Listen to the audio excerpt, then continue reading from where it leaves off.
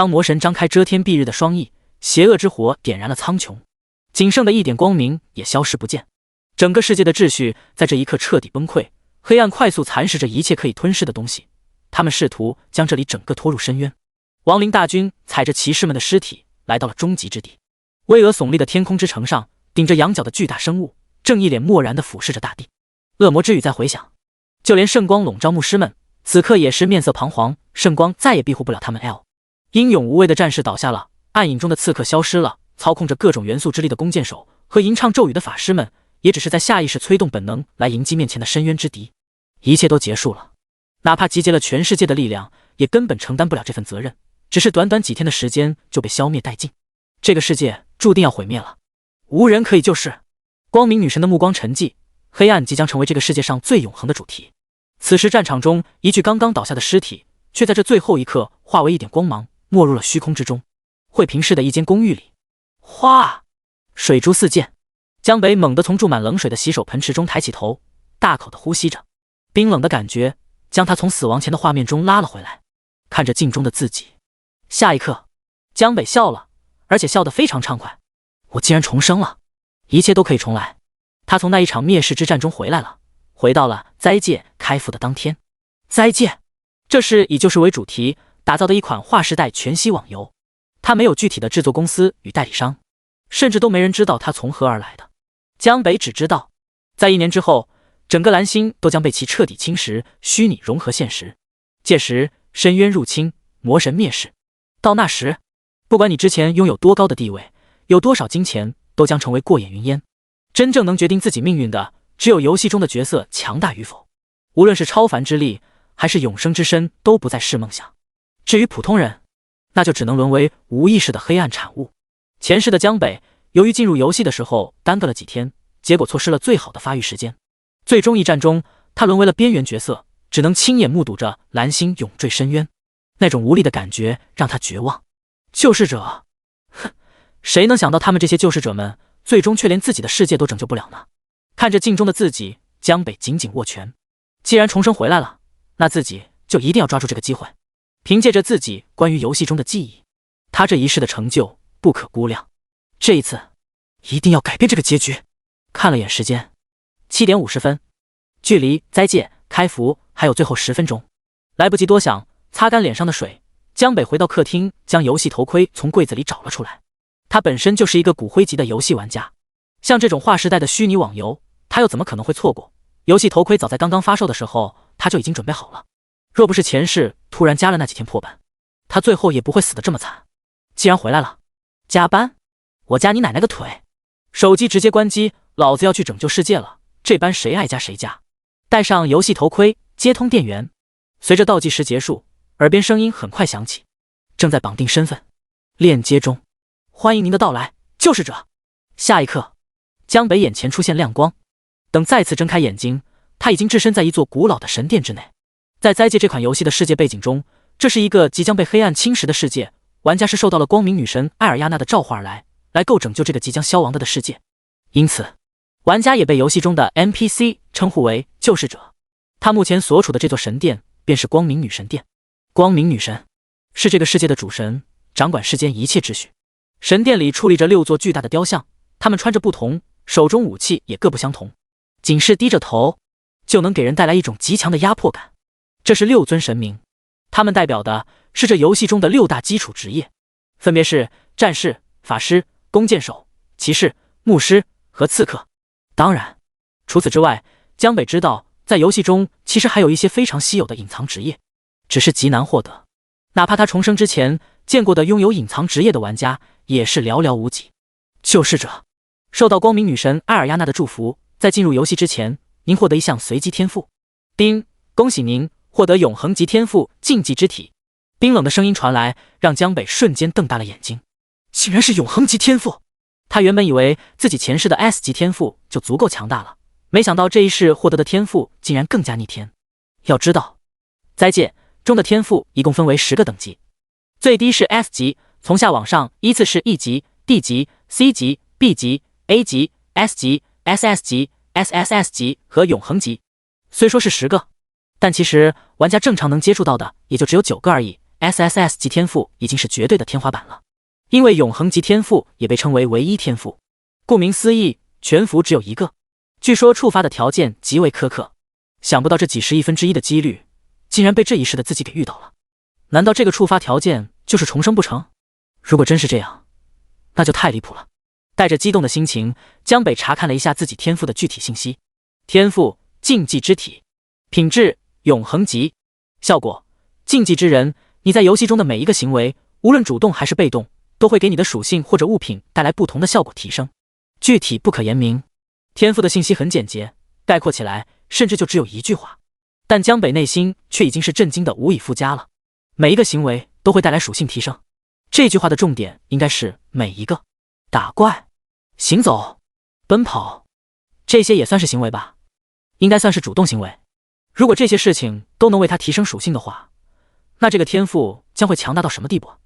请选择您的职业。提示音再次响起，江北毫不犹豫，直接走向弓箭手雕像。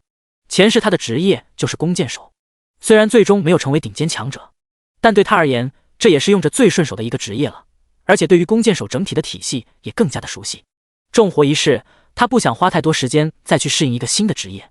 况且灾界中每个职业都有不同的优缺点，谈不上孰强孰弱，主要还是看玩家。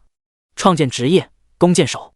江北将手放在了弓箭手的雕像上，职业选择成功，请输入您的角色名称。天命！江北懒得再想其他的，继续沿用自己上一世 ID， 而且重活一世，拥有唯一天赋，他更是绝对的天命之人。丁，角色创建成功，正在接入世界。紧接着，眼前的古朴宫殿渐渐消失。第二章，走路都能加属性。神圣王国，艾尔镇。暴雨倾盆，轰隆，闪电在天空炸响，照亮了整个小镇。破败的建筑废墟倒在地上，一队队穿着铠甲的士兵，手中拿着长矛，在电闪雷鸣中快速穿过街道。广场旁边的帐篷里燃烧着小火堆，上面架着一口大铁锅，里面米汤滚滚，香味四溢。一群饥肠辘辘的灾民正围坐在四周，他们衣衫褴褛，并排靠着火堆取暖。当闪电亮起时，能够清晰看到他们紧张不安与满脸惶恐的表情。又是轰隆一声巨响，这时凭空出现在广场上的青年也缓缓睁开了眼睛。远处的魔法塔依旧残破，布满裂纹的市政大厅前，贝蒂镇长还在一脸忧愁地看向镇外。还是上一世的出生地。江北喃喃自语。整个小镇到处都充满了灾变后的景象，视线看向四周，身边不断的有白光闪现，越来越多的玩家正在陆陆续续进来。好大的雨啊，我衣服都湿了，这也太真实了。这感官，这建模，想不到我有生之年终于玩上虚拟游戏了。打在身上的暴雨急促有力，第一次进入游戏，每个人都被这游戏中的建模所深深震撼。该说不说，灾界的确当得起跨时代大作这一称谓，因为无论是环境还是各种体感，根本就看不出是在玩游戏，仿佛是穿越到了另一个世界一样。就连地面上的青石板都能清晰地看出纹理来。前世江北进游戏的时候，已经是游戏开服第5天之后了，那时不少玩家都已经离开了新手村。像这种新开服的热闹的场面，他其实也是头一次经历。快看那，这 NPC 小姐姐真白，逼真，真的逼真啊！操，谁吞老娘裤子啊？都别挤了，快去领新手任务。耳边不断响起玩家兴奋的叫声，没有理会他们，回过神来的江北自顾打开自己的角色面板。救世者江北，职业弓箭手，等级1级，物理攻击20，法术攻击1，防御10，移动速度6，攻击速度 0.5 秒，暴击率 10%， 血量100，法力20，属性力量5，敏捷3，体质5，智力1，天赋竞技之体，永恒级，技能精准射击。介绍：使用技能后，你更容易触发暴击与弱点伤害。从角色的初始属性上看，这款游戏对于新手玩家并不是那么友好，因为无论是攻击还是防御血量，全部都低得可怜。尤其是像他这种的远程职业，如果在战斗中不会一些走位上的操作，那前期独自刷怪简直就是地狱难度，一点也不夸张。因为以前江北就是这么走过来的。不过如今一切不同了，看着人流都在疯狂涌向各种 NPC 和各种建筑物里，江北没有和他们一起，而是选择主动脱离了人群。新手任务什么的对他来说都不重要，相比于任务，他此时更想去验证一下自己的天赋。看看是不是真的如自己所想的那样。艾尔镇外围就是炼级区，分布着无数异级野怪。刚刚踏出镇外，江北就如愿听到了一个提示：你进行了一次行走，持续行走时，你的移动速度将持续获得微量提升，移动速度加 0.01， 移动速度加 0.01。 这就开始了吗？他重新点自己的属性面板，果然看到速度后面已经多出了一个 0.02 的小数，而且随着他继续行走，这个数字还在不断的持续增加着。这就是天赋中所说的效果吗？不过自己的这个天赋好像只有离开安全区才会生效。江北扭头退回到城中，在里面来回踱步，提示果然没有再出现，继续来到外面。这次他一连走出几十米，然后停下脚步。你进行了休息，你获得了一个新效果，在休息时你的血量恢复速度增加 1000%， 血量加0。停下竟然休息也有。江北倒吸一口凉气，这算什么？被动行为？他现在还是满状态，所以并不能回复什么。不过就是停了一下，就直接获得了 1000% 的血量恢复速度，这天赋未免也太强了吧。有了这个效果，简直就相当于是带了一个随身泉水了。他现在的回复速度是100分毫秒，也就是说在完全没血的情况下，差不多得需要100秒的时间才能从0恢复到满血的状态。而提升 1000% 以后，整个效果就相当于直接飙升了10倍，从100%恢复到满血只需要10秒就够了。今后无论是在什么地方，只要脱离战斗，他就能在10秒后快速回满。这也太牛逼了。江北强压内心的激动，这个天赋果然和他料想的差不多。看来这一世自己这是要走上无敌的路了呀。艾尔镇外，暴雨越来越大，这里是一片巨大的草原。此时很多手拿长矛的士兵正在这里抵御着史莱姆的进攻，你一下我一下，一个个伤害数字在他们头顶上不断飘出。被魔气感染的史莱姆，等级1，攻击30，生命值200，技能撞击。很快江北也看到了自己进入游戏的第一只怪，这是一只墨绿色史莱姆。虽然对方只有1级，但实力却不可小视，整体属性几乎快达到他的2倍了，新手想要单刷几乎不可能。感染的史莱姆这时也看到了江北，嗷呜嗷呜，不由分说，操控着湿漉漉的身体立刻就一蹦一跳的朝着他撞了过来。小家伙脾气还挺大，我现在的血量是100点，再加上防御消减，抗住3次伤害应该没问题，只要不出暴击，血量是绝对足够的了。看着史莱姆朝自己冲来，江北在心里暗自盘算了一下，有着上一世的经验在，哪怕是残血，这些1级的史莱姆也不可能会对他造成任何威胁。作为一个90多级的老弓箭手，他这点自信还是有的，比上不足，但比下有余，这倒是一个不错的测试对象。江北想看看被攻击会给自己增加什么效果，既然停下休息都能算是被动行为，那受到攻击应该也算是吧。砰！负26，史莱姆一头狠狠地顶在了江北的身上，飘出了一个26点的伤害。与此同时，在现实中，他腰部也非常清晰地传来了一些痛感，仿佛是被什么东西踹了一脚一样。游戏头盔通过连接各种神经，营造出来了非常丰富的真实感受，但相应的所受的伤害也会同样同步传递给你的身体，当然也并不是100%传递，不然恐怕没人能承受得住了。这一顶使江北的血量直接减少了将近1/3，但他并没有急着去反击，而是选择继续站在原地承受着对方的伤害。砰砰！感染的史莱姆毫不客气，迅速的又接连发动了2次攻击，将江北给打成了残血。下次攻击紧接而至。这时候江北也终于听到了提示音，你受了魔化史莱姆的连续攻击，进入了危险状态，你获得了伤害减免。声音落下，他身上瞬间多出了一个新的属性，30点伤害减免 100%。 这个属性的效果也很好理解，指的是在受到30点或30点以下伤害的时候，可以减免一定程度的伤害。至于 100%， 那就是免疫全部伤害。没让江北失望，天赋受到攻击所给的属性更是强到没朋友。现在大家刚刚进入游戏，都才1级，1级的攻击力才20点，可以说单靠着这条属性减免，他在玩家中就已经立在不败之地上了，没人能对他造成任何伤害，更不会让他掉血。负0！果然，史莱姆的第4次的攻击落在江北身上，只出现了一个大大的0，一滴血也没掉。哈哈，小家伙，没吃饭吗？啊呜啊呜！史莱姆愤怒地嚎叫了2声，继续用头撞击着江北。负0！负0！但是此时的他已经彻底打不出任何的伤害了，一切攻击都只是在做无用功。一连10几次之后，这只史莱姆也精疲力尽地停了下来，抬头看着江北，似乎他也有些搞不明白，为什么这人的身体会这么硬，撞了这么多下都撞不死，和那些士兵完全不一样。他简单的小脑袋瓜估计也想不明白这么复杂的问题。犹豫了片刻，他最终决定放弃了，扭扭头又回到了族群中。哎，这就走了呀？你是打完了，可我还没出手呢。江北自然不会就这样让他离开，既然被攻击都能加新规则，那攻击就自然不用多说了。别跑，先吃我一剑。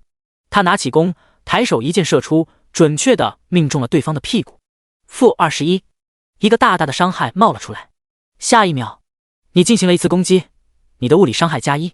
第3章，悄悄叠伤害，然后惊艳所有人。江北愣了一下，随后狂喜，一次攻击直接对应了1点伤害，这也太不讲道理了吧！残暴啊！这种增加方式没有任何弯弯绕绕，非常简单明了。感受到自己竟然被一个不会动的呆瓜给攻击了，这只史莱姆立马就再次愤怒地冲了上来，对他发3级的我伤害破1000了。江北走了2分钟后，一大群玩家很快就兴奋地来到了镇外的草原上。史莱姆们，我来了！哈哈，咱们领取的这个击杀史莱姆的任务也太爽了，只要杀死10只就给1个银币，1天的饭钱都有着落了。感觉我都可以辞职了，整天玩游戏，这不很快就能发家致富了？良心网游，良心网游啊！别的游戏得充钱，玩灾界还能挣钱，太尼玛爽了！都别跟老子抢，史莱姆在哪里？我40米的大刀已经饥渴难耐了。新手玩家从贝蒂镇长领取完任务以后，都十分的亢奋。这款游戏自开服开始，游戏币便和现实中的金钱开通了1比1兑换，比例是1银币对应了100块钱。不少玩家在一开始也都是奔着这一点才购买的游戏头盔。在灾界的宣传出现以后，很多的游戏公会甚至财团公司都是在第一时间便宣布了入驻。不过，当这些玩家一脸激动地来到外面的草原后，下一刻却全都懵逼了。只见原本应该都是史莱姆的草地上，此刻却全部都是一只只的尸体，连一只活的都找不到。卧槽，我的怪呢？什么鬼？当游戏就出 bug 了？不要告诉我都被这些士兵杀完了，就他们那点属性，不被怪打死就不错了。妈的，有没有客服啊？赶紧发公告解释一下，不要耽误我们挣钱好不好？游戏策划呢？赶紧滚出来！大家们都怒了，也有人直接退出了游戏，进入了游戏论坛，打算看一下其他新手村的情况，可里面并没有任何不正常的帖子，大家好像都杀得挺火热，不少都是抱怨游戏难度高、史莱姆难杀的留言。很明显，好像只有他们埃尔镇这一个新手村出现了这样的 bug。在持续行走中，您的移动速度获得了持续提升。江北赶了10几分钟的路，虽然啥事没干，但他的移动速度又平白多了好几点，这就很舒服。这时，来到了一处山谷中，江北也看清楚了前方区域里野怪。魔化草原狼，普通，等级3，攻击45，生命值350，技能撕咬。这是一群魔化狼，身上散发着浓郁的黑气，有些身体都有些腐烂，犹如丧尸一般，看起来比魔化的史莱姆还要恶心。因为这是一个正在被黑暗侵蚀的世界，所以基本上所有生物都被魔化了。来到这里以后，江北没有直接去打，而是和之前一样，先试着让他们咬了一口。45点的攻击力，他现在的血量还是能扛得住的。魔化狼高额的伤害，很快就让他刷出了一个45点以下伤害减免的效果。看来想要伤害减免的越多，就越得承受更高的伤害才行。凡是秒杀不了他的，都只会让他变得更强，这很合理。看到对方打在自己身上的伤害也开始变成了0，江北也不再陪他们玩了。此时他的伤害已经足够高了，一口将整个族群20几只魔化狼的仇恨全部拉到了自己身上。嗖嗖嗖，紧接着一箭接着一箭射出，箭头命中了对方的眼睛，造成了弱点伤害。-1175，-853，几个血量数字前后飞出，冲在最前面的那几只魔化狼瞬间血量清零，倒地身亡。350点，这只是对方的血量上限，并不是他的伤害上限。你进行了连续的攻击，攻击速度加 0.01。你进行了一次攻击，你的物理攻击+1，攻击速度加 0.01，物理攻击+1。提示音响起，不错，看来自己的手感还是一如既往的准，10几米的范围内箭无虚发。下一刻，剩余的魔化狼已经冲到了他的身前。江北不躲不闪，异常淡定。他可以躲，只是完全没必要，任由他们一狼一口咬在身上。-0，-2， -1、-0，绝大部分伤害都被江北免疫，只有那些超过45点的伤害才能让他勉强掉些血量，但也只是和刮痧一样罢了。他200多点的血量只是微微动了一点，而且这点血量他靠着1000%的回复速度，只要脱离战斗，几乎眨眼间就可以回满。药剂什么的完全不用吃。眼下这种情况，就算江北就站在这里不动，这群魔化狼估计一时半会也杀不死他。无敌就是这么寂寞。挽弓搭箭，失去了唯一的一点作用后，迎接他们的只有死亡。一只又一只。叮，你击杀了魔化草原狼，获得了20点经验。物理攻击+1。叮，你击杀了魔化草原狼，获得了20点经验。物理攻击+1。精准射击，暴击1221。你使用了技能，你的法力回复效果增加1000%，又多了一个法力回复。很好，这下全都齐了。杀到第20只的时候，一道熟悉的金光出现。叮，恭喜您提升至3级，你获得了4维属性+1，自由属性点5点。你的级别提升了，你的生命值获得了提升，生命值+200，又升级了。这一次生命值加的也更多了。江北一心二用，手上依然没停。叮，你击杀了魔化草原狼，获得了0点经验，攻击速度+0.1，物理伤害+1。3级以后，他也再次失去获得经验的资格。不过这都不重要，一时半会还不会有玩家能来到这里，光史莱姆就够他们玩一会的了。他要在这里好好的叠一会属性，多了不说，先搞个2、3千的攻击吧。他接下来还有一个非常重要的隐藏任务要去做，想要激活这个隐藏任务也不简单，得需要在10级的 BOSS 身上爆出一个任务道具才行。这个隐藏任务也是这个新手村里最大一个机缘。上一世他曾亲眼目睹有人在这个出生地触发过一个隐藏任务，不过既然重生了，那这个隐藏任务自然就非他莫属了。解决掉最后一只魔化狼，江北开始打扫战场。叮，你获得铜币 X51。叮，你获得银币 X3。叮，你获得了材料魔化草原狼的皮毛 X16。叮，你获得了回蓝法杖 X1。叮，你获得了精致的长剑 X1。叮，你获得了淬毒长弓 X1。好家伙，又是3件装备，而且还都是武器，这10%的爆率也太夸张了吧。江北暗自咂舌。正常情况下，这款游戏的爆率是非常低的，平均下来估计连1%都没有。他这10%对比其他人而言，绝对堪称降维打击了，完全不是同一个游戏体验。靠着这个爆率，不说其他的，单是倒卖装备他都能快速发家。更离谱的是，10%都已经是过去式了。在捡完这些装备以后，江北的爆率已经从10%变成了15%了，又增加了5%，这谁能撑得住？如果以后每次都能保持这个增长速度，那100%也不是什么难事，估计1天的时间他就能刷到。以后我怕真要成为末世圣手了。他看向3件装备里的长弓，淬毒长弓，白色，等级3级，职业弓箭手，力量+5，额外效果普通攻击附带毒素效果，使目标每秒受到总伤害10%的剧毒伤害，效果持续5秒。这弓不错呀。看完长弓的属性后，江北心中一动，5点的力量增加，这个忽略不计。他现在也不差这点伤害，主要是这个百分比的伤害。百分比就意味着，随着江北的伤害越高，那这个附加毒素每秒造成的伤害也就会越高，具有一定的成长性。这个装备就非常适合他了，可以跟随他一起成长，哪怕是多带几级也完全不会过时。剩下的2个武器都不是他能用的，一个是战士的，一个是法师的，江北看都懒得看，随手将其扔在背包里。有了增加爆率的效果，今后游戏装备在他这里那就是最廉价的东西了，想要多少都会有。在游戏前期，装备的价格还是很高的，随便一件装备都能轻松卖个上千块，但江北并不打算卖这些垃圾装备，他接下来还有更好的用处。虽然游戏币和现实金钱支持1比1兑换，但现实都要被侵蚀了，有再多的钱又有什么用呢？如今只有实力才是最主要的，其他的都是浮云，手里的钱只要够用就好。换上淬毒长弓以后，江北继续往前走，很快就遇到了下一个魔化狼族群。低级的怪一般相距的都不是太远，大致扫了眼，这次差不多有将近30只魔化狼，算是一个不小的族群了。随着伤害越来越高，江北也发现了一个让他有些不爽的点，那就遇见什么都是直接秒杀，所带来结果就是原本一个怪能给他提升10点伤害的，如今最多只能提升1点了，刷伤害的速度明显变慢，让他只能开始追求以量取胜，这还是让人挺苦恼的。鱼和熊掌终究不可兼得呀。不等对方发觉他，江北直接出手，精准射击，法力注入弓弦，使其射出的箭矢破坏力更强。被射中的魔化狼痛叫一声，血条瞬间消失，身体甚至都被这一箭连带着射出去了好几米远。淬毒长弓附加的毒性效果，使得他尸体上出现了一些绿光，这是中毒的表现。不过这时对方已经没有血了，中毒扣血的效果自然也出不来。就算是有着攻速的限制，但在这种强大的伤害输出下，凡是被点名的魔化狼也根本就没有任何反应的时间，基本都是在起身的途中就被直接射杀了。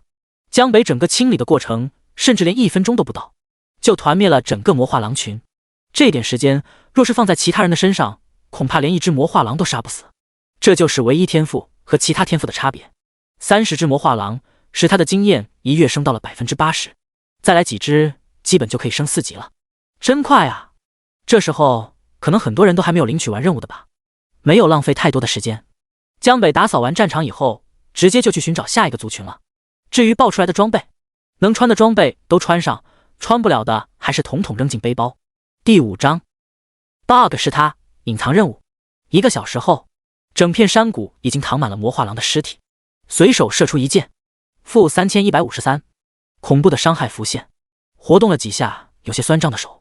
在这半个小时，江北杀死了魔化狼起码超过了1400-500只，整个山谷都被他刷了整整2遍。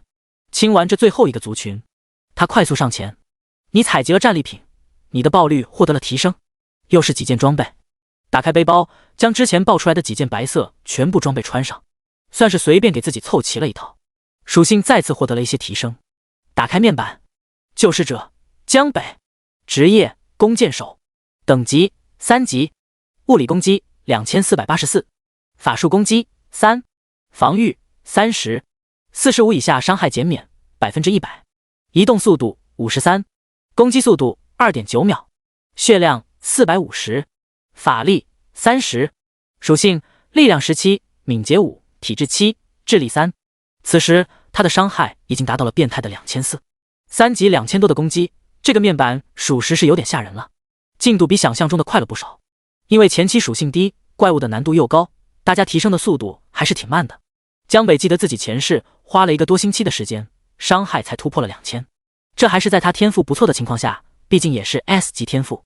至于那些 B 级天赋以下的，起码也得半个月的时间。伤害是差不多了，换个地图，顺便把那件装备拿下来吧，免得夜长梦多。江北自语，整个新手村时期，除了属性，唯一能让他感兴趣的就是那个隐藏任务了。已经过了1个小时了，差不多也该有人来了，也没必要一直死刷，可以先去试试那个隐藏任务了。反正在那里还有近千只怪在等着他呢。以他现在的属性，哪怕是10级的 BOSS 也不是什么问题。现在除了他，不会有人去打 BOSS 的注意，手杀 BOSS 的奖励说不定还能开出来的好东西。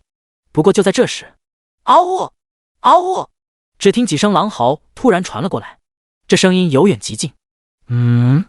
江北转过身，只见远处居然有一大群魔化狼正在朝他快速冲来，那数量加起来起码得有几十只。什么情况？这个方向他们明显是朝自己来的，就像是已经被他吸引到仇恨了一样。江北疑惑地看向这伙狼群，不知道他们抽的这是什么风？这是嫌死的不够快吗？竟然还敢主动来找他。不过很快他就看明白了，只见一只身高2米左右的巨型魔化狼紧随其后缓缓出现在了他的视线中。普通的魔化狼身高只有1米左右，这一只的体型明显要大得多，而且它的毛发和其他魔化狼相比也有差别。原来是碰到精英怪了，看来这是他杀的魔化狼太多了，大哥带着小弟来找他报仇来了。这是游戏里很常见的机制，江北早已见怪不怪了。这不是 BOSS， 他知道 BOSS 的体型比这还要夸张得多，10几米甚至是几十米高的 BOSS 都很常见，这只虽然比普通的小怪大，但相比 BOSS 来说还是显得娇小了许多。显而易见，这只是一只介于普通怪和 BOSS 之间的精英怪。他呵呵一笑，想不到临走之前还能杀一只精英怪。既然你们不长眼，那他也不嫌麻烦。怎么说，这也是自己在游戏里遇到的第1只大怪，而且还自己主动送上门来了，自己哪有不收的道理。与此同时，另一边，在魔化狼山谷的入口处，一名身材高挑的骑士妹子正小心翼翼地带着2个长相有 90% 相像的双胞胎小萝莉从史莱姆的区域走进来，脚下布满泥泞，3步一滑。无双姐，我觉得咱们还是回去吧，这里都是3级的怪了，而且还会自动拉仇恨，咱们3个能行吗？是啊，是啊，被咬一口好疼的，我不想再死了。看着四周凶猛的黑狼，两个小萝莉互相拉着手，都有些害怕，表现的一副畏畏缩缩的样子。你俩的胆子能不能大一点？哎，真不知道 S 级天赋是怎么落到你们身上的。你看那边人家都已经在打了，他们能打，咱们为什么不行？况且我的天赋也不差，能增加防御，绝对能给你们扛得住。就咱们这阵容，比那些大公会的也丝毫不差。你俩就放心好了，我绝对会保护好你俩的。骑士妹子撇了撇嘴，对于自己确实非常自信。在他们不远处，有2个队伍已经开始和魔化狼交上手了。虽然有点狼狈，但看样子短时间内应该不会有太大危险。这也给他们后面这些刚进来的人很大的信心。史莱姆那里的人实在是太多了，一只怪恨不得都有10几个人争，卡最后一下恶意抢怪的事情更是屡见不鲜。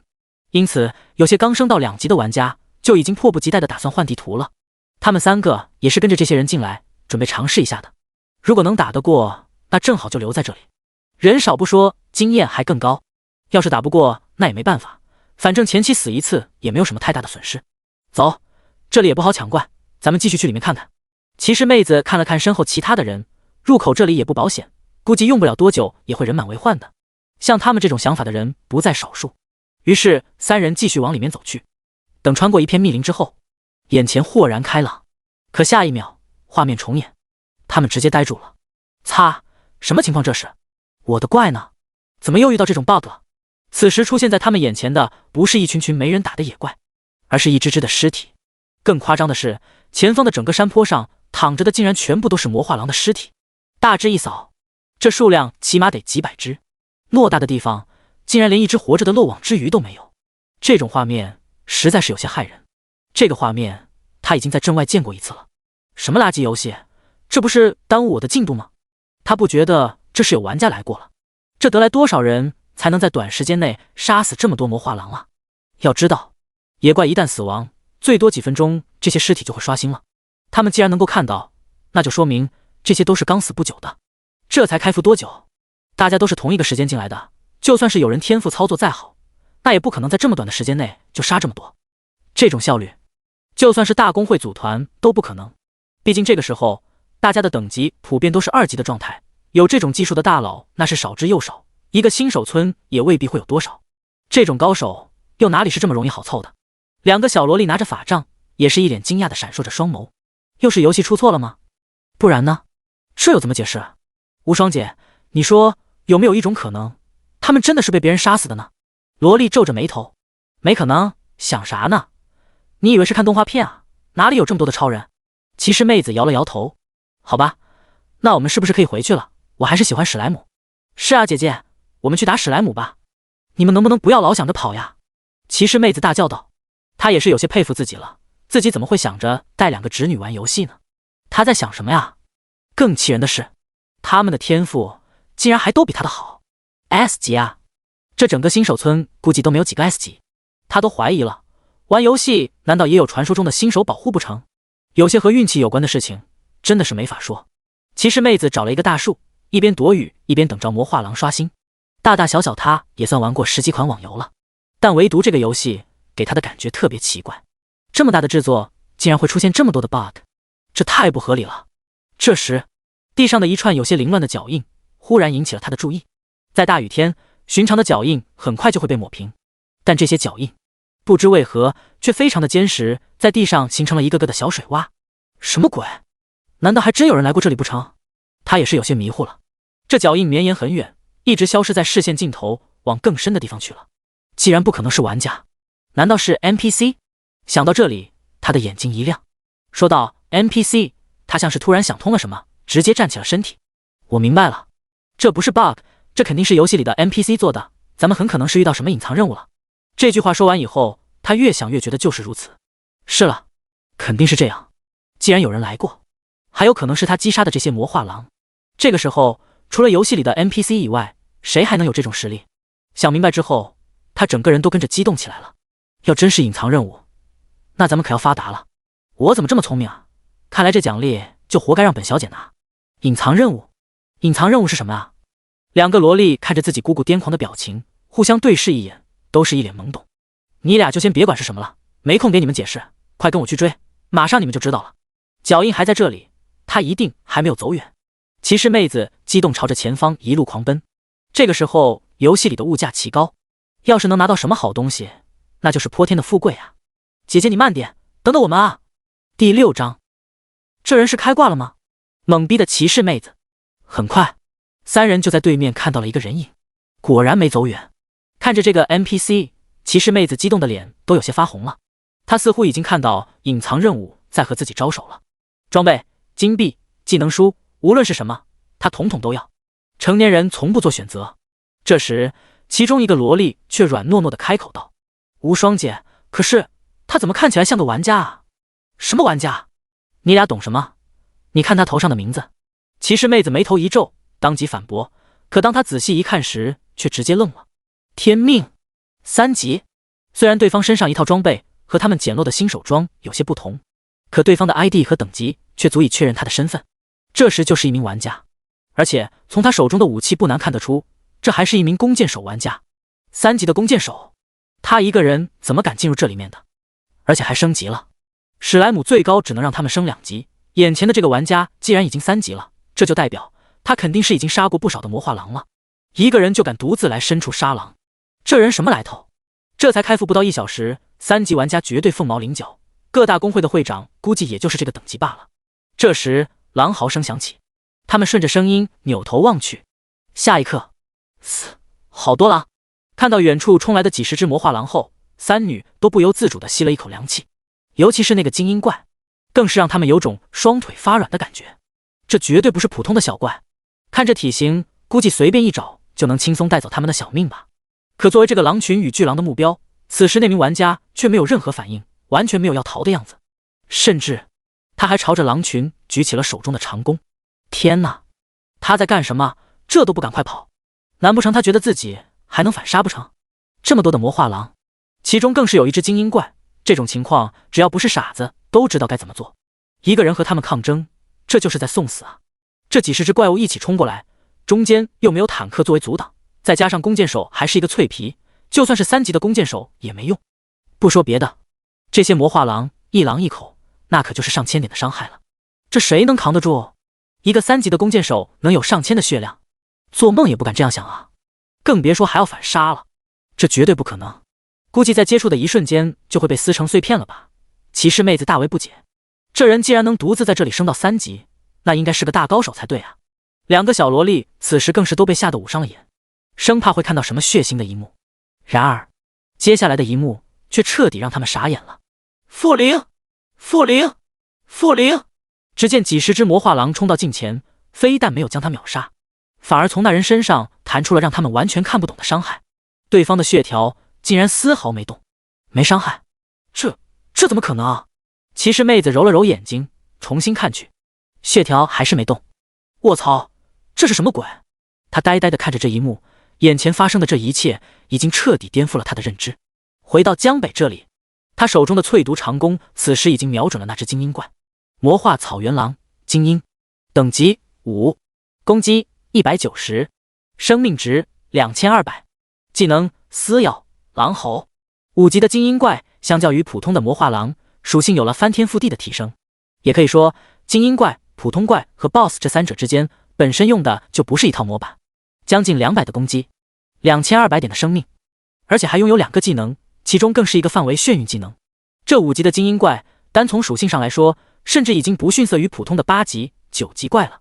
这种情况，别说远程职业了，就是全体加点的骑士也不可能扛住他的伤害，更别说在他身边还有几十只普通的魔化狼打手了。如果是其他2级、3级玩家的话，就算来再多也没有用，根本没有任何抗争的可能。就算与他同等级的玩家，那也得组队才行。但江北并不是这些人，在他眼里，这只精英怪的属性和小怪并没有什么差别，反正都是秒杀。他的攻击都比这个精英怪的血量还高了，对方拿什么和他玩？就是再多来几只这样的精英怪，也根本无所谓。既然是来找我报仇的，那就先从你这领头的大哥开始吧。这些3级的魔化狼根本破坏不了他的防御，对自己没有任何威胁。江北完全可以放任不管，只是可惜只是一个精英怪。如果 BOSS 的话就好了，他还能顺便混个首杀。但是这精英怪是没有任何首杀奖励的，最多也就能多掉落一些东西，经验丰厚点而已。属于那种食之无味，弃之又可惜的类型。等对方进入自己的攻击范围一瞬间，江北捏着弓弦的手指直接弹开，嗡！弓弦震动，离弦之箭破空而出，精准射击，暴击3574，一个极其刺眼的伤害，下一秒直接炸了出来，血量瞬间清空。这伤害，估计这个精英魔画狼也没有想到，下一秒他巨大的身体携带着前冲的力量，毫无任何准备的一头栽倒在了地上，连声哀嚎都没有发出来。自己的老大被杀，剩下的这几十只魔画狼都发出了更为愤怒的嚎叫。但在江北这100%的伤害消减面前，一切行为都只是无能狂怒罢了。无数个零在他头顶浮现，他开始挨个点名。只用了半分钟的时间，江北就将来这群来势汹汹的魔画狼群清完了。丁，你击杀了魔画草原狼精英，获得了100点经验。丁，你击杀了魔画草原狼，获得了3点经验。收起弓箭，江北走到了这只精英巨狼的身体前。好歹你也是一个精英怪，不能白来一趟啊！一定要给我爆点有用的东西。丁，你获得银币 X3。丁，你获得了装备魔狼胸甲 X1。丁，你获得了装备隐秘匕首 X1。丁，你获得了技能书多重剑影 X1。技能书竟然还真有！江北心中一喜，刷了这么久，这还是头一本技能书，这爆率可比装备还要低得多。更别说还是他本职业的书了，那这个概率就更小了。分裂剑技能书，等级5，职业弓箭手，冷却时间1秒。技能效果，你的每次攻击都将分裂出一根小箭，小箭随机挑选附近目标，且拥有自身面板 80% 攻击的伤害，每秒只能触发1次。居然还是一个群攻技能，2个目标也姑且算是群攻吧。弓箭手的群攻技能还是很吃香的，毕竟数量不多。只是这随机挑选附近目标有点坑。想象一下，每次当你瞄准目标打算认真射出一箭的时候，总会有那么一根小箭四处乱飞，多少有种尿分叉的感觉。小技能每个职业都有很多，即便是江北也只是接触过其中很小的一部分。主要是攻击的时间是有限的，不可能让你把所有的技能都放一遍，在最短的时间内将输出最大化，这才是最优选择。在这种情况下，技能自然也是优中选优，在尖儿不在多。像这个技能它就是头一次见，抛开偏见不说，技能还是很实用的，每次攻击都能分裂，也相当于是变相增加 80% 的伤害了。哪怕是乱飞也能增加杀怪速度，只是这技能不怎么适合目前的他罢了。他就靠着每次攻击来叠伤害呢，要是群攻技能几下就杀完了，那还叠个屁，而且还是被动技能，不受他控制，这就更不行了。江北有些惋惜，技能是好技能，可惜他不能学。不过永恒级的天赋给他提供的加成已经足够强大，技能对于他来说也仅仅只是锦上添花而已。人嘛，还得学会知足才行。这天命也太猛了，好强！后方的隐蔽处，女骑士已经被震惊得快说不出话来了。眼前发生的一切让他的三观都有些崩塌了。一只精英怪外加几十只魔画狼，一眨眼的时间就没了。这是什么恐怖的输出和防御啊！3000多的伤害，这人真是玩家吗？这属性比新手村里的 NPC 都恐怖了吧？同样都是玩家，这差距怎么会这么大呢？过了半晌，他才勉强从震惊中回过神来。此时前方已经看不到那个玩家身影了，他起身环顾四周，依然一无所获，看来是已经离开了。这速度太快了。幽静的山谷中，寒风吹过，转眼之间只剩下了他们3个和那遍地的魔画狼尸体，昭示着这一切并不是幻觉，而是实打实发生过的事情。骑士妹子久久平静不下来，可惜一切都发生得太快，她都没有时间去把刚才的场景给录下来。如果能将那个画面发到论坛上，大家的反应绝对比她好不到哪里去，估计这个叫天命的都会瞬间成名了吧。这时候他又忽然想到了一个恐怖的可能，既然他能杀死这几十只狼，那山谷中的几百只他还是人吗？与他相比，那2个头一次接触游戏的小萝莉，他俩眼中的世界反倒简单的多了。他们本来还担心那个大哥哥要被狼群给吃掉了，可转瞬之间就改变的画风，让他们的眼里直接就带上了崇拜的光芒。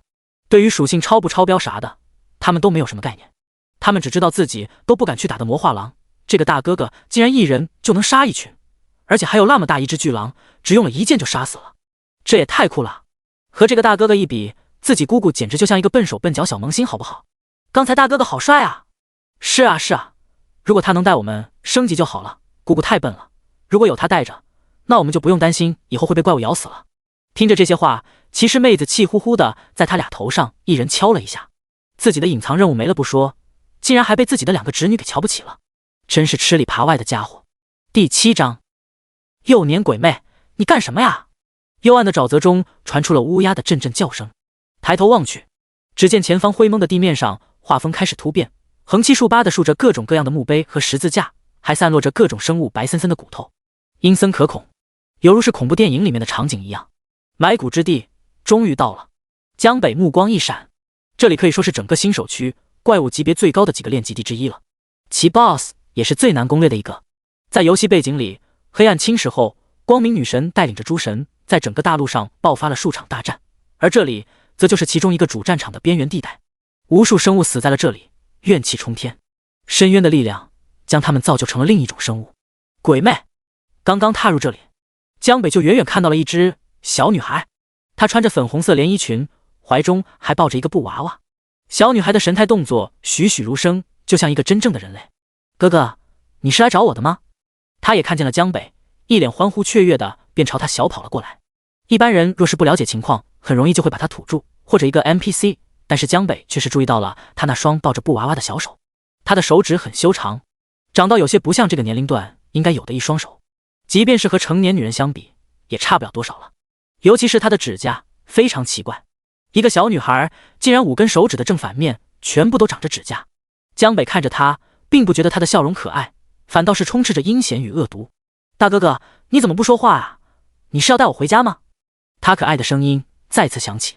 江北稳稳握着淬毒之弓，微笑地看着眼前的小女鬼，说道：没错，我就是来送你回家的。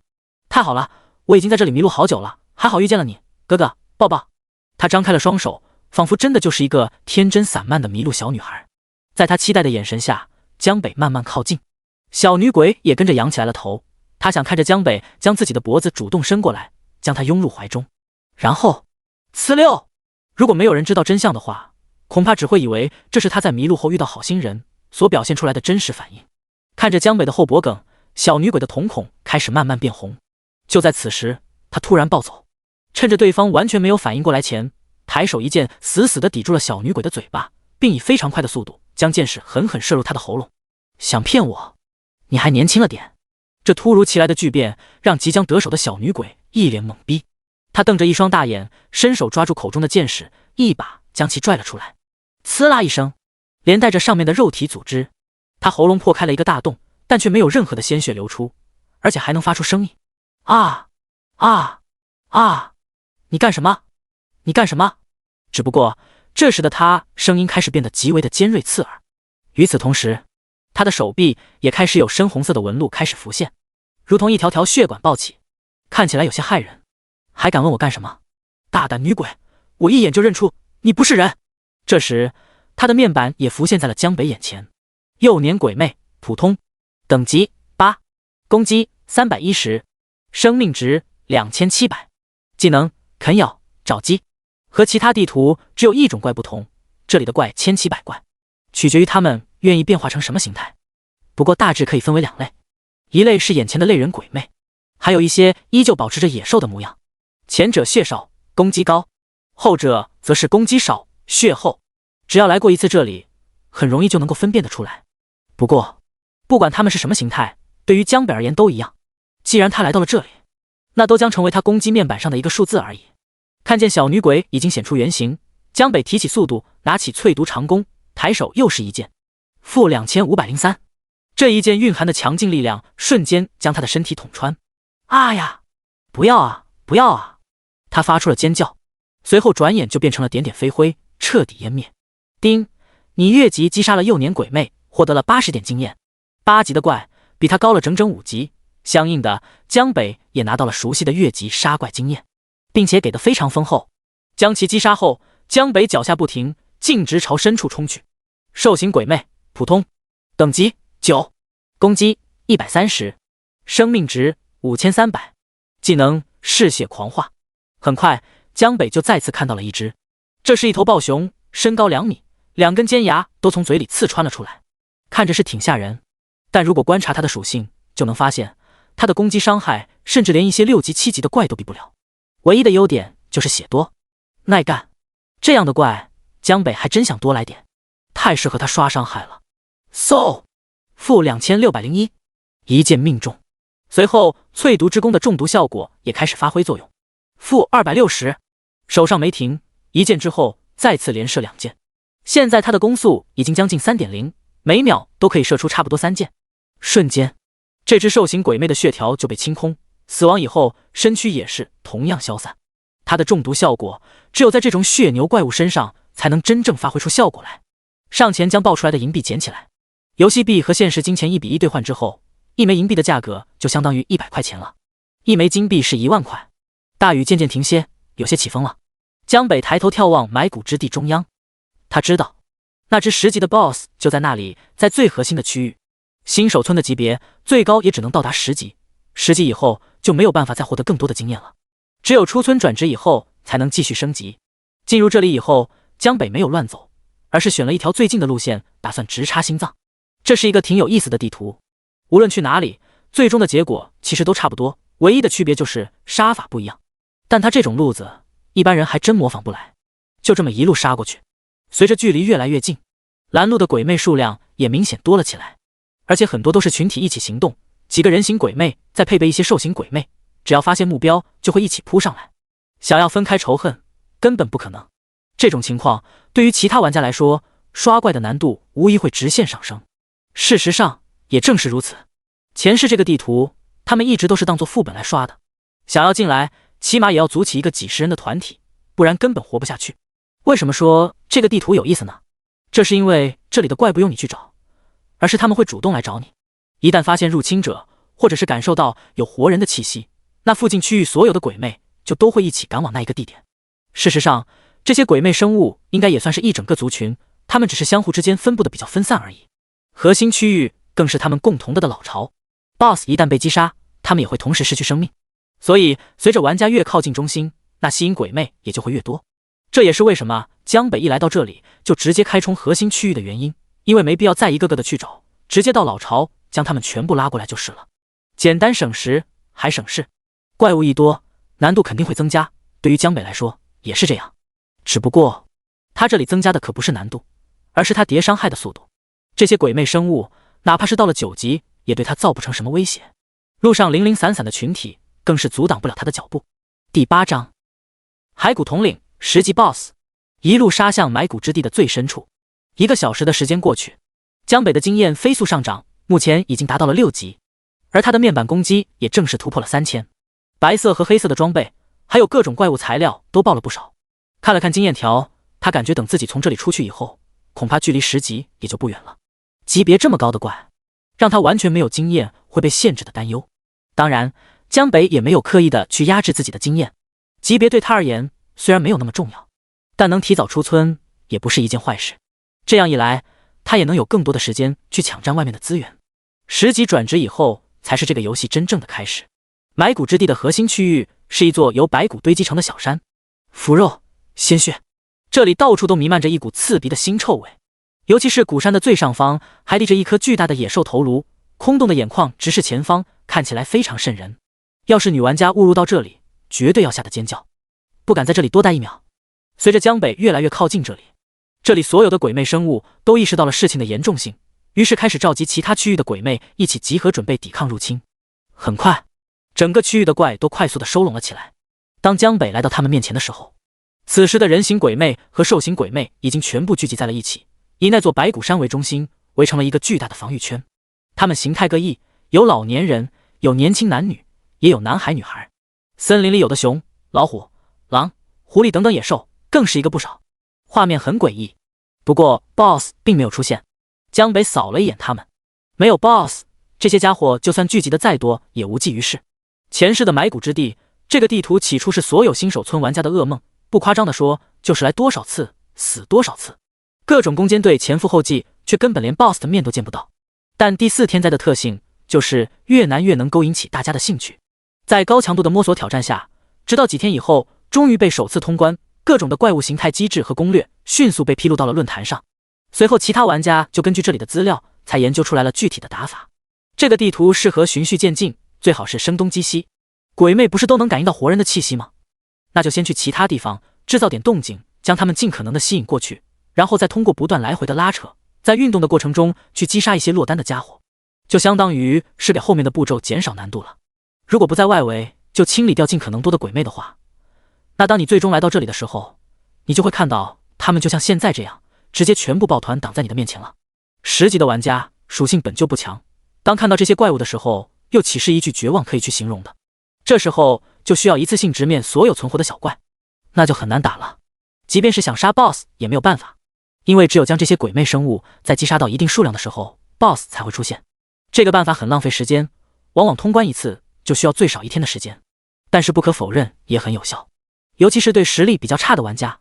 但对于江北来说就没有这个必要了，直接莽就完了。他们聚集在一起只会增加他屠杀的速度。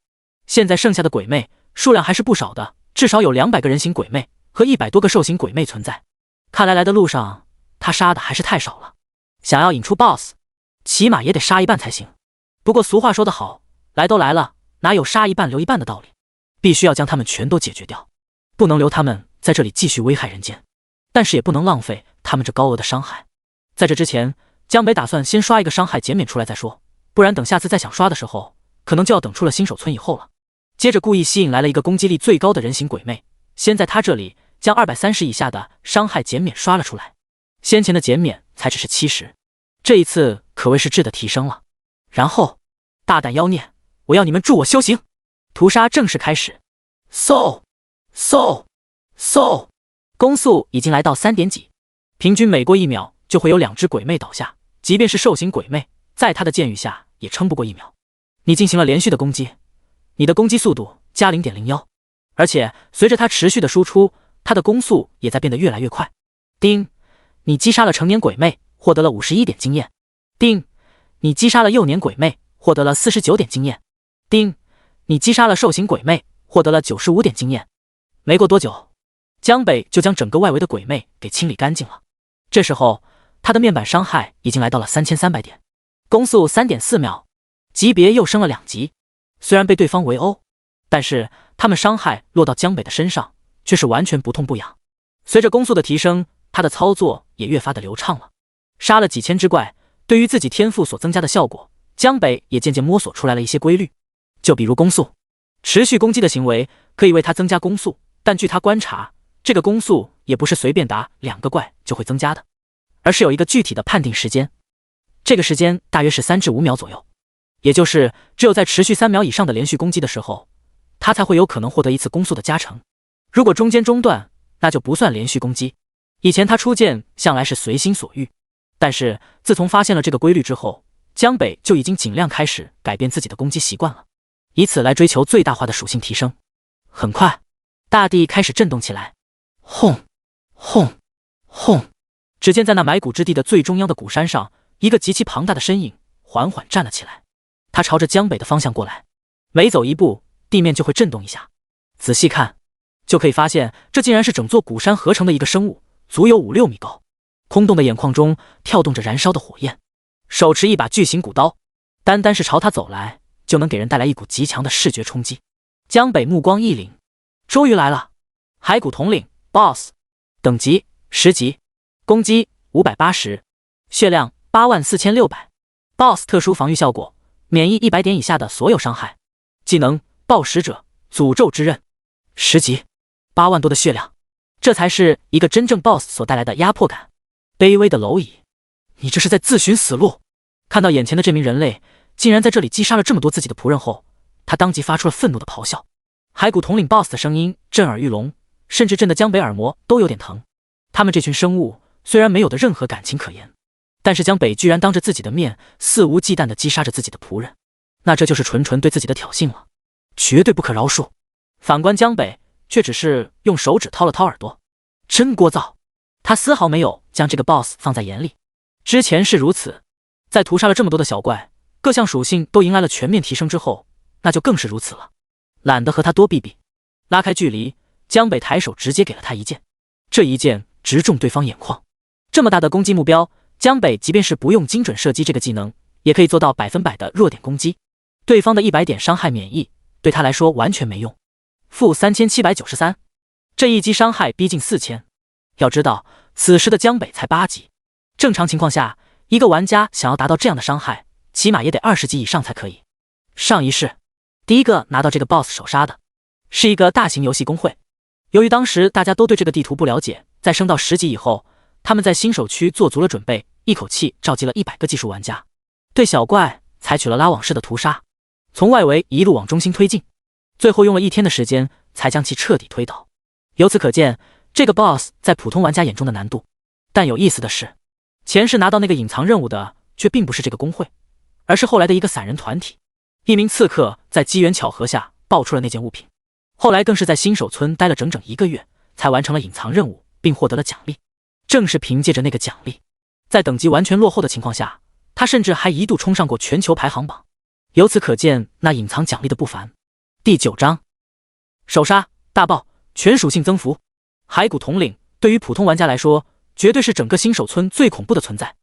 不过在江北这里，虽然他现在进入游戏才2个多小时，但清理这个 BOSS 已经是不费吹灰之力了。对他来说，这终究只是一个新手村里的小 BOSS， 和外面的那些真正从深渊中爬出来的生物相比，还差得太远太远，完全给他带来不了任何的危机感。面对着江北的屡次挑衅，骸骨统领更加的震怒了。吼！再次发出一声怒吼后，他提着长长的骨刀从地上直接跃起，鼓山一般的身体势大力沉地扑向江北。很难想象，一个这个拥有这种身材的家伙居然还能跳这么高。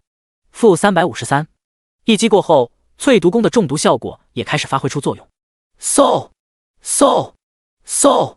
江北握着淬毒长弓接连射击，叮叮，箭矢在空中连成了一条线，正中骸骨统领，撞击在骨骼上发出了清脆的响声。轰！骸骨统领这一击猛地砍到了地上，雨水泥土纷飞，直接砍出了一个大坑，伤害很高，但可惜他打空了。灵活是挺灵活的，但是想打中我还远远不够。乖乖的去死吧！江北非常的冷静的出手。负3573，负3633，负4011，暴击！负3887。普通的弱点攻击都是3000多，暴击伤害则是4000。转职之前，弓箭手的攻击距离算不上远，不过对于江北来说已经足够用了。骸骨统领庞大的身体给了他很好的走位空间，此时拉得越远越吃亏，就和他近身缠斗，瞅准机会再给他来上几剑。那一大群鬼魅自然也不会眼睁睁地看着自己主人单打独斗，尖尖的牙齿，锋利的爪子，各种手段一齐上来，虽然能无视其伤害，但是也能在一定程度上限制他的操作。这个时候就可以施展经典战术了，秦王绕柱，卡着攻击范围，身后跟着一大群魑魅魍魉。轰轰！骸骨统领也在疯狂地进行劈砍，但可惜收效甚微，反倒是砍死了不少自己的仆人。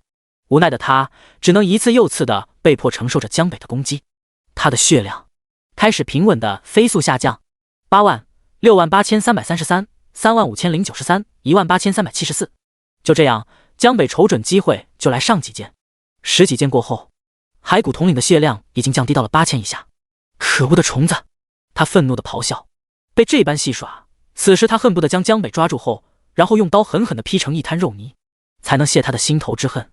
这时，只见骸骨统领的身上开始血气沸腾，同时他眼中的火焰也燃烧，也几乎要冲了出来。提示：由于血量降低，骸骨统领进入狂暴状态，此状态下伤害正 50%， 防御正 50%， 获得范围技能横扫。一个提示忽然出现在江北的眼前，骸骨统领止住了身形，他要开始暴走了。擦！伤害增加 50%， 你还能不能再狠点？看到提示，江北脸色一变。果然，骸骨统领此时已经开始旋转起来了，疯狂挥舞他的巨型骨刀，直径1米粗的大树都瞬间被拦腰砍断，化身一个大型的收割机器。啊呀，主人，不要啊！无数鬼魅惨死。江北知道，在这个游戏里，凡是 BOSS 基本都有一个被动技能，那就是当血量低到一定程度的时候，都会开始狂化暴走。暴走后，身体的各项属性都将获得质的飞跃，还会释放特殊技能。本来正在玩躲猫猫游戏的他，此时正好攻击距离之内。这千钧一发之际，江北也不敢再攻击了，连忙撤退。幸好这一路走来，他的移动速度已经突破了3位数，最终在地上一滚，这才勉强躲过。伤害加 50%， 这要是被砍中，估计得掉不少血。升到8级后，他的血量已经达到了2000多，死当然是不可能死的，但他也不想平白挨上这一刀。不用说，肯定不好受。脱离对方的攻击范围以后，江北只能起身躲避，等待着他发狂结束。选择避其锋芒，谁让对方的攻击范围比他大得多呢？这时候真是一寸长一寸强。当然，骸骨统领也不可能就这么一直转下去。暴走了10几秒过后，他终于消停了，但是血量也开始慢慢恢复。一段时间没有受到攻击，他触发了回血效果。江北可不会给他这个机会，没有了众多鬼魅的捣乱，他迅速摸到了骸骨统领的侧翼，看着对方此时仅剩不到8000多的血量，最后一击了，给爷死！他举起淬毒长弓，瞄准他侧面的某处弱点位置，精准射击，2根箭矢离弦而去，狠狠地扎进了骸骨统领的骨骼里。负4098，暴击，负4100，弱点攻击。叮，你击杀了骸骨统领 BOSS， 获得了5000点经验。可恶！被这般玩弄，他无比愤怒地开口。可话还没说完，庞大的身躯就重重砸到了江北的脚下，白骨四散，地面都被震得抖了3抖。这只骸骨统领 BOSS 极其憋屈，甚至到死都没有碰到江北一下。与此同时，提示音响起，你击杀了骸骨统领，所有鬼魅生物死亡，你获得了5462点经验。叮，你升级了，恭喜你的等级提升至9级，获得全属性点+1，获得5点自由属性点，你的血量加800。叮，你升级了，恭喜你的等级提升至10级，获得全属性点+1，获得5点自由属性点，你的血量加900。提示：10级以后，你在新手区域将无法再获得任何经验，请尽快前往主城，在职业导师处进行转职。由于你是全服首个达到10级的玩家，你获得了光明女神艾尔亚娜的赐福，奖励救世之心 X1， 永恒天赋，你击杀了 BOSS， 获得了1%的全属性增幅效果，每击杀一个 BOSS， 效果增强1%。叮，恭喜玩家天命成功击杀 BOSS 骸骨统领，完成首杀成就。在这一刻，此起彼伏的提示音不断在耳边响起。第10章，80%爆率，看我黄金圣手！全服公告，恭喜艾尔镇的玩家天命成功击杀 BOSS 骸骨统领，完成首杀成就，获得成就宝箱 X1， 声望 X500。全服公告，恭喜艾尔镇玩家天命成功击杀 BOSS 骸骨统领，完成首杀成就，获得成就宝箱 X1， 声望 X500。首杀 BOSS 也带来了全服公告，直接连续播报了3遍，这效果如惊雷一般。一时间，整个游戏世界的所有新手区都统统炸开了锅。听完公告，无人不感到震惊。要知道，这个时候大部分的玩家都还在外面的草原上杀着史莱姆呢，只有那些配合好的队伍和技术高手才能去猎杀魔化狼，这还是得在一只只拉出来打的情况下。谁能想到，就在这种情况下，竟然已经有人完成了 BOSS 首杀了。瞬间，全服的聊天频道都沸腾起来了。天命究竟是谁？游戏这才刚进入游戏几个小时，这是什么大佬啊？竟然如此恐怖！刚刚被感染的史莱姆送回复活点的我，看着公告陷入了沉思。怎么从来也没有听过这个 ID？ 有谁知道他是哪个公会的吗？艾尔镇新手村的家伙都这样牛逼的吗？这家伙是卡到什么 bug 了吧？我看论坛上那个新手村好像有点问题。敢问大佬是何种级别的天赋？天命大佬有没有兴趣加入我们擎天公会？年薪100万，要求随便提。魔化狼山谷，骑士妹子天下无双和2个小萝莉薇薇安、莉莉亚正在先前的区域附近打怪，他们的对手是一只刚从族群中脱离出来的魔化狼。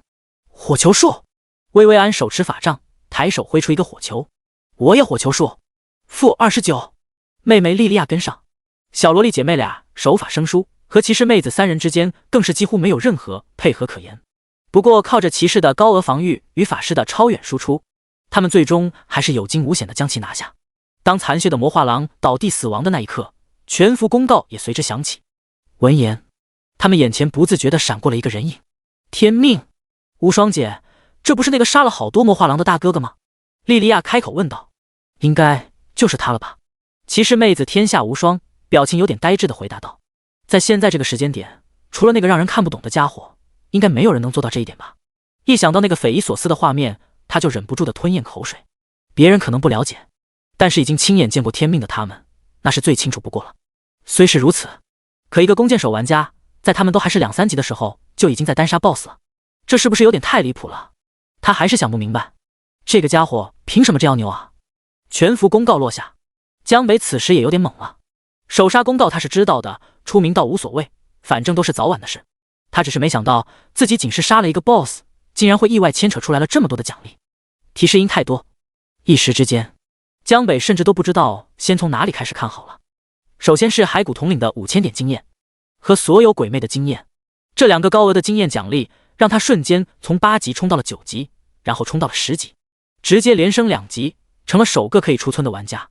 进入游戏这才多久啊？清理了一个10级副本地图，他竟然直接新手村满级了。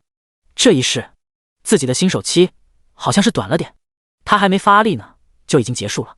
这次升级，天赋又给江北增加了1700点的血量。他记得上一次7级升8级的时候给的还是700点，6级升7级的时候是600点。这一个升级奖励好像一直都在递增，从最开始的100点，然后每升1级就会给他在上次的基础上多增加100的血量。江北知道这可不是1+1等于2那么简单，如果真是这样的话，这个升级加血量的效果将丝毫不比其他的效果差。这种递增关系实际上非常恐怖，只要一算就能明白，如果照这样递增下去，那等他到15级以后，不算自身成长的，单是增加的血量就可以达到1万点，50级后那就是12万多点，100级就是将近50万的血量增加，是不是很夸张？这是任何一个职业都不可能拥有的血量成长。而且这次升级还帮助他成为了全服守卫达到10级的玩家，并获得了光明女神的奖励救世之星。前世开服就落后别人好多级，他还是头一次知道守卫破10级的玩家竟然还有额外奖励。打开背包，一个银白色的物品映入眼帘，救世之星，品质全服唯一，不可交易，不可掉落，级别无限制。介绍：艾尔亚娜的贴身项链只奖励给最优秀的救世者。属性：力量加100，体质加100，敏捷加100，智力加100。特殊效果：当携带者死亡后，免疫死亡带来的任何影响，并立刻原地复活，恢复其100%的生命。法力：技能状态：冷却时间24小时。死。这是一件装备，而且是一件无级别限制的装备，所有级别都可以携带。看完之后，江北唯一的感受就是离谱，而且是离谱到家了。4维属性全部增加100点，这可是400点的属性啊！要知道，玩家每升1级才能增加1点固定4维属性点和5点自由属性点，加起来也才9点。换句话说，这一件装备所带来的属性增幅，就差不多是相当于玩家升到40多级才能拥有的属性点了。这种强度的装备，恐怕也只能用变态来形容了。根据属性的换算规则，1点力量可以增加4点物理攻击 0.1% 的攻速，1点敏捷增加2点移动速度，1点体质增加20点生命值，1点智力增加4点法术攻击。那这件无级别的项链装备将会给他带来400点的物理攻击伤害，200点的移动速度，2000点的生命值和400点的法术攻击伤害。就算是一个1级的新手玩家，此时如果穿上这件装备的话，那也基本可以做到横扫整个新手村所有的玩家了，直接新手村内原地无敌。妈蛋，怪不得以前那些顶级玩家和普通玩家的差距这么大，原来都是因为有这种牛逼的装备啊！重活一世，他今天才终于是小牛钻出牛臂，可以睁开眼看世界了。不愧是女神的贴身项链，就是香！首次击杀 BOSS， 同时也让江北又解锁了一个天赋所带来的全新效果，1%的全属性增幅。而且之前也提到了，这同样是一个可成长的效果，这就意味着以后他每击杀一个 BOSS， 全属性增幅效果就会提升 1%， 一只是 1%，100只就是 100%，1000只就是 1000%， 等到了后期可以给他带来几倍甚至是几十倍的全属性增幅，这还能怎么说？天命唯一，无敌就完了。最后江北才看起了自己全服公告中的宝箱，成就宝箱，这是只有首杀 BOSS 或者首通副本时才会给的成就奖励，一般情况下里面一般都能够开出同等级里最好的物品。成就宝箱，级别10级。介绍：一个神秘的宝箱，开启后可以在红色装备、饰品与本职业技能书中随机抽取一种。果然都是好东西啊！在灾界中，装备一共分为5件，分别为武器、护肩、上衣、裤子和鞋子。此外还有3个部位的饰品装备，就像是他刚刚得到的救世之星项链就是3种饰品中的一种。这几种装备里面，只有身上的装备是最好获得的，而饰品装备则只有在精英怪以上的怪物身上才有可能爆得出来，在普通的小怪身上是绝对不会出现的。另外副本也是一个获取饰品的渠道，但难度自然也不言而喻。总之一件属性不错的饰品，其价值起码也是同样装备的几十倍以上。江北伸手打开宝箱，你开启了宝箱，获得了技能书爆炸剑。爆炸剑技能书等级10，职业弓箭手，冷却时间5秒。技能效果：主动使用后，你的下一剑将被替换为蕴含强大能量的爆炸剑，命中目标后将产生爆炸伤害。对2米核心范围的敌人造成100%的物理伤害，对5米范围内的敌人造成50%的物理伤害，对10米范围的敌人造成20%的物理伤害。又开出了一本技能书，而且依旧是群体伤害类的技能。但是这次江北在看完技能信息以后，却做了不同的决定。这个技能可以学，和之前分裂剑相比，那个是被动技能，冷却时间到了以后就会自动出现，而这个爆炸剑则是个主动技能，可以主动选择释放时机，不会在自己不需要的时候乱放。两者之间，还是这类主动技能更能让江北喜欢。而且这可是真正的群伤，且杀伤范围极大，最多可以波及20米的范围，远不是分裂剑那种小技能可以碰瓷的。在必要的时候，他也需要一个清理小怪的手段。这个爆炸剑是个不错的选择。盘点完奖励，接下来就是重头戏了。看我黄金圣手。第11章。那杀，这是天命，这可是末世 BOSS， 而且还有手杀增幅，外加自己的如今已经达到80%的爆率，奖励绝对不会让他失望的。80%是什么概念？要不是提升的速度越来越慢的话，他现在的爆率早就应该超过100%了。满怀期待，江北伸出了自己的手，在骸骨统领的身上一阵摸索。叮，你获得了装备骸骨统领的攻速长裤 X1。叮，你获得了装备白骨匕首 X1。叮，你获得了饰品法力手镯 X1。叮，你获得了装备。叮，你获得了装备。叮，你获得了沼泽护肩 X1。叮，你获得了银币 X36。叮，你获得了残破的信封 X1。叮，你获得了白骨装扮 X1。你采集了战利品，你的爆率提升至 90%。6件装备，其中还有一个手镯，这波绝对算是大爆了。尤其是这个东西，江北看向手中的残破信封，神色有些激动。残破的信封，任务道具，品质未知。介绍：一封被遗失的信，字迹早已有些模糊，你隐约辨认出了一些字，致最爱的人，那杀。这个就是用来接取隐藏任务的道具。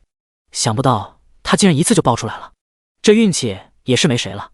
爆率这波立了大功，这种看几率的东西，如果点子背的话，就算是刷很多次也未必会出。本来江北都已经做好多刷几次的准备了，谁知道直接一发入魂，给他省了很多的时间。这个道具只有在这个 BOSS 身上才会爆出来，能在新手村里能杀死这个骸骨统领的本就极少，而且即便有人获得了这个东西，也很难找到 NPC 和完成后续的隐藏任务。反正在他的记忆里，前世似乎就只有那名头铁的刺客完成过，一般人估计也没有这个魄力，敢拿出1个月的时间来赌这个隐藏任务的奖励。万一要是赌输了，那就永远也追不上大部队了。像那名刺客那样的玩家，只能说是林子大了，什么鸟都有吧。将这个任务道具扔进背包，江北又大致扫了一眼其他爆出来的装备。骸骨统领的攻速长裤，黑色套装，等级10级，职业无限制，力量+2，攻击速度+0.5，法力手镯，黑色，等级10级，职业无限制，法力回复+500分耗秒。额外效果，受到攻击后回复自身 5% 的法力值，每消耗法力值施法，回复自身等同所消耗法力值的生命值。沼泽护肩，黑色，等级10，职业战士，属性防御+50，属性血量+150，属性体质+5。这几件全都是黑色品质的装备，大部分的属性都还不错，尤其是那个法力手镯，受到攻击恢复法力，消耗法力又恢复生命，和卡 bug 一样。唯一的缺点就是回复的量太少，不然就是永动机了。这款游戏里装备的等级是以颜色区分等级的，从下到上依次为白色、黑色、红色、绿色、紫色和橙色。除了装备以外，江北还看到了一个挺有意思的东西，白骨装扮，品质低级，属性无，效果穿上后可获得白骨生物的形象。这个东西就相当于时装， BOSS 都有一定几率会出，算是个小玩具，空有外形而没有任何的属性增加。将其穿上以后，江北立马化为了一个骷髅战士，低头看了看自己的模样，下一秒他又摇头脱了下来。这装备也太丑了，一看就是个小喽啰，一点也不霸气。拿到至关重要的道具后，江北就不打算再在这里停留了，将剩下的小怪全部收了以后，开始赶路回去。他手里没有回城道具，只能靠一双腿。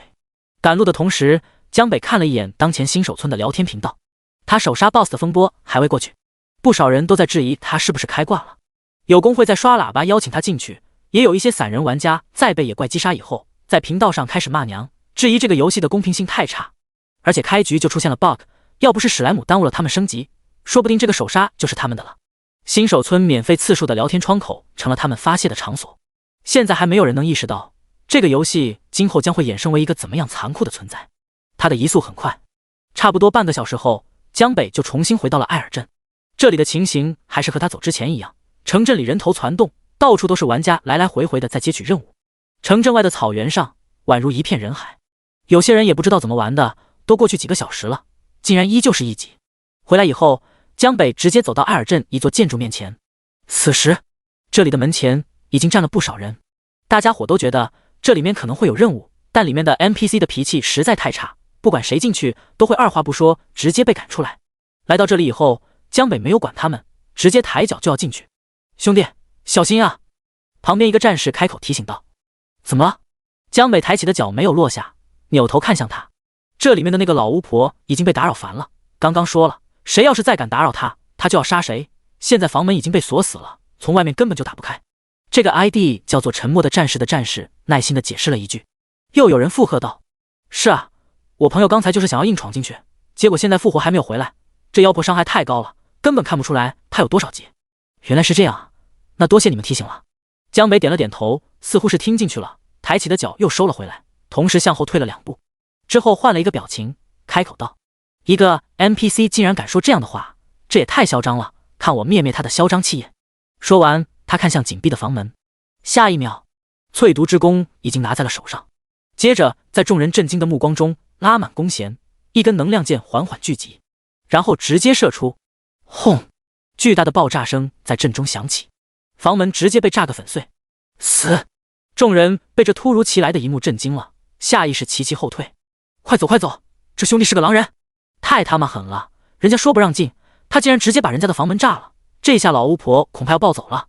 这家伙要是不死，以后我5条路走路，赶紧躲远点，可别波及到我们。破碎的房门后是黑漆漆的房间，里面没有半点光亮，仿佛有什么恐怖的凶兽蛰伏在其中。你们这是想死吗？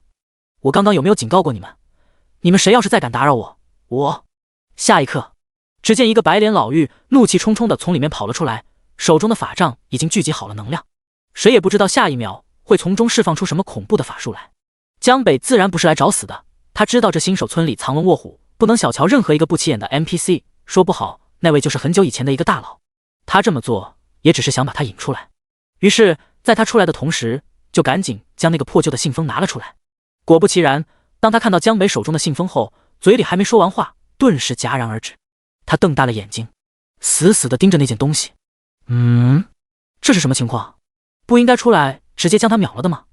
四周围观的看戏者察觉到了一些很不一样的气息。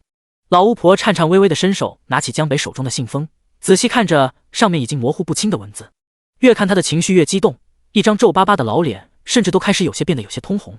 他有些艰难地开口自言自语道，似乎是在念叨一个很久远的名字。古斯老师，是你留给我的吗？我就知道您从来都没有抛弃过你的学生。他拿着这个信封快步回到了房间内，江北没有犹豫，抬脚跟着他一起走了进去。对方竟然没有任何反应。这时候的围观者们全部都傻眼了，为什么会这样？都拆他家了，老巫婆竟然没有出手，这人好像用东西触发了某种特殊任务。操！我他妈就知道这里有任务！众人纷纷露出了羡慕嫉妒恨的目光，大街上逐渐嘈杂起来。这时候有人趁机给了江北一个探查，获得了一些信息。10级，天命！我的天啊，这竟然是那位大佬！他随即倒吸了一口凉气，惊呼道：什么？他的 ID 是天命，就是击杀 BOSS 的那位？有人连忙追问。没错，就是他。各种的猜测最终化为了一个答案，眼前的这个敢轰门的玩家就是那个击杀了骸骨 BOSS 的大佬。原来还在七嘴八舌议论的人群在这一刻也骤然变得寂静起来，所有人在看向那个黑漆漆的房间时，脸上都下意识地带上了各种畏惧与羡慕的神色。第12章，一剑爆星，你懂不懂弓箭手的浪漫？房间里很黑，也难怪很黑，谁家大白天的将所有的窗帘全部都拉上啊？江北走进来以后，环顾四周，此时整个房间里唯一的光源就只有桌子上的一盏煤油灯，所有的窗帘都紧紧闭合，家具陈设更是简单到了极致。煤油灯下的木桌上放着几本魔法书籍，老巫婆将魔法书拨到一边，将信封放在桌子上，随后小心翼翼地将其慢慢拆开，似乎是在对待一个最为珍惜的宝物一般。伸手将煤油灯推到镜前，使自己能够看清上面的内容。然后10分钟过去了，20分钟也过去，也不知道这封信里的内容究竟有多长。等到老巫婆终于看完以后，江北都已经等得快睡着了。没办法，这种环境实在是很容易让人发困。他抬起头，用着浑浊的双眼开始盯着墙壁上的一幅画，似乎在追忆一件很古老的事情。江北跟着他的目光望去，结果什么也看不清，无奈走近2步，才发现这原来是一个人物的画像，是一个中年魔法师的画像。不用说，这人肯定就是老巫婆口中的古斯老师了，也就是给他写信的那个男人。看上去也不怎么样，甚至不及他的一半。他头戴很经典魔法帽，法杖放在胸前，目光灼灼地直视前方，看着挺像那么回事。想不到还是个老情种，居然玩什么师生恋，看把人家害得。那莎，多好听的一个名字，竟然都当成了老巫婆。这是我的老师，你想听听我们的故事吗？老巫婆声音陡然响起，江北回过头，这才发现不知道什么时候，对方竟然已经来到了他的身后，竟然一点声响都没有。他对自己的感知一向很自信，寻常刺客即便是开着隐匿也很难接近他，但是这老巫婆真的是悄无声息。有这步伐，学什么法师啊？去当刺客多好，这真是一个刺客的好苗子，可惜了。不过此刻终于是进入剧情了，江北哪里敢说别的，连忙点头说道：想听，当然想听，其实我对你们的故事很感兴趣。哦，你听说过我们？老巫婆有些好奇看向江北。这个倒没有。好吧。老巫婆也没多说什么，走到墙边，伸手抚摸着墙上的画。没听过也正常，毕竟都是很多年的事情了。年轻的时候，我是艾尔镇最优秀的魔法师，后来被推荐到大陆最负盛名的魔法学院学习。看着老巫婆这副样子，江北知道这肯定又是小孩没娘，说来话长了。索性他直接找了个地方坐下，慢慢的听。这是一个挺老套的故事，年轻成绩优异的女学生，成熟又富有魅力的中年老师，禁忌的师生恋，各种的不认可，最终老师顶不住压力，结束了这段恋情。女学生受伤太深，无奈退学。之后两人好好坏坏，多次死灰复燃，互有书信往来。过了不久后，黑暗入侵，魔神临世，整个大陆开始生灵涂炭。中年老师为了维护世界的和平与正义，毅然决然地离开了学校，开始踏上了拯救世界之旅。两人的联系也就此中断。中年老师一去不回，再无音信，而女学生就一直在苦苦地等待着。几十年过去，年轻美貌的女魔法师也变成了别人口中的老巫婆。故事讲完，她抬起头，感激道：我还以为我这辈子再也等不到老师的消息了，多谢你为我带回了这封信。年轻人，你想要什么样的奖励？只要是我有的，我都愿意免费赠予你，请选择你要的奖励类型：道具、技能书、装备、药品。居然来奖励了！没想到他只是单纯的将这封信送回来，就有额外的奖励拿。江北心中一喜，如果可以的话，给我一本技能书吧。他稍微考虑了一下，最后开口道：装备他手里多的是，道具不确定因素太多，药品他也用不上，思来想去，还是技能书相对靠谱一些。我想要一本弓箭手的技能书，最好是单体伤害和我被动有关的。老娜莎低头沉思了一会，转身开始在书架上翻找起来。很快，一本布满灰尘的技能书出现在了江北面前。这本书是多年以前我外出寻找老师时，在一处遗址中意外发现的。虽然我对弓箭手了解不多，但我们的职业想必都是相同的，这本技能书可能会对你有些帮助。他有些遗憾地说着，并把技能书递给江北。你获得了技能书，空间感知。伸手接过，江北查看了一下，空间感知技能书，等级1，职业无要求，冷却时间无，技能效果，你获得对身边20米空间内的强大感知能力，你可以察觉到任何的隐藏单位。这的确是个不错的技能，很实用，最起码能够在野外防备一些刺客玩家的隐身袭杀，而且拥有更强的感知，也可以帮助他在攻击的时候能够更好更快的精准定位目标。将其学习后，关上技能面板，然后江北看向他，开口问道：您还有什么其他事情吗？或许我同样可以帮到你。我的确是有一个任务想得到你的帮助，不过这件任务可能对你而言会非常困难，而且很危险。老娜莎有些凝重地看向江北。听完，你还想继续吗？当然，江北淡淡道，他并没有太多的表情流露。江北知道刚才的奖励只是开胃小菜，接下来才是正题。好，既然如此，那你听我说。老娜莎又开始了她的叙述。古斯老师的信中告诉我，他进入沼泽是因为发现了一个与深渊出口有关的重要线索，位置就在埋骨之地东南数十里处，那里有许多深渊生物出没。他只身一人前去调查，结果一去不回。我怀疑老师可能早已经遭遇不测。我希望你能去前去那里铲除深渊生物，替老师报仇。而且最近镇上也有很多人离奇消失，可能也和那个地方有关。他一脸严肃。江北听完后瞥了一眼他，古斯既然是您的老师，那您不跟我一起去吗？老纳沙摇了摇头，我不想看到老师的尸骨，而且我年事已高，怕也经受不住这种高强度的作战了。行吧，任务我接了。江北也没多说什么。其实他很清楚，那名叫古斯的老魔法师并没有死。前世江北虽然没有接触过这个隐藏任务，但是当他看到墙上的那个画像的时候，他却认出了那个人。在后面的剧情中，他可是一个副本中的 BOSS， 此时又怎么可能会死在这里？提示：你获得了隐藏任务纳莎的守望。任务描述：调查深渊出口的线索，并消灭其中的全部深渊生物。此任务具有唯一性，且没有时间限制，任务失败后消失。最关键的隐藏任务到手，没有时间限制，这也是以前那名刺客能完成的关键。只是不知道自己完成这个任务又会用多久。随后江北离开了这里，外面的大街上围着一群玩家，此时看着他的眼睛里都闪烁着羡慕的光芒，一个个的级别都这么低了，还喜欢凑热闹。江北没有理会他们。此时游戏里的时间已经来到了中午，差不多12点左右吧，2-3个小时应该差不多能回来吧。镇上的街道里还是遍布着废墟，士兵来来回回。救世者大人，见到他，一队士兵对他伸手行礼。之前江北的表现已经完全赢得了他们的尊重。镇外有许多的玩家正在摆摊，出售一些药品和装备之类的东西。别看装备属性都不怎么样，但价格都有点吓人，也可以理解。毕竟开服第一天，各种资源都比较珍惜，贵点也正常。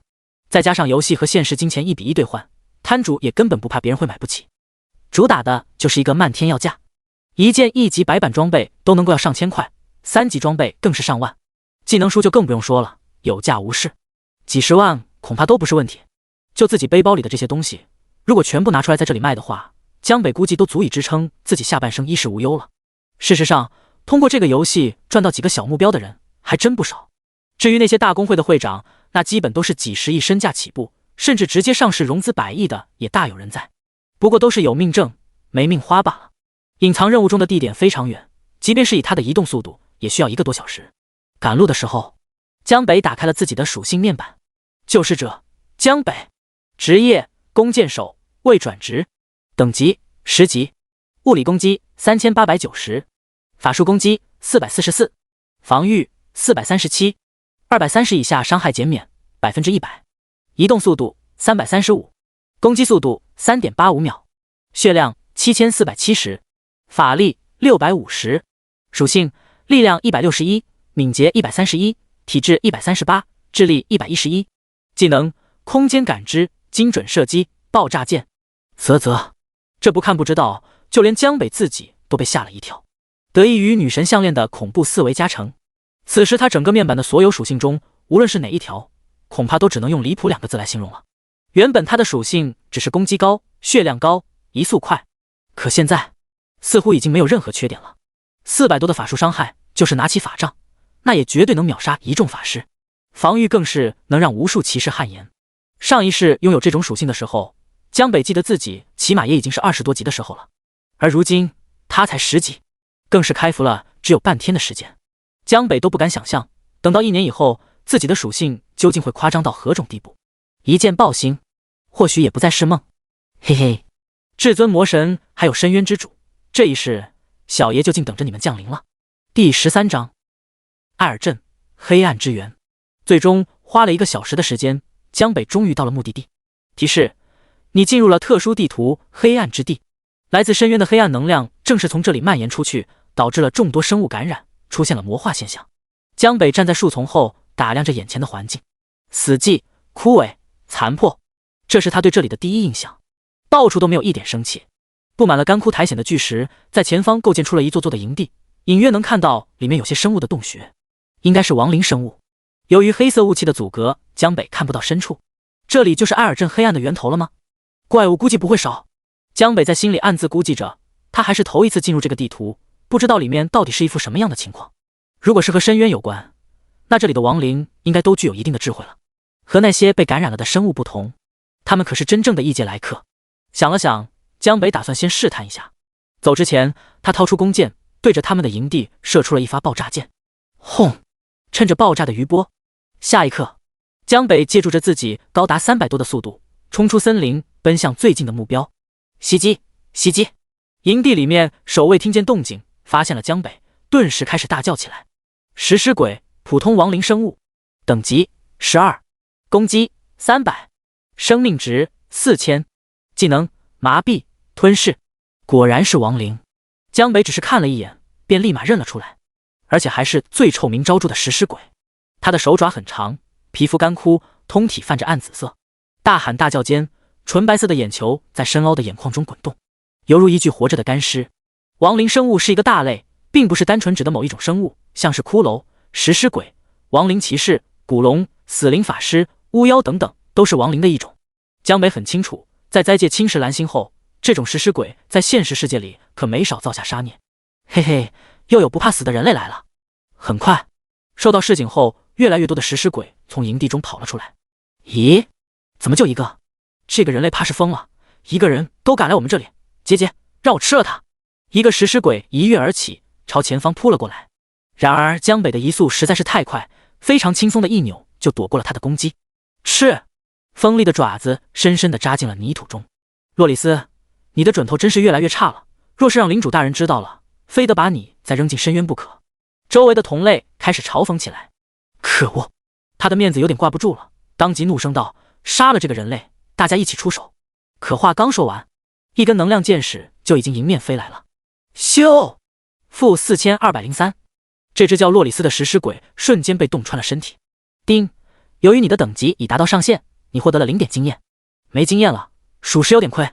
江北暗暗道。10级以后，他在新手区的经验已经被锁死，一击毙命。这是什么伤害？见到自己的同伴在刹那间就变成了一具尸体，这让其他食尸鬼都愣了2秒神。不过很快他们就反应过来了，一起上，快杀了他，千万不能让他影响到领主大人的进化仪式。食尸鬼们纷纷跃起攻击，他们的跳跃能力极其出色，随随便便就能跳个10几米远，这是他们最擅长的攻击手段。一旦被擒住，撕咬索麻痹效果便让人很难脱身了。对待这群家伙，江北可不会和他们客气。在游刃有余躲闪的同时，他施展出了久负盛名的富婆快乐手，刷刷刷，剑影闪烁间，负4319，负3983，负4100，负4098，密密麻麻的伤害飘出，1/3的食尸鬼还没落地，直接在空中就被江北打靶了。剩余的10几只也没坚持几秒，清理完这些守卫，江北快走进了他们的营地，里面情形映入眼帘。操，真尼玛该死啊！只见许多人类都圈养在了铁链上，其中一大部分甚至都被啃成了尸骨，情形非常惨烈。两世的画面重叠，这让江北的内心不由得升起一股极其强烈的怒气。不用说，这些人肯定就是艾尔镇消失的那些人了。大人，救救我们！看到江北，这些本来都已经绝望的人眼中又泛起了亮光，震得铁链哗哗作响。这时又有几十只食尸鬼围了上来。大胆人类，竟然擅闯我们营地，乖乖被我们吃掉吧！他们一起发动了攻击，狠狠砸向江北所在的位置。呵呵，江北忽然冷笑了起来。前世之债，今天就先让他来收玻璃戏吧。杀！江北眼中迸射出强烈的寒光，手速在这一秒直接拉到了极限。永恒天赋，你生气了，你每次生气时都将获得了攻速100%的属性加成。生气也是行为。江北看向自己的攻速，此时已经达到了7.6秒，足够了。他的眼底浮现笑意，一秒将近8剑，熟悉的手感回来了一些，肉眼可见的残影，一根根箭矢连成了一条弧线，射向扑向他的食尸鬼们。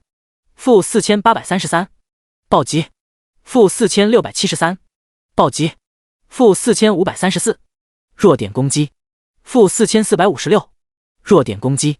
空间感知在这一刻赋予了江北几乎无限的可能，使其能在移动中轻松捕捉到所有目标的动作以及他们所暴露出来的弱点，渐渐必杀。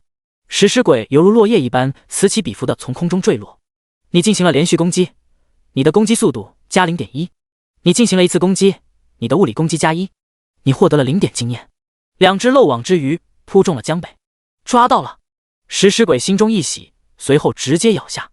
负141，负148，两个极低的伤害出现。什么？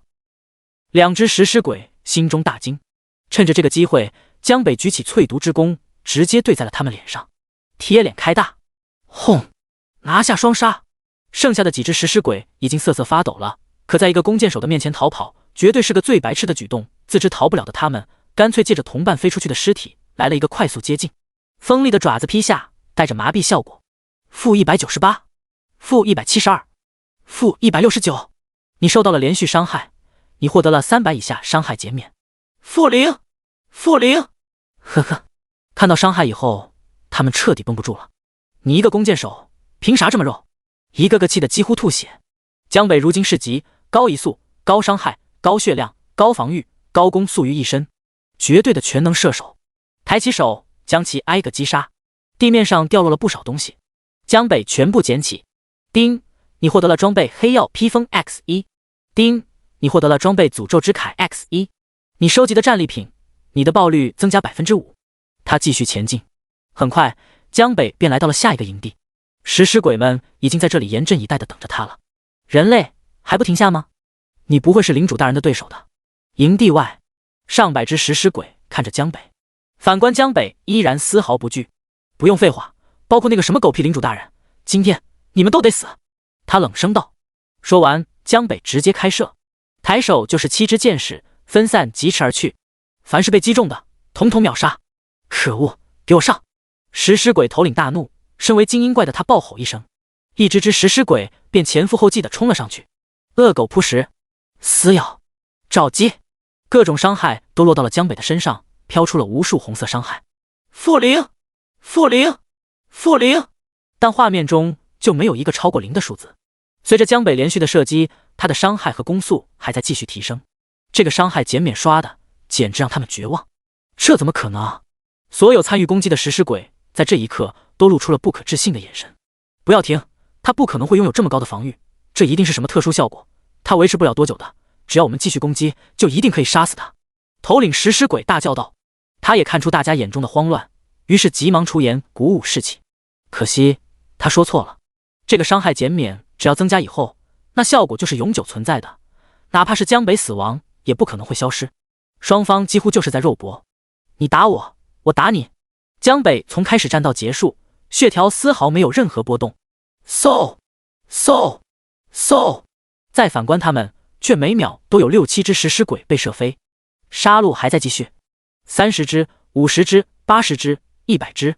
1分钟过去，在击杀了180多只以后，抬头看向他们，食尸鬼们全都露出了恐惧之色，不敢上前了。眼前的这个人类实在是太强了，杀得他们没有一点脾气。拼死了上百只同伴，他们又得到了什么？江北的血量一点没掉，甚至连法力值都是满的。这种战斗只会越打越绝望。该死！撤退！那只一直都在观战的精英食尸鬼，这时也看不下去了，开始招呼所有存活的食尸鬼撤退。第14章，你信什么天命剑神？他们不打了，也打不下去了。他也不是傻子，怎么会可能看不清眼前的局势？和这个人类战斗，就是有再多的家底，那也非得赔光不可。很快，这个营地也被江北拿下了。打扫完战场，江北来到被锁住的土著面前，将铁链全部射开。他看着这群衣衫褴褛的人，开口道：“都快回家吧，从现在开始，你们全部都恢复自由了。”闻言，这群早已经陷入绝望的人都激动地流下了眼泪。他们被解开铁链以后，纷纷跪在了江北的面前。多谢救世者大人，多谢救世者大人。他们每个人的表情都极为的恭敬，在这一刻，江北就是他们心中真正的救世主。江北轻轻点头，都快走吧，这里太危险，我还要继续去杀食尸鬼。我们这就离开。这群土著起身相继离开，头也不回地离开了这个让他们恐惧的地方。提示：你获得了艾尔镇灾民的尊重，你获得了100点声望。目送他们离开后，江北看向远处那个深渊气息最为浓郁的地方，那里有着一座高耸的祭坛。我倒是要看看你们在搞什么鬼！一念至此，江北朝祭坛快速奔去。杀了他，不能让他过去。领主大人绝不能被打扰，保护领主大人。来到近前，无数食尸鬼都开始朝他冲来。看着他们这群拼命的样子，他们越是如此，江北就越想去打扰那位领主大人一下。主打的就是一个叛逆。总之一句话，不能让他们如意就对了。抬手普攻，爆炸剑，轰！剑矢落在了食尸鬼群的中心，伴随着一声巨响，范围内的食尸鬼们瞬间如割麦子一般倒下，在中间出现了一个巨大的真空区域。-4633，-3214，-3184，2米范围内的食尸鬼直接毙命，5米范围内的食尸鬼掉了大半血。丁，你获得了0点经验。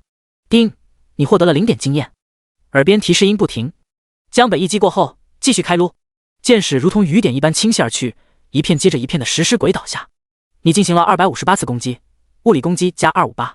很快，整群食尸鬼被消灭殆尽。在这个过程中，江北虽然没有收获任何经验，但是却获得了200多点攻击伤害和 0.3 的攻击速度增加。捡起地上掉落的东西，随后第二波食尸鬼群又冲了上来，还真是够拼命的。那就送你们去死！江北握着淬毒长弓，拉动弓弦，能量箭矢迅速聚集，爆炸箭，精准射击，一连串的技能丢出去。此时他也不想着去叠伤害了，他只想以最快的速度把这些拦路的小怪清理完。爆炸声此起彼伏，快阻止他！一只精英怪在侧翼大喊道。江北转过身，抬手一剑送其归西。就你他妈话多！祭坛上，中间有一个深不见底的裂缝，深渊气息正在从里面源源不断的往外倾泻而出。一个黑袍生物正立在半空，赫然就是他们口中的领主大人。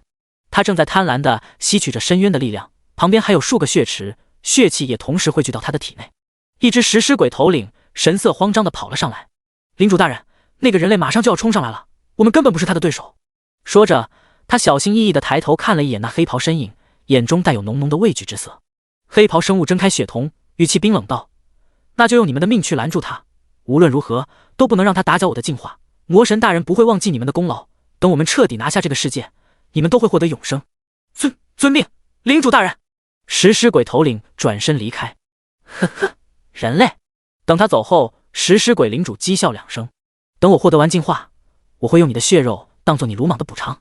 第二波怪又给江北增加了100多点的攻击，空气中传来了一些细微的波动，靠着空间感知让他精准地捕捉到了。江北抬头看向不远处的那座祭坛，剩余的食尸鬼们也对他展开了更强的攻势。看来那位领主大人已经到了很关键的时候了，速度还要更快才行。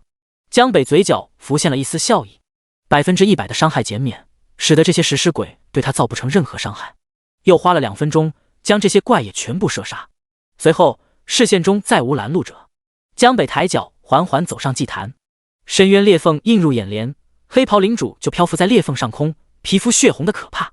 江北查看他的信息：食尸鬼领主，亡灵 BOSS， 等级15级，攻击1000加，血量30W 加，状态进化中。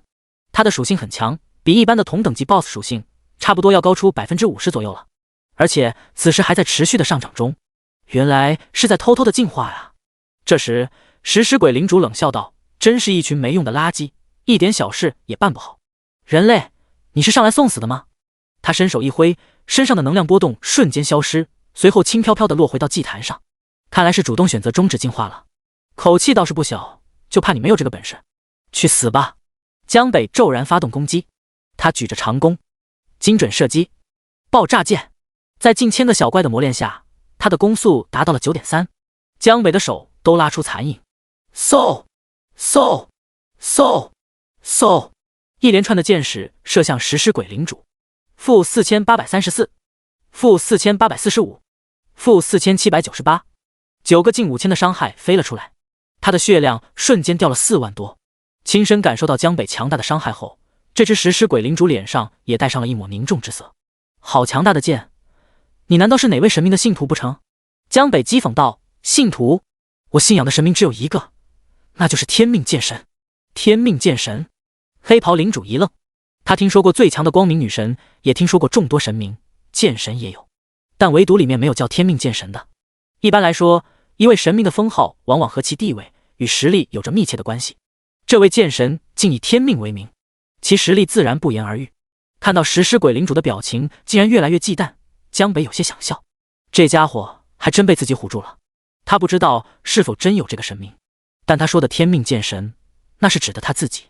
江北继续发动了攻击，食尸鬼领主有些恼怒了，不要以为你信仰了一个强大的神明，就能随意拿捏我的生命。至尊魔神大人与深渊之主终将征服这个世界。他开始反击，操控着蕴含浓郁黑暗气息的利爪，给我去死！身后强大的能量轰然爆开，携带骇人的威势直奔江北，而后者丝毫未动。这次他决定要硬吃这个伤害。负930，血量来到7000多以后，他完全能硬扛6、7次的攻击。江北直接开始和他战撸，他在尝试，他想看看自己能不能在这个 BOSS 身上刷出自己的防御消减。如果可以，那这个数值将直接提升到1000以下。15级 BOSS 以下生物将不会有能攻破他防御的存在，而且即便死亡，他还有女神项链可以助他复活，使他完全没有后顾之忧。狂风骤雨般的攻击落在食尸鬼领主身上，负4813，负4895，负4999。对方的防御在江北的攻击面前几乎等同于无物。反观食尸鬼领主，他也有自己的手段，身为 BOSS， 怎么能没有一点自己的专属能力呢？当血量减少到 80% 以后，他的每次攻击都能给自己恢复一定的血量，而且这个效果还会随着自身的血量越来越低而变得更强。因此当他看到江北竟然抛弃自己的远程优势，选择与自己近距离对攻后，他心中大喜。近战可是他们食尸鬼一族的强项，这一次不管你是谁的信徒都绝不可能活着离开了。利爪疯狂舞动，负1012，负984，负874。江北的血量飞速下降，要死了吗？看到自己的血量只剩下最后1000点，江北眉头微皱，他在考虑要不要拉开距离。以他的速度，要是想风筝，食尸鬼领主是绝对不可能比他快的。可防御消减依旧没出，或许是受到的攻击次数还是太少了。最后心一横，算了，死就死吧。他放弃了，其实也在赌着最后一次攻击，眼睁睁看着对方的爪子落在自己身上。下一秒，负1021，江北直接死亡。啊，这就死了？食尸鬼领主微微一愣，他似乎也是有些没想到，自己竟然这么简单就解决了一位强大神明的信徒，简单的让他都不敢相信。但同时他又在暗自庆幸，因为江北的攻击频率和伤害简直太高了，仅仅几秒间他的血量就掉到了 50% 以下，这还是在他拥有攻击恢复血量的情况下。若是对方再坚持几秒，那鹿死谁手可就真的不好说了。第15章，信仰什么不好？你信魔神？丁，受到致命伤害，你已死亡。救世之心，你将免疫死亡带来的任何影响，并立即原地复活，技能冷却时间24小时。永恒天赋，你已死亡，你每次死亡后必定随机获得死亡恩赐效果。死亡的那一刹那，江北耳边响起了数个提示音。紧接着，在食尸鬼领主不可置信的目光中，江北又重新站了起来，且状态全部恢复到100%的状态。不是已经死了吗？怎么又活了？难不成是他所信仰的天命剑神出手了？食尸鬼领主直接傻眼了。复活起来的江北此时也有点懵，虽然伤害减免没有刷出来，但是自己似乎因为死亡又意外获得了一个新效果。死亡恩赐，这是一个什么效果？江北打开自己的属性面板，下一秒他同样是傻眼了。攻击9380，血量 1.5W， 速度670，防御870，攻击速度 18.6秒，9000多的攻击，10000多的血量， 18.6的攻击速度。这是我的面板，我 TM 这是登错号了吧？当看到下面一行提示的时候，江北才恍然大悟。你获得了死亡恩赐效果，死亡后全属性翻倍，限时1分钟。原来这就是死亡恩赐的效果呀，这也太变态了吧。虽然是限时的，但1分钟的时间也不短了，搭配上女神项链的复活效果，关键的时候已经足以逆天改命了。重新复活过来的江北此时明显能感受到体内多了一股磅礴的能量。食尸鬼领主同样是感受到江北身上所散发出来的强烈波动，和之前完全不是一个层面上的。联想到江北之前所说的神明，食尸鬼领主大骇，这是天命剑神。这场战斗江北已经占据了绝对的优势，这也多亏了永恒天赋赐予的各种奖励，简直和作弊一样刺激。9多的攻击， 18.6的攻速，说是吊打也不为过。1秒10几万的伤害，就问现在新手里有哪个 BOSS 能够扛得住如此逆天的输出？ So， 江北轻飘飘地射出几箭，箭矢速度却犹如闪电，这手感真是纵享丝滑。食尸鬼领主根本来不及反应，强大的伤害便直接撕裂了他的身体，血液喷溅而出，洒了一地。负11434，负10684，仅是1秒多，他的血量就已经不足5万了，降到了最低点。这不可能！深渊之主，伟大的至尊魔神，我恳请献祭我的一切，来换取可以杀死敌人神明的力量。濒死之际，食尸鬼领主开始癫狂地向他所信仰的魔神祈祷，以求获得同样强大的实力。深渊裂缝中，诡异地出现了一个顶着羊角的虚影，没入到了 BOSS 的体内。江北目光一凝，嗷嗷嗷！食尸鬼领主在一刻似乎遭受了巨大的痛苦，使他很快就完全丧失了理智。背部的皮肤裂开，一双漆黑魔翼从中快速钻了出来，他的眼睛也转化为了恶魔专属的恒瞳，数个血池都在疯狂地涌动。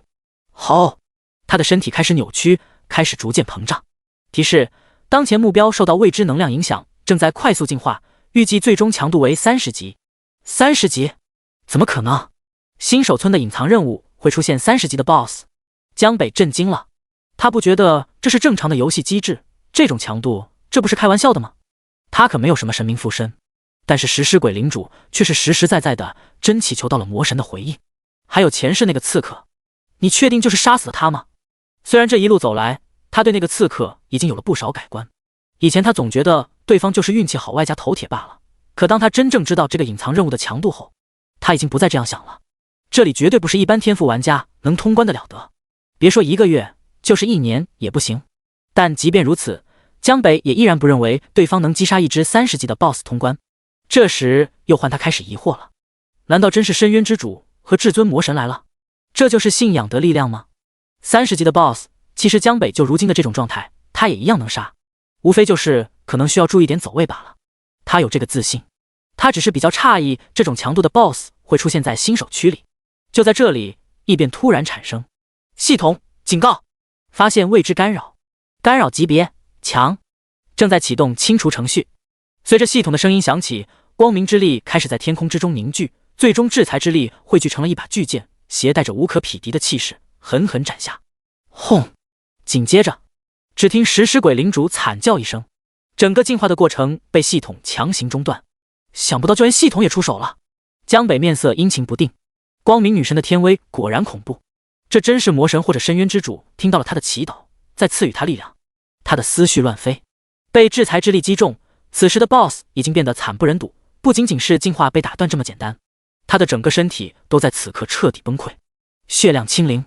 丁，你杀死了食尸鬼领主 BOSS， 获得了0点经验。由于特殊地图，你无法获得成就宝箱与首杀播报。禁忌之体，你击杀了 BOSS， 获得了 1% 的全属性增幅效果，当前 2%。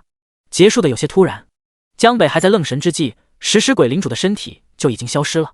提示音后，地面上出现了几个闪闪发光的物品。啊，这就结束了？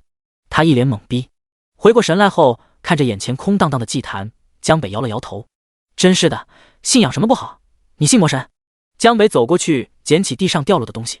丁，你获得了金币 X3。丁，你获得了古斯的魔法书 X1。丁，你获得了装备深渊手弩 X1。丁，你获得了亡灵之眼 X1。丁，你获得魔骨 X1。丁，你获得了麻痹技能书 X1。东西报的不少，不过道具占了绝大多数。古斯的魔法书，任务道具，品质未知。介绍：字迹斑驳的魔法书，手绘着许多注释，这是一个魔法师的毕生心血。亡灵之眼，任务道具，品质未知。介绍：一只亡灵领主的眼睛蕴含奇特的效果，这2个都是任务道具，拿回去交给老衲杀，应该就可以完成这个隐藏任务了。江北将道具收起，看向那件装备，深渊手弩，红色，等级15，职业弓箭手，属性攻击速度负 20%， 属性物理攻击正 20%， 属性攻击额外附带 5% 黑暗伤害。这是他得到的第一件红色装备。手弩也是弓箭手武器中的一种，不过手弩的特性就是伤害高，攻速低。有一部分人追求极限伤害，会比较青睐手弩，但是江北还是比较喜欢弓箭，而且完成这个隐藏任务，他马上就要有更好的装备用了，更加瞧不上这个武器了。不过这个手弩第2条属性倒是不错，到时候正好可以用来当做一个胚子。还有一个技能书，麻痹技能书，等级10，职业无要求，冷却时间无。技能效果，你的每次攻击都将附带 5% 几率的麻痹效果，麻痹后减少敌方 50% 的移动速度与攻击速度。这个技能没啥好说的，直接学就行了。虽然几率比较低，但它是胜在是被动技能，不占用施法时间，而且攻速够高的情况下 5% 也够用了。魔骨，品质未知。介绍：来自深渊中的物品，传说曾是某一魔神身上的骨头，具体效果不详。这最后一件魔骨不是任务道具，也无法使用，暂时不清楚用途。1个多小时后，江北回到了艾尔镇，直接找到老纳莎，开门见山道：“你交代的任务我已经完成了。”说完，将古斯的魔法书还有亡灵之眼都交给他。这却是古斯老师的书。老纳莎摸着手中的魔法书，眼睛顿时就红了。可恶的黑暗，看来老师的确已经遭遇了不测，不然他绝对不会遗弃自己的著作。感谢你替老师报了仇，我的心愿已了。这次你想要什么奖励？丁，恭喜你完成隐藏任务，请选择你的奖励类型：1. 武器，2. 其他装备，3. 饰品。江北知道这次的奖励那都是真正的珍品。我想要一把武器，他早就想好了，直接做出了选择。在众多的装备里面，只有武器算是对他现阶段提升最大的。我这里的确有把弓箭手的武器，来自于我的祖上，可惜我未能继承他的衣钵。你是一名很强的弓手，希望你能发挥出他最强的威能。老纳莎从箱子里拿出了一把金色弓箭，质地非凡，表面甚至有其神韵在不断流转。丁，恭喜你获得了武器太阳神弓 X1。太阳神弓，白色，等级无限制，职业弓箭手，属性暂无，属性暂无，属性暂无。遗失在大陆的神弓，可惜早已破损。第16章，白装？不，这是超神器。这是一件白色装备，但却没有任何一条属性，甚至看上去连普通的白色装备都不如。可江北此时看着这把武器，却是难掩心中的激动。他很确信，这就是整个新手村里最大的机缘。灾界中的装备以颜色区分品质，可在这些品级之后，还有一种特殊的装备，就是眼前这种。虽然看上去其貌不扬，但其实它是一把神器。没错，就是神器。只不过这把神器装备没有还任何属性，更没有经过任何成长，所以看上去就是白板装备的样子。神器之所以是神器，是因为拥有一个其他装备都无法比拟的优势，那就是成长。吞噬其他装备将有一定几率获得其他装备属性，同时提升装备品阶，增加基础伤害。前期的他你可能会瞧不上，但后期的他绝对会让你高攀不起。这也是为什么江北要将自己爆出来的装备全部都留下的原因。重活一世，他很清楚，只有神器装备才是所有玩家最终的毕业装备，但神器装备的存世量极少，且没有任何一件是相同的。哪怕是前世能有1-2件神器装备的，就可以称之为顶尖大神了。至于拥有全套神器的玩家，更是一个也没有。要不然蓝星也不会输得这么惨了。对不起了，刺客兄弟，这一次你的神器归我了。隐藏任务已经结束，拿到奖励之后，江北转身就要离开。他已经开始迫不及待想要 DIY 自己的武器了，开局就能拥有毕业武器，这是一种什么样的体验？你等一下。不过就在这里，老纳莎却突然又叫住他。江北停下脚步看向他，只见他又再次拿出了一件东西。像你这样的天赋之人，应该很快就要去往更大的主城了吧？我这里有一枚勋章，是曾经的同学蕾娜送给我的，他是一个很不错的弓箭手。如果你见到他，请代我向他问个好，或许他能帮到你什么。江北伸手接过弓箭手勋章，品质一般，效果无。介绍：来自大陆久负盛名的奥拉学院，授予成绩最优秀的弓箭手蕾娜。看完勋章上的信息以后，江北有些惊讶。蕾娜，这可是主城里负责转职的弓箭手导师，想不到竟然会是那莎的同学。10级以后，他现在距离转职已经很近了，他还要去赌一把最强的隐藏职业，这枚勋章对他的确有很大用处。多谢。江北认真的道了声谢，随后他又道：我在黑暗之地并没有发现古斯魔法师的尸骨，也许你们还有相见之时，但愿如此吧。老纳莎叹了口气，显然并是多么相信这句话。见他这样，江北也不好再多说什么，他总不能说你的古斯老师其实真的没有死，他只是坠入黑暗了，如今正在某地的副本中作恶吧。如果真要这样说了，估计老纳莎能一气之下把他的奖励再收回去。一切随缘吧。从他这里离开以后，江北找了一个安静的地方，开始准备打造自己的神器。深渊手弩，红色。拿出刚刚爆出来的手弩，如今上面的3条属性分别是：属性攻击速度负 20%， 属性物理攻击正 20%， 属性攻击额外附带 5% 黑暗伤害。随后脱下淬毒之弓，换上神器，眼前顿时出现了一个吞噬选项，提示请选择你要进行添加的属性。现在太阳神弓上一条属性也没有。随便选择一条，点击吞噬。提示：被吞噬后，手弩装备会消失，同时随机选择其中一条属性，并入到太阳神功中。吞噬完成，你的太阳神功获得了攻击额外附带 5% 黑暗伤害。你的太阳神功进行了首次进化，获得了基础攻击属性。擦，最想要的属性没有出来，只抽出来了一条 5% 额外附加伤害。看着手中的深渊手弩消失，江北有点无奈。3选1，想要直接一发入魂，果然还是困难了点。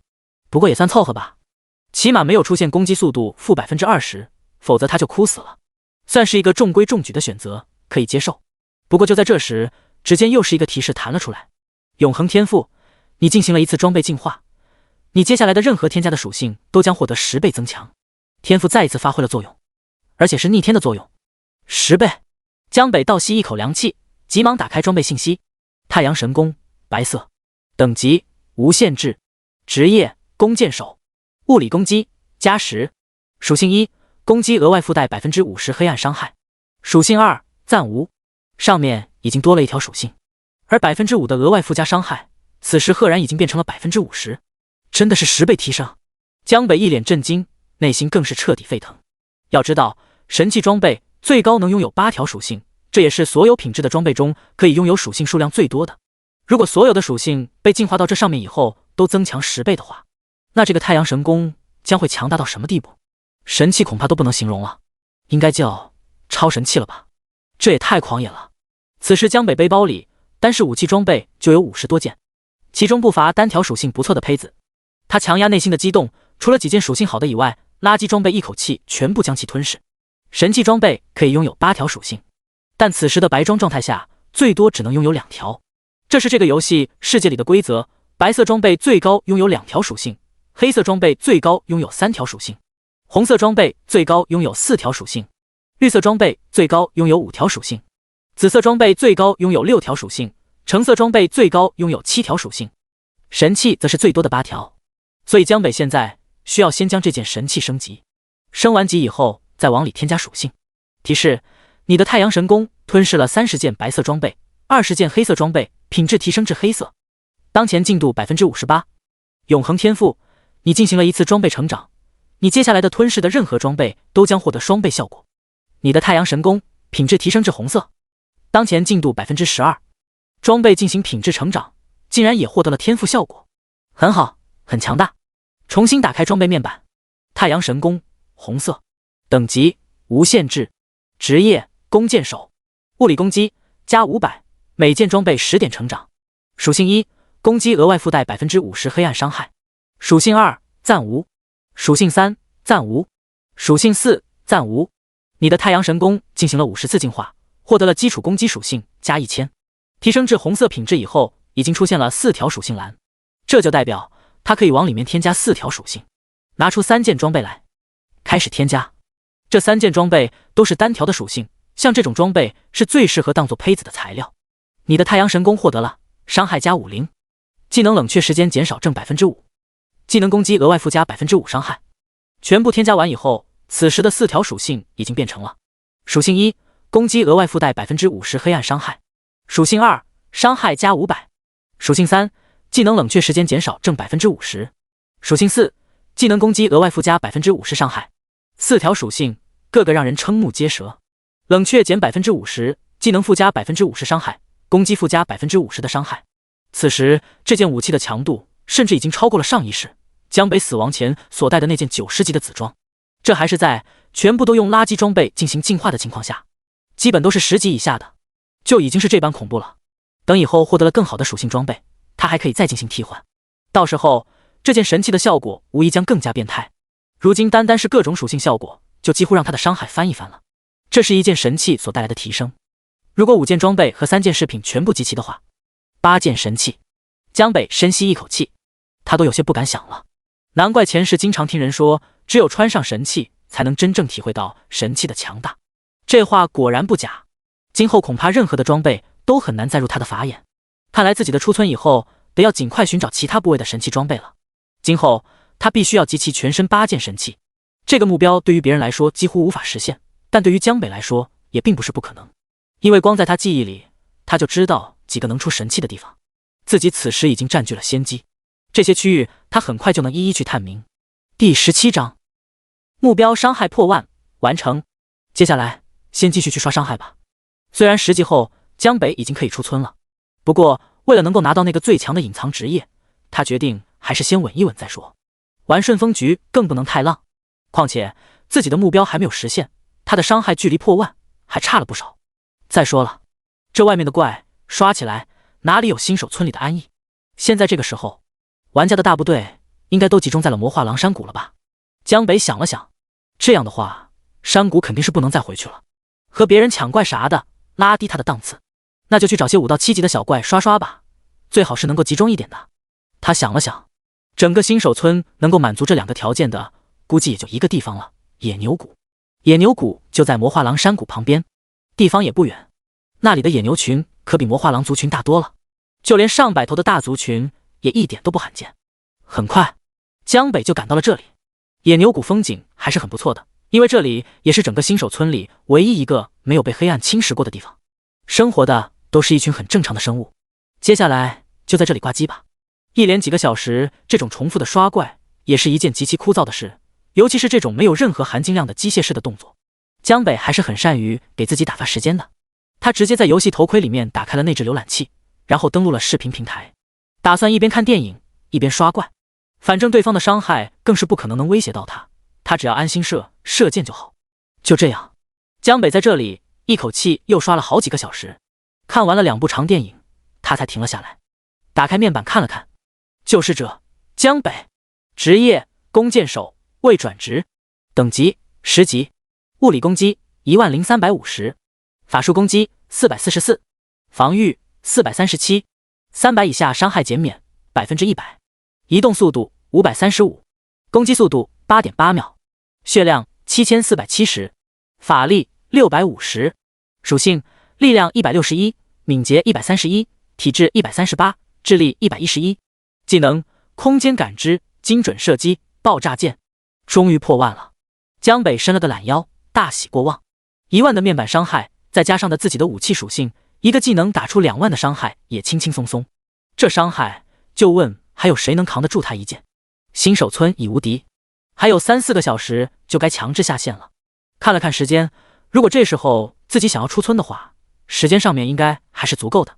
江北也不打算再耽搁时间了。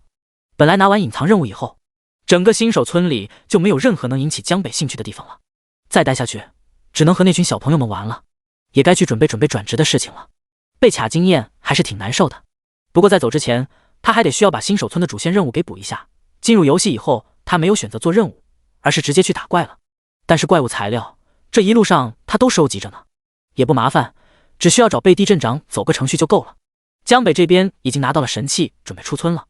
而此时的艾尔镇里还有不少玩家正在孜孜不倦地刷着史莱姆，为了一件白装拼死拼活。这人和人果然不能比，他们不理解自己的快乐，就像自己不能体会他们的痛苦一样。不过当某一个区域的怪被玩家大量的击杀后，也会出现相应的事件。就比如刚刚走到镇外的江北，就十分突兀的忽然听到了一道声音播报：公告，由于艾尔镇的玩家大肆屠杀感染的史莱姆，巨型史莱姆 BOSS 即将降临。他的脚步一顿，露出了一个笑容。前世的这个新手村霸主终于舍得出现了，没想到走之前还能见他一面，真是缘分啊！巨型史莱姆是所有新手村都会固定出现的区域 BOSS， 触发条件很简单，就是大量击杀小史莱姆。当杀到一定数量后，就会将它引出来。后续也有魔化狼 BOSS 和其他 BOSS， 基本都是同理。他一旦出现，就会一直待在外面的草原上，守护着外面1级史莱姆的区域。谁敢进去，他就会无脑打谁。前世基本所有新手玩家都被这个巨型史莱姆折磨过，如果一直没有人能够杀死他，那他就会一直待在这里，直到杀了足够多的玩家，等他出完气，他才会离开。江北以前就被他大屁股坐死过好几次，虽然前期死亡也不会损失什么东西，但终归是个很不好的体验。好在他当时进游戏比较晚，新手村里已经有不少10级玩家了，这才没有被他折磨太久。据说更早进来的玩家被他杀了整整1天，简直是欲仙欲死。既然又碰见了，那就临走前替大家做件好事吧。毕竟再小的肉，人家也是一个 BOSS， 是 BOSS 就能给他增幅属性。距离巨型史莱姆出来还有几分钟的时间，江北也不急着去，而是按照原计划先去补任务。他根本不担心有人能杀死巨型史莱姆 BOSS， 即便是用人海战术也不行。灾界这个游戏里面的 BOSS 都有特殊的防御消减机制，当你的攻击不够的时候，你根本就打不出任何的伤害来。这也在很大程度上避免了 BOSS 被群殴以多咬死象的场面。来到市政大厅，江北没有管其他 NPC， 而是直奔主题，找到最里面的镇长大人。这时候这里已经没有多少人在排队了，基本上该去做任务的和该出去打怪的都已经去了。他直接来到镇长的面前。艾尔镇的镇长是一个女骑士，名叫贝蒂，年龄不大，扎着一个高马尾，看起来有些英姿飒爽的感觉。深渊入侵后，诸神消失，黑暗袭击了整个大陆，世界生灵涂炭，多希望能有一个盖世强者出现来平息这场灾祸。贝蒂喃喃自语：镇长大人，请问镇中有什么事情？我能尽一份绵薄之力吗？江北熟练地运用话术道。很快他的面前就出现了一个任务选项。黑暗入侵的情况已经越来越严重了，艾尔镇正在遭受各种黑暗生物的威胁，贝蒂镇长希望救世者大人们能够使艾尔镇恢复安宁。我实力低微，还是等等再来吧。毫无疑问，肯定选择前者。江北直接做出选择，开启主线任务。您好，救世者大人，非常感谢您能来到这里。最近城镇外来了一批受到感染的史莱姆，市民们的安全受到了极大的挑战，希望你能铲除一些游荡在镇外的感染史莱姆，保护大家的安全。贝蒂镇长开口道。提示：你已触发主线任务，铲除游荡在城外的感染史莱姆。是否接受任务？我接受。江北果断道。铲除游荡在城外的感染史莱姆，主线任务。任务难度2星。任务介绍：游荡在艾尔镇外的感染史莱姆已经危害到了市民的正常生活，如果你能消灭10只感染史莱姆，并将他们的牙齿带回来，贝蒂镇长会给你相应的奖励。任务进度0只。任务奖励经验。这是第一个任务，需要消灭10只史莱姆。不过江北杀的史莱姆又何止10只，他现在手里有将近700多个史莱姆的牙齿。他记得新手村的任务都是可以多次提交的，提交的越多，获得的奖励也就会越多，而且有时候还会获得一些特殊的奖励。于是江北将背包里的700多颗牙齿全部交给他。见状，贝蒂镇长有些惊讶地看了一眼江北。救世者大人，您果然神通广大，非常感谢你为艾尔镇做出的贡献，我代表全体市民感谢你，这是您的奖励。贝蒂镇长玉手轻轻一抬，奖励落下。叮，你超额完成铲除感染史莱姆的任务，你获得了75倍奖励。女镇长的好感度加500。叮，由于你的级别已经达到10级，你获得了0点经验。叮，你获得了银币 X75。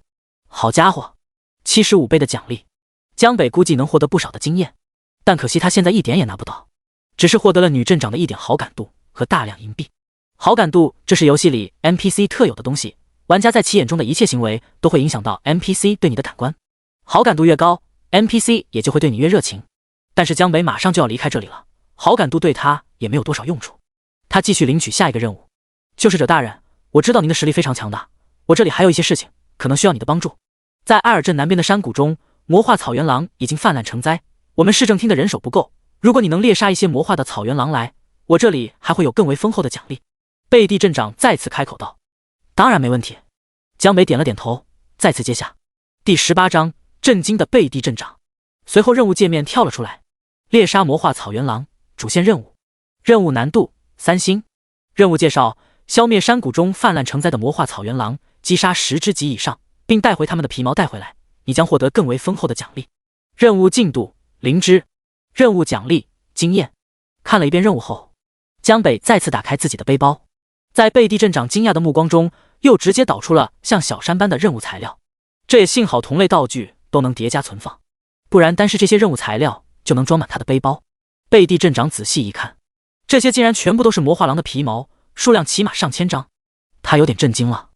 也就是说，面前的这个救世者在来之前就已经杀了起码1000只魔化草原狼了，这可是比感染史莱姆更为强大的魔化生物啊！本来他以为在接取了这个任务之后，江北也得和其他人一样，最少也要用几个小时的时间才能完成。毕竟他们这些救世者来到这个世界还没有1天，实力上在成长期。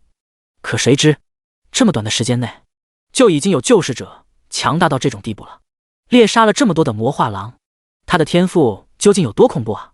这时候贝蒂镇长在看向江北的目光都变得有些炙热了。一个强大的救世者，那是他们艾尔镇的幸运。定，你超额完成了猎杀魔化草原狼的任务，你获得了130倍奖励。女镇长的好感度加1000。丁，由于你的级别已经达到10级，你获得了0点经验。丁，你获得了银币 X260。这次提交任务后，他直接获得了130倍的奖励，好感度更是加了整整1000点。随后，贝蒂镇长直接激动地抓住了江北的手：“尊敬的救世者大人，你一定要帮我们消灭骸骨统领啊！”画风突变，此时他对江北的称呼都变成了尊敬的救世者大人。江北看向任务面板，消灭骸骨统领，特殊任务，任务难度5星。任务介绍：骸骨之地生活着一群白骨生物，他们阻隔了艾尔镇往外的通道。贝蒂镇长委托你消灭这群白骨生物，并击杀他们的领主，打通连接外部的通道。任务进度未接受。任务奖励：高额经验，10级黑色装备。这竟然是个特殊任务。江北记得上一世主线任务里面是没有这个任务的，看来是自己的实力或者是好感度已经影响到了贝蒂镇长，所以才出现了特殊任务的情况。不过骸骨统领的材料他也有，这白送的奖励不要白不要。接受任务后，江北刚要准备提交，就又听贝蒂镇长开口说道：“救世者大人，骸骨统领非常危险，我知道您很强大，但还是希望你能去找些足够多的帮手。我这里有1件瓶药剂，关键的时候或许也可以助你一臂之力。”说完，他拿出了一个玻璃瓶。战神之吼，等级无限制，效果使用后1分钟内，你的伤害增加 20%， 血量增加 20%， 攻击额外附带 5% 的吸血效果。咦，是个不错的东西，想不到还能白嫖一瓶药剂，可以留着以后用。像这种药剂，只有转职了药剂师以后才可以炼制，价格也是不菲。江北接过之后，直接扔进了自己的背包，随后不紧不慢地说道：“只是一个骸骨统领而已，我想用不着这么麻烦。”说罢，他又开始在自己的背包里摸索起来。贝蒂看着江北又做出这熟悉的动作，他直接瞪大了眼睛。难道骸骨统领也已经被……一个大胆的想法不由自主地冒了出来，可下一秒又被他否定。不可能，这绝对不可能。这个时候怎么可能会有人拥有击杀骸骨统领的能力？那可是需要同时面对近1000只鬼魅生物的呀。可是在江北这里就没有什么不可能。下一秒，女镇长紧致的身体突然一颤，就看见江北直接拿出了一截布满裂缝的骨头，上面还留有骸骨统领的气息。看着这截骨头，贝蒂的呼吸都瞬间急促起来。不会错的，他和骸骨统领打过很多次交道，这就是骸骨统领的骨头。死，骨头都碎成了这样，这是受到了多么强的伤害啊！贝蒂镇长不可思议地看着江北，他今天真是被震惊到了。危害小镇多年的骸骨统领，他们市政铲除了无数次都没有做到的事情，难道就这么被眼前的这名年轻救世者给轻松完成了吗？他们小镇里这是出了一个怎样的存在啊？他记得上一个像他这么优秀的人，还是黑暗之前的那名将他杀的女魔法师，可那都是几10年前的事情了，他也只是听上一任镇长说过。不给我奖励吗？看着女镇长一直直勾勾地盯着自己，也没什么动作，江北只好自己开口提醒道：“啊，好，这就给您奖励。”回过神来的贝蒂自知自己有些失态了，脸色一红，赶紧拿出了几个奖励。不管眼前的这名救世者大人是怎么杀的，起码小镇以后是不用再遭受鬼魅生物的迫害了。非常感谢您，是您让我们的小镇重新获得了安宁，这是您应得的奖励。贝蒂说完，江北也听到了任务完成的声音。丁，你完成了消灭骸骨统领的任务，你获得了经验，你获得了装备 X2。女镇长的好感度加500。丁，由于你的级别已经达到10级，你获得了0点经验。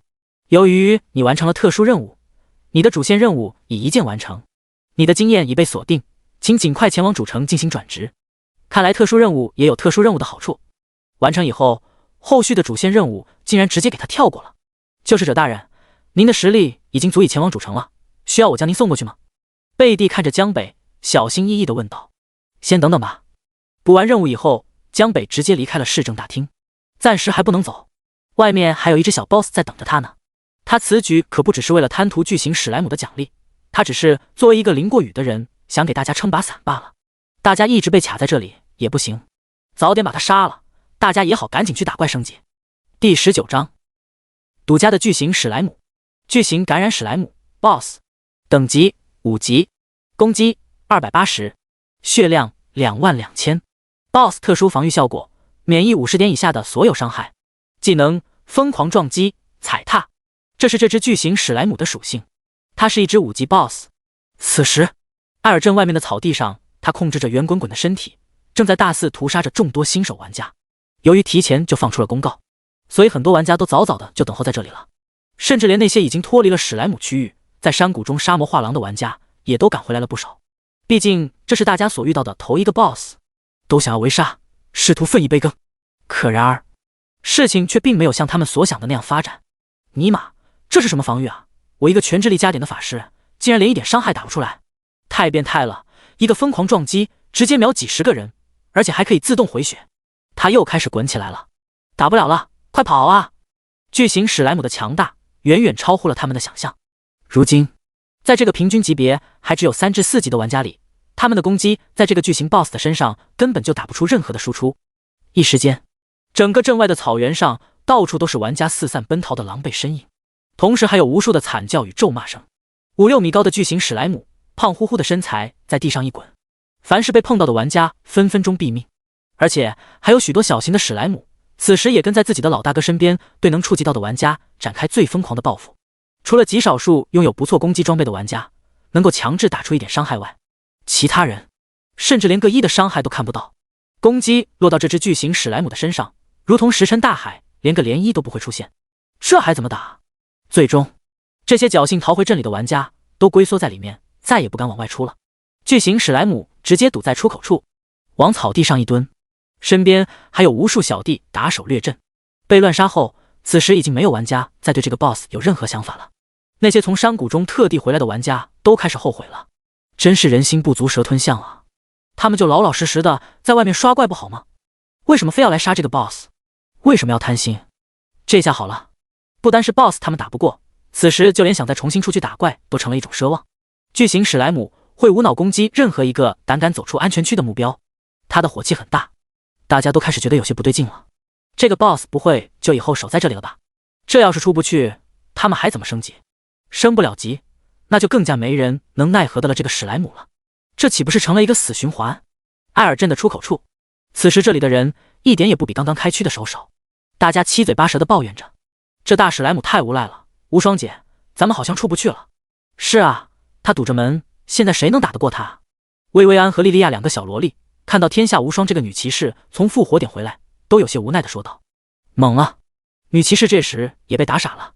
他们这个3人小队本来是整个区域里为数不多可以对巨型史莱姆能够造成伤害的队伍，本来他们还想着趁乱借助其他人吸引 BOSS 的仇恨，好趁机磨死这只大史莱姆。可结果他们却很绝望的发现，在这只 BOSS 的手中，所有的玩家简直和纸一样脆弱。更变态的是，只要一段时间没人打，他竟然还会自己强制回血，这就算是直接断绝了他们靠一点点伤害来磨死这只 BOSS 的想法。别问我，我不知道。天下无双小姐姐这时的脸色很难看。刚才巨型史莱姆暴走的时候，他是只恨爹妈少生了几条腿，连滚带爬的，结果还是没有跑出去，被 BOSS 直接滚死了。从进入游戏开始，他都没有死得这么憋屈过。这 BOSS 设计出来简直就不是让人打的。他一个 A 级天赋已经不算差了吧？费了半天劲才将防御叠起来，可结果呢？结果根本就不够人家一下打的。他的2个小侄女倒是因为手长的优势得以逃过一劫。这时候巨型史莱姆就蹲在外面10几米处，一双大眼睛滴溜溜地盯着他们。他也不攻击小镇，就这样死死地守着。如此一来，镇里的 NPC 也根本不会出手帮助他们。可他们这些人总不能就一直被毒死在这里吧？他估计可能只有在触发了某种特定的条件下，才可能让这个巨型史莱姆离开，不然是没有其他办法了。想要正面将他杀死已经是不可能的事情了。2个小萝莉也叹了口气，如今已经4级的他们刚刚可以在魔化狼山谷站稳脚跟，早知道就不回来了，现在只能在这里白白的浪费时间。苦恼间，薇薇安的眼睛忽然在不远处瞄到了一个熟悉的身影，对方刚刚从市政大厅里走出来，看其行走的方向好像正是朝这里来的。薇薇安站起身来，拿着法杖，一脸兴奋道：无双姐，咱们好像有救了。天下无双女气白了他一眼，难道你还能想到什么好办法不成？不是我，是他，你们快看，是那个大哥哥要出手了。大哥哥，女骑愣了一下，然后跟着薇薇安的目光望过去。当他也看清那道身影时，顿时他也激动的直接站了起来，竟然是这位大佬。那没事了，这可是3级就能秒杀精英魔化狼，同时还拿下了 BOSS 首杀的人啊！要是他出手的话，还真有可能能杀死这个巨型史莱姆。快看，无双姐，她现在已经10级了也。薇薇安继续惊讶道：“我知道，我眼睛又不瞎，当然看到了。10级了，那她岂不是没有办法再获得经验了？”莉莉娅也跟着说道：“什么意思啊？”女骑士歪头看向自己的2个小侄女，这话让她有些摸不着头脑。反正她也获得不了经验了，你说她会不会愿意带我们啊？大哥哥，大哥哥，等一下！说完，不等女骑士回话，他们2个就直接兴奋地跑向江北。天下无双有些无语，这2个小妮子也太不要脸了吧！你俩能不能不要给我丢人？人家那种大佬怎么可能会带你们啊？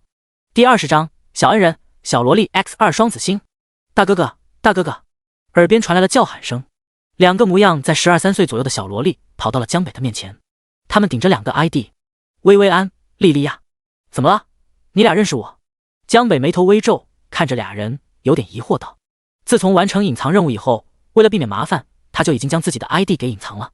按理说，不会有人能认出来自己才对。说完，看着这2个小萝莉，他突然又觉得有些眼熟。江北眼前忽然闪过了一个95级的双胞胎女法师，渐渐的，女法师的身影和面前这2个小萝莉逐渐重合。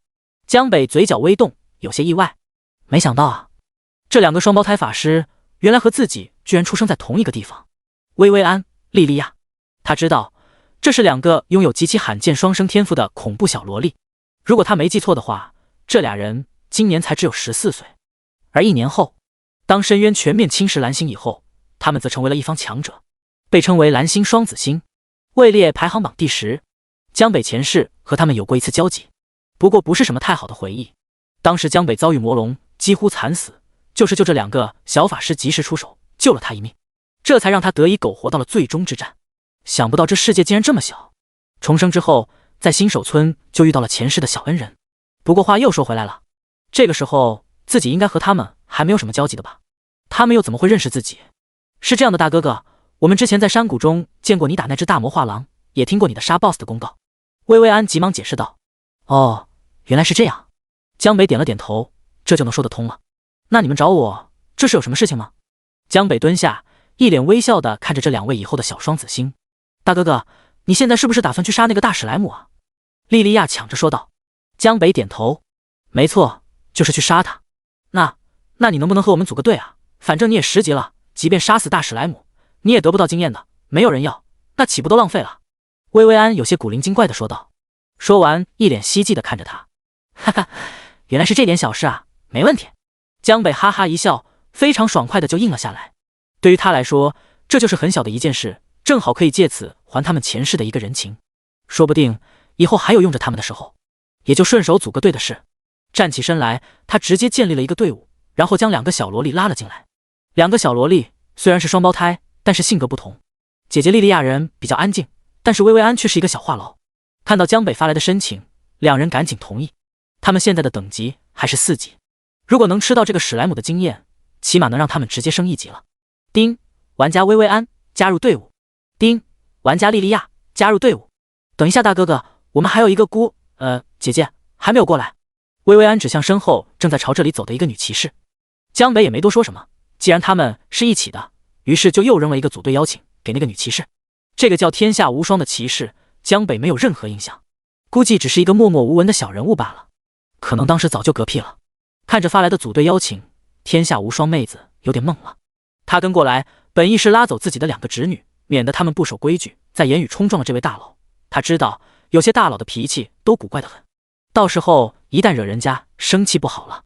可没想到天命大佬竟然真的同意了。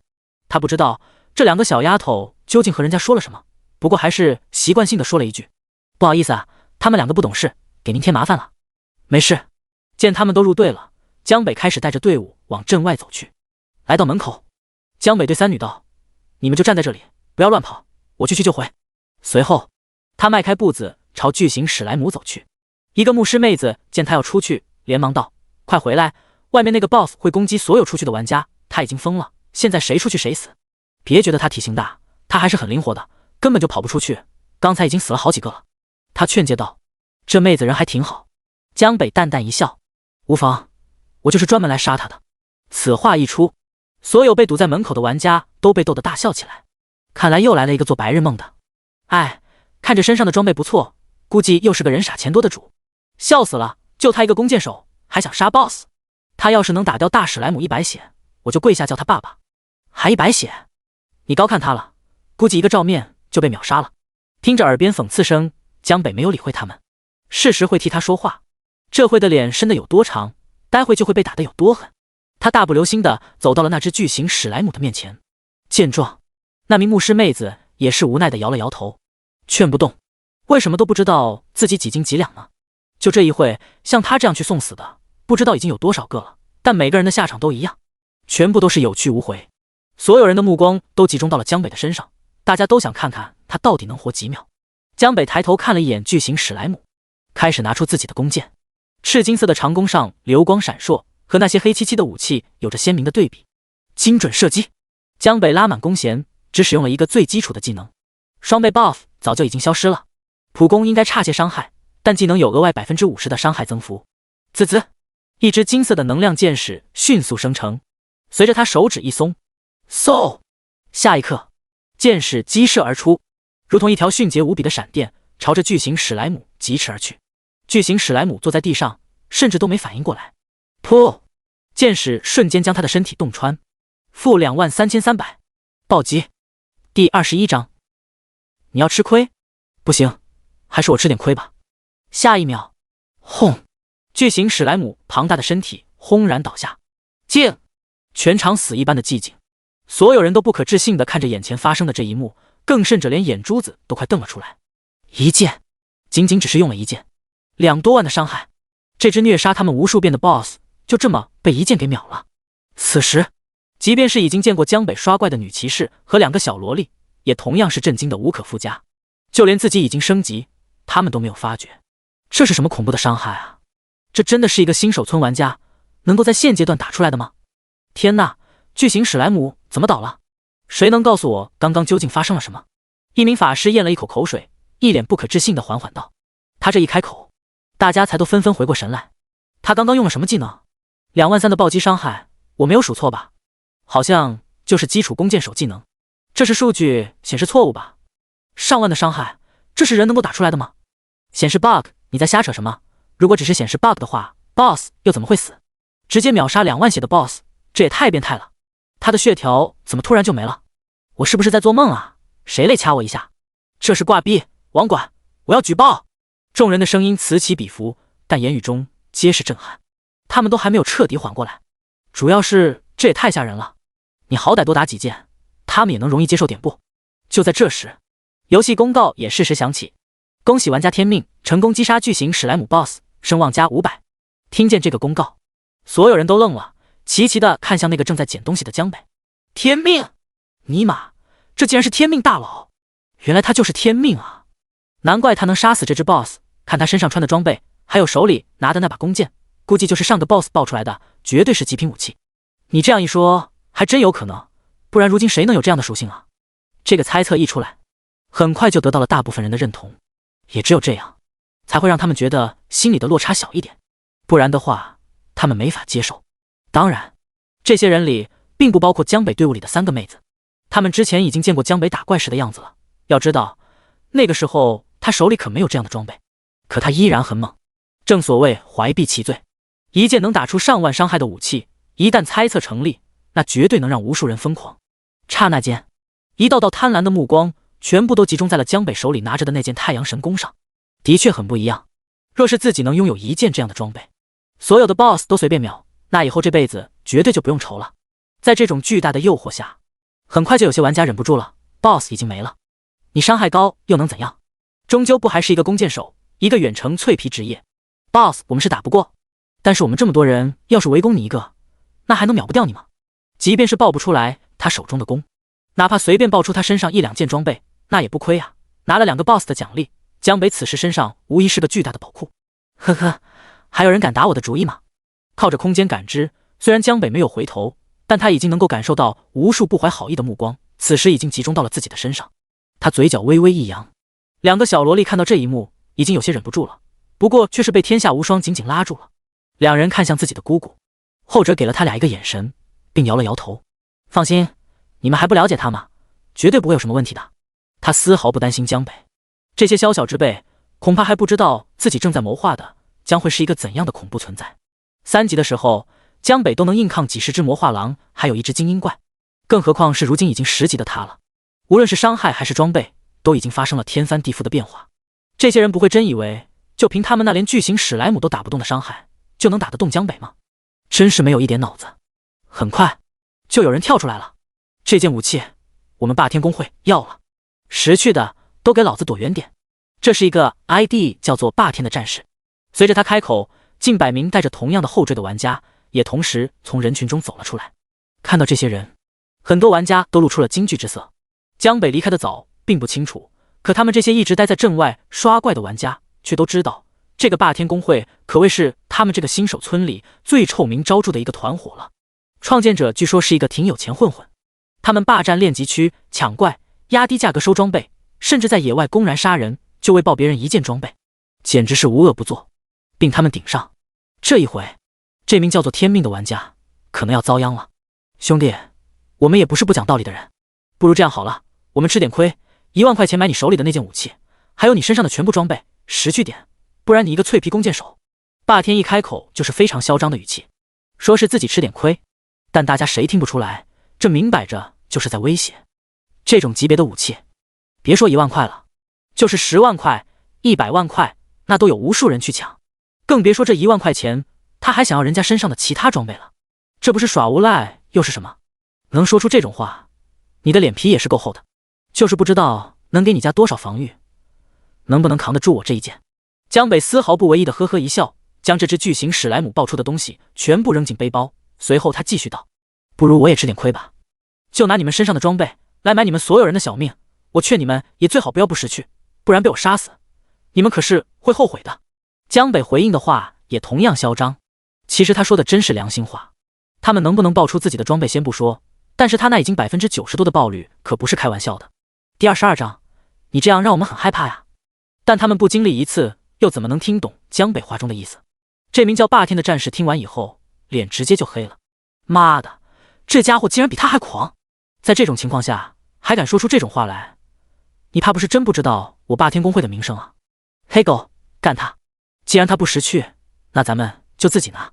霸天冷哼一声，下一秒，只见一个模糊的影子突然出现在了江北的背后。嘿嘿，去死吧！被刺！这名刺客握着手中的匕首，狠狠一刀刺向江北的脖子。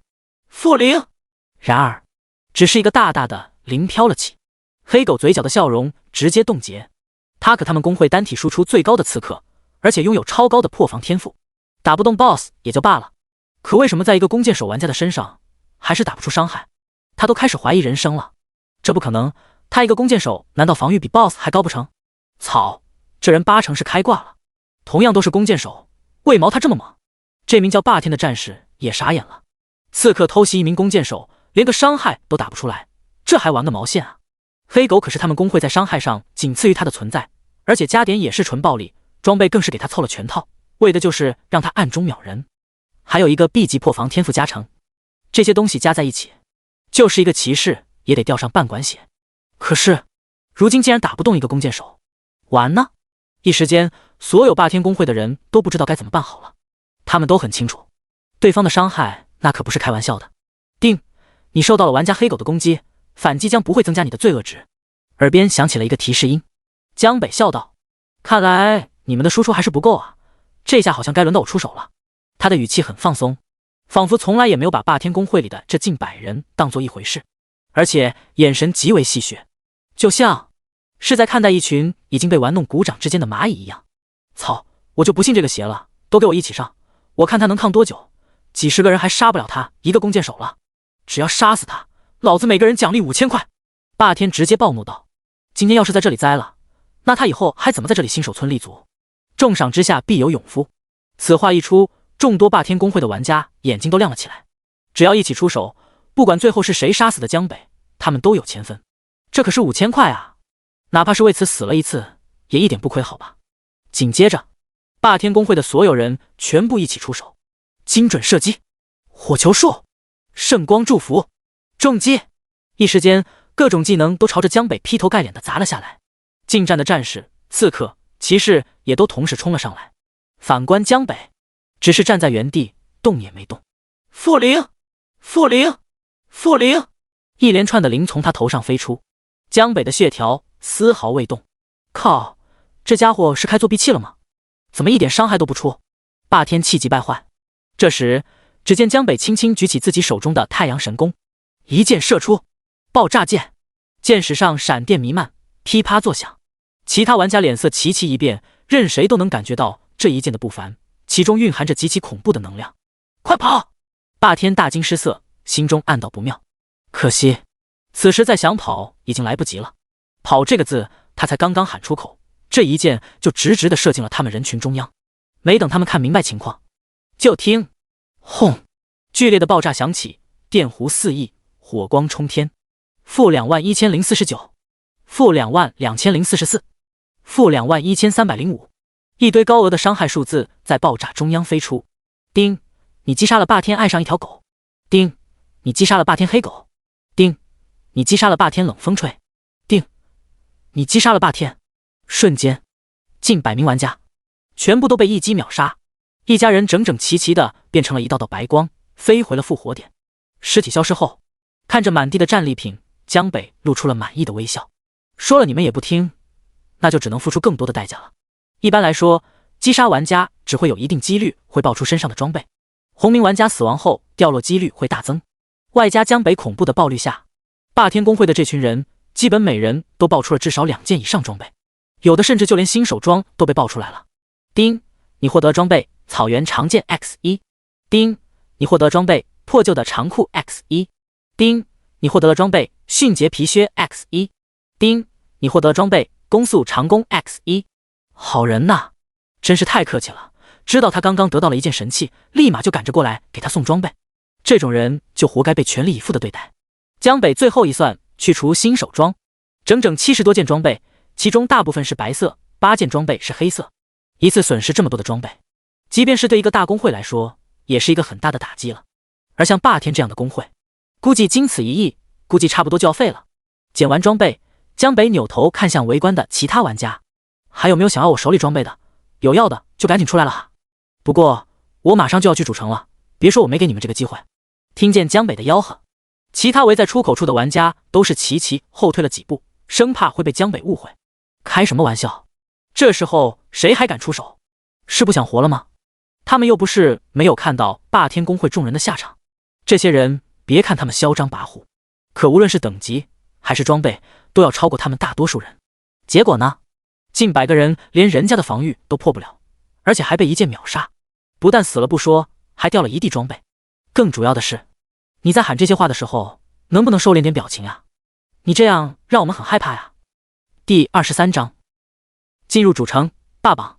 看他们这副模样，江北估计也没人有这个胆量了。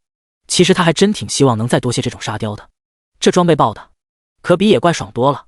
转身来到了3女身边，江北看着他们道：行了，你们也都升级了吧？我们都升了1级。薇薇安和莉莉娅此时都是一脸崇拜地望着江北。大哥哥，你真是太帅了，早知道我们也玩弓箭手了，法师一点也不厉害。江北笑了笑，法师也不错，好好升级，以后你们也会变得很厉害的。好了 ，BOSS 打完了，我也该走了，咱们有缘主城再见吧。说完，江北就直接主动解散了队伍。一个小小插曲罢了，他不想在这里浪费太多时间。现在整个新手村里，除了他以外，级别最高的也才5级，他得趁这个机会赶紧去主城里捞好处去。大哥哥，主城再见。2个小萝莉点点头，非常热情的挥手和他告别。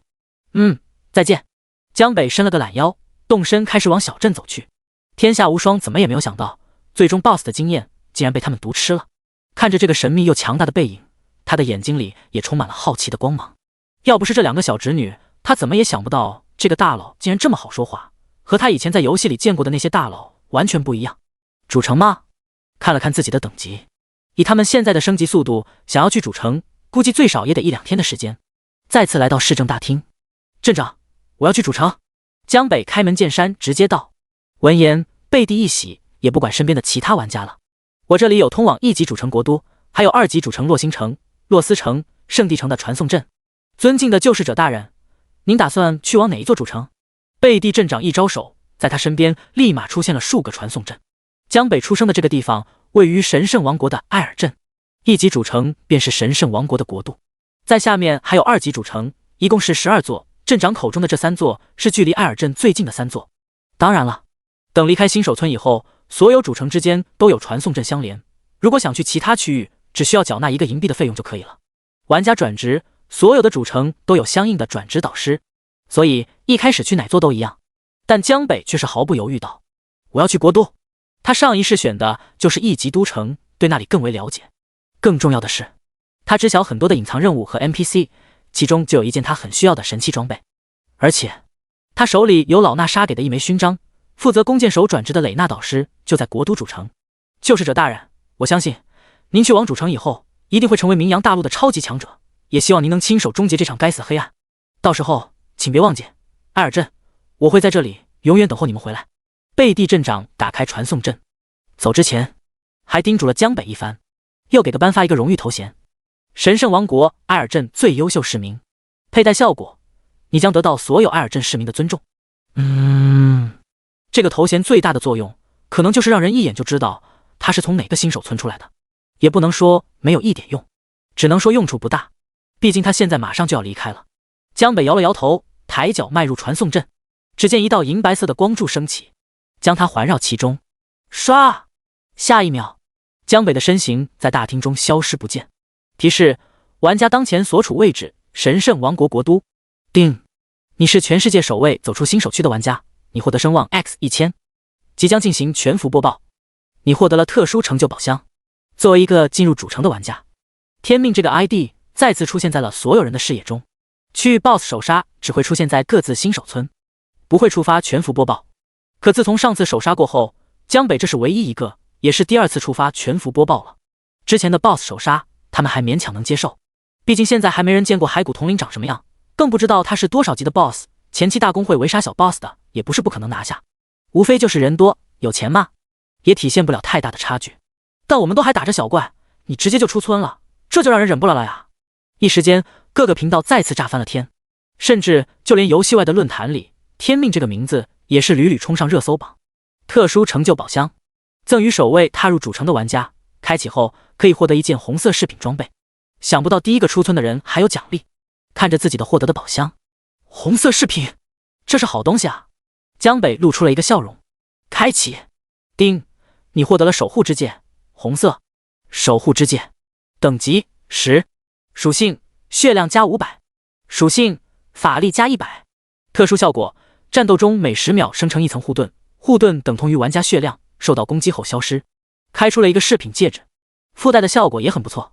以他现在的血量来看，刷出来的这个盾已经足以抵御外界绝大部分的伤害了，尤其是爆发伤害，除非是2万以上的输出，否则根本就不可能将他秒掉。他身上正好没有戒指，将其戴上。随后江北打开了游戏界面，进入主城后，游戏里开放了很多的新功能：排行榜单、工会系统、交易拍卖行、副本系统。排行榜单里分别是等级排行榜、装备排行榜、职业排行榜、声望排行榜和工会排行榜，总共是5个。江北挨个点了进去。提示：你以10级的等级荣登等级排行榜第1名。提示：你以2150点的声望荣登声望排行榜第1名。提示：你的饰品装备救世之心无级别，荣登装备排行榜第1名。提示：你的装备太阳神弓红色，荣登装备排行榜第2名。提示：你荣登弓箭手职业排行榜第1名。等级排行榜：第1名天命，等级10级，职业弓箭手；第2名暂无；第3名暂无。声望排行榜：第1名天命，声望2150点；第2名暂无；第3名暂无。装备排行榜：第1名救世之心无级别，拥有人天命；第2名太阳神弓红色，拥有人天命；第3名守护之剑红色，拥有人天命；第4名。此时无论是等级排行榜还是装备声望排行榜，都只有他自己一个 ID， 说是霸榜也不为过。无敌真是寂寞如雪啊！第24章，蕾娜导师，你是他儿子？关上界面，江北起抬头看向眼前的这座城池。作为大陆上10大王国之一的神圣王国，其国都自然是建造的非常雄伟。10几米高的城墙内，楼宇高阁林立，气势如虹，非常壮观。看着大街两旁熟悉的景色与建筑，一股亲切感油然而生。没想到我江北又重新回来了，他忍不住感慨道。在通往转职大厅的路上，一切都极为冷清，只有寥寥几个 NPC 与他擦肩而过。大约10几分钟后，江北来到了这座巨大的建筑前，因为位于神圣王国下的所有的新手区内的玩家最终都要汇总到这里，因此这几个主城的转职大厅都设计的一个比一个大，尤其是他脚下的这个。如今作为第一个来到这里的玩家，整个区域显得极为空旷。6位职业导师对应了6种职业。进来以后，最先看到的江北的是刺客导师，这是一个有些干瘦的中年男子，之前百无聊赖的正在那里打盹，当看到有人进来以后，他噌的一声就跳了起来。卧槽，我是眼花了吗？这才第一天，竟然已经有救世者进入主城了。他这一开口，其他各个职业的导师也纷纷都被吸引了过来，一个个看向江北的目光中都透露着浓浓的惊讶之色。是啊，真没想到，我本以为起码最快也得到明天。这个救世者的天赋有点恐怖啊，这么短的时间内就能走出新手区，天赋高低还用你说？救世者，我观你骨骼惊奇，乃是万中无一的刺客奇才，不如转职跟我学刺杀吧。要知道，只有刺客才能称得上是大陆上最完美的职业。放你娘的狗屁，小小刺客也敢说完美？当我们战士都是吃干饭的呀！救世者，还是跟我来当战士吧。刺杀在我们战士面前，那就是个废物。我们要防御有防御，要输出有输出。你们不要误人子弟了，人家一个远程职业，你们这样做岂不是在浪费人家的天赋？要我说，学什么都不如学魔法，只有魔法才能拯救世界。牧师多安逸，圣光会与你同在。隐藏职业已经给你安排上，加入急送。滚蛋！谁家男人学奶啊？骑士才是你的最终归宿。我们也有隐藏职业。江北，这也未免有点太热情了吧？看着为自己都快吵起来的几位职业导师，江北有点无语，这和前世的差距也太大了。以前他恨不得给他们磕头，也拿不到隐藏职业，如今居然一切都反过来了，真是30年河东，30年河西啊！就在这时，只听一阵高跟鞋踩到地板上的哒哒声由远及近传来。你们都给我走开，还有没有一点职业道德啊？人家现在都已经是弓箭手了，你们就这么明目张胆的挖我墙角吗？弓箭手导师一路小跑了出来，有些生气的说道。他头上顶着一个 ID 蕾娜。见正主来了，其他5位导师都是讪讪一笑，赶紧溜之大吉了。随后，蕾娜拉着江北的手臂，将他带到了一边。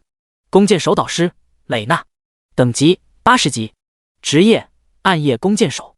介绍：天生的弓箭手，奥拉学院最优秀的毕业生，天赋惊人。蕾娜绝对称得上是一位美女，尤其是那一身的软甲，将她傲人的身材给很好的凸显了出来。从外表看，她最多也就30岁左右的样子。哪怕是重活一世，如果不是老奈莎告诉他，江北也根本就不会认为他们2个人竟然会是同一个时代的同学。蕾娜的级别太高了，整整80级，强大的实力也赋予她更为悠久的青春。不好意思，西西，我来晚了。四下无人，蕾娜直接变了一副面孔，她柔声道：你不用听他们瞎说，整个大陆上什么职业也不如我们弓箭手优秀，不但拥有超高的持续输出，还拥有极高的灵活性。我觉得你的潜力非常优秀，今后一定能成为像剑神大人那样伟大的弓箭手。江北笑了笑，蕾娜导师，你说这点我非常认同，不然我也不会选择弓箭手作为我的初始职业了。很好，我非常喜欢你。江北的回答让蕾娜导师非常满意。随后，江北从背包里拿出老娜莎给他的那枚勋章，交还给蕾娜。接过勋章，咦，这是我的？看了一眼，他有些吃惊，随后望向江北，询问道：能不能告诉我，这枚勋章你是从哪里来的？蕾娜导师，你认识娜莎吗？江北看着他，不答反问道。蕾娜直接瞪大了眼睛：你是他的儿子？说完，他很快又意识到了不妥，好像不对，你是救世者，这能对吗？江北可不敢再让他猜了，直接将事情全盘托出，包括老娜莎的现状和自己帮他找回了古斯老师的遗物等等。来之前，娜莎亲手将这枚勋章交给我，并嘱咐我一定要带他向你问好。果然，他终究还是没有等到。蕾娜听完以后，有些遗憾地叹了口气，眼中闪过一丝回忆。我早就猜到会是如此了。他向江北解释道：娜莎是我的学姐，小时候我父母双亡，在学校里半工半读，一直是她经常接济我，鼓励我，这才使我有了今天这般成就。所以，虽然她是我的学姐，但是心中中，我其实一直都把她当作亲姐姐来看待。真是太感谢你了，替她完成了心愿。说完以后，蕾娜看向江北的目光也变得越来越柔和。丁，你获得了蕾娜的好感度加1000。耳边忽然响起了提示，江北心中一惊，直接加1000，这也太爽了！看来他们的关系确实不错，这么高的好感度，自己接下来再想要拿到那个隐藏职业，那就有非常大的希望了。你以后也不用叫我导师了，就叫我蕾娜姐姐吧。第25章，转职，隐藏职业。蕾娜看着江北，很温柔的开口问道：“你有什么想要的进阶职业吗？只要姐姐能满足的，我都会尽量教授给你。毁灭者也可以吗？”江北直接开口道：“你想转毁灭者？”蕾娜张大了嘴巴，一脸惊讶道：“怎么了？不可以吗？”“不是，倒不是不可以。”他解释道：“主要是毁灭者这个隐藏职业已经很久都没有出现过了，因为这个隐藏职业的试炼极难，所以在最近100年内都从未有人通关过。我觉得你可以再考虑考虑，因为每个人获得隐藏职业的机会最多只有1次，你一旦失败的话，即便是我也没有办法再给你下一个了。不如试试姐姐的暗夜弓箭手这个职业怎么样？”蕾娜尽量引导道：“不用了，我就想要毁灭者这个职业，而且我相信我一定可以完成试炼的。”江北很自信地说道。暗夜弓箭手这个隐藏职业，他以前也了解过，在弓箭手众多的转职职业中算是中上强度，即便是放在一众隐藏职业里也算不错的了，但和毁灭者相比还是差了不少，并且毁灭者这个职业也是他来之前就已经想好了的。蕾娜皱了皱柳眉，慕强不算缺点，但他实在是不想看到一个拥有这样天赋的弓箭手到最后只能获得一个最普通的职业。在大家都在竭力对抗深渊入侵的情况下，这对于整个世界也是一种损失。你确定一定要转毁灭者吗？他再次确认道，希望这次自己能听到一个不一样的答案。我确定。可江北回答的依旧非常果断。那好吧。蕾娜叹了口气，美眸中闪过一抹无奈之色。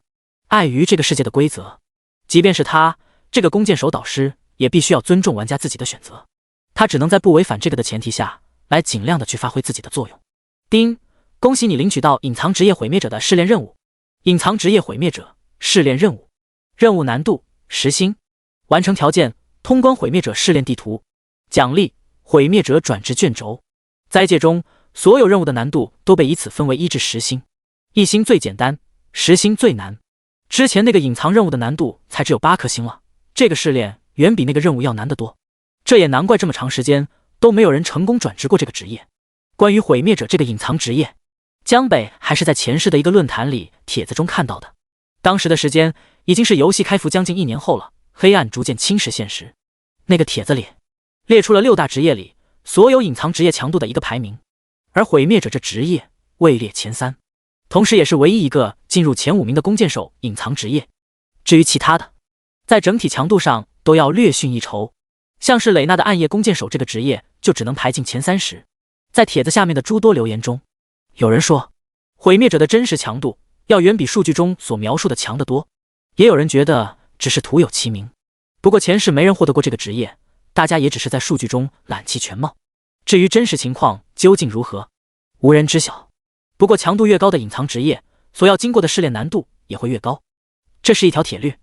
10星的难度在某种程度上似乎也足以说明了一些问题。对于江北这样拥有唯一天赋的玩家来说，即便是10星的难度，他也必须要去挑战一下。虽然弓箭手中也有一些其他不错的职业，但是重活一次，江北这一世就要最好的，因为他不确定自己是否还有下一次重生的机会，他不想给自己留下任何的遗憾。发放任务之后，蕾娜伸手给江北打开了传送门。试炼之地介绍，毁灭者专属试炼，只有最强大的弓箭手才可以获得转职卷轴。这时候其他5位职业导师也都感受到了试炼之地被开启的气息，不约而同地出现在了这里。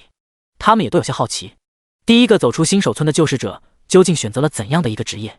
战士导师是个5大3粗的壮汉，他看着面前的传送门有些震惊，竟然是毁灭者试炼，不愧是拥有绝世天赋的救世者啊，竟然直接就要挑战这最难的试炼副本。牧师导师也开口道，蕾娜，你是不是有些莽撞了？这种职业的通过几率也太渺茫了。蕾娜郁闷地白了他一眼道，我哪里能不知道，当初我老师就是挑战这个试炼最终失败，只成了一个火元素弓箭手，可我说了他也得听啊。年轻的救世者，你可要考虑清楚，我知道弓箭手能选择的职业实在不多，不行的话你就来我这里吧，我有一个隐藏职业丝毫不比这个弱，而且难度比这个低多了，你要是能……刺客导师话还没有说完，就看到蕾娜那个要吃人的目光，于是赶紧闭上了嘴巴。那个我突然想起来还有点事，我就先走了。今天我们正好无事，不如就一起见证一下吧。众位导师的目光最终都集中到了江北的身上。既然能做出这个选择，他们觉得眼前这名救世者想必也是有些把握的。唯独只有蕾娜是一副忐忑不安的样子。江北轻轻一笑，安慰道：“蕾娜姐姐，你就放心好了，我一定能拿到的。”说完，抬脚就准备踏入传送门。等一下！就在这时，蕾娜却开口叫住了他：“我这里还有一瓶药剂，你拿着吧，关键的时候也许能帮助到你。”说完，递给了江北一瓶红色的药水。沸腾药剂，效果：解除一切负面效果，在接下来的5分钟内，攻击伤害增加 30%， 冷却时间减少 30%， 移动速度增加 30%， 攻击速度增加 30%。好家伙，5分钟真难忍啊！江北有些惊叹，想不到蕾娜副职业药剂师的水平还挺高，竟然能研制出来这么猛的药，这可比贝蒂镇长给的药剂牛逼多了。哎，你这是作弊！刺客导师见状后，直接从地上跳了起来，指着江北手中的药剂大叫道：“哼，作弊怎么了？老娘愿意。你们想作弊还没有这个机会呢。”蕾娜瞪了他一眼，扭头又看向江北道：“加油，尽自己最大努力就好。”多谢。江北点了点头。不得不说，这好感度高了就是不一样。随后他向前一步，进入了传送门。随着他进入，试炼传送门直接关闭，杜绝了外界的一切干扰。想从里面出来的办法只有2个，要么通关，要么死亡，结束试炼。第26章试炼之地，难度10星。提示：你已被传送至试炼之地。提示：你已开启毁灭者职业的最终试炼。耳边响起了系统的提示音。江北睁开眼睛，却发现眼前漆黑一片，完全是伸手不见五指的程度。四周没有任何声音，处在一种绝对的寂静之中。江北没有惊慌，他很清楚，无论发生什么情况，自己有高额的防御减免以及守护之戒所提供的护盾效果，都能给他提供足够长的反应时间。他如今的实力已经足够他去应付一些突发事件，尤其是在当前的级别内。很快，提示音再次出现：试炼第1关，绝对感知。过关条件：10分钟内击杀30只隐藏在黑暗中的特殊生物。当前场景限制：无视任何能提供光亮的道具，无视任何群体伤害技能。介绍：想要成为一名最强大的弓箭手，应该具备无视任何条件、无视任何环境下的极强感知能力，哪怕失去眼睛，也可以利用一切能感知到的东西，精准的射杀目标。时间结束后，玩家死亡或未击杀足够数量的特殊生物，即为失败。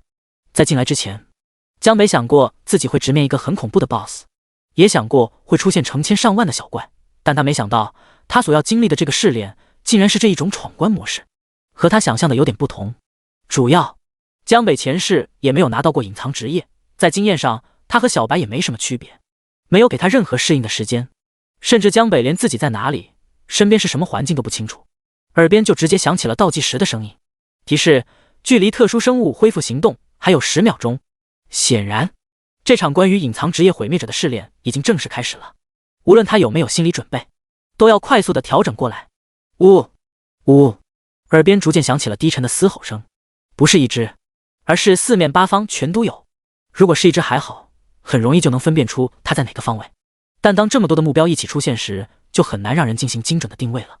尤其是在这种绝对黑暗的情况下，每个人对未知的事物都带有一些恐惧，江北也不例外。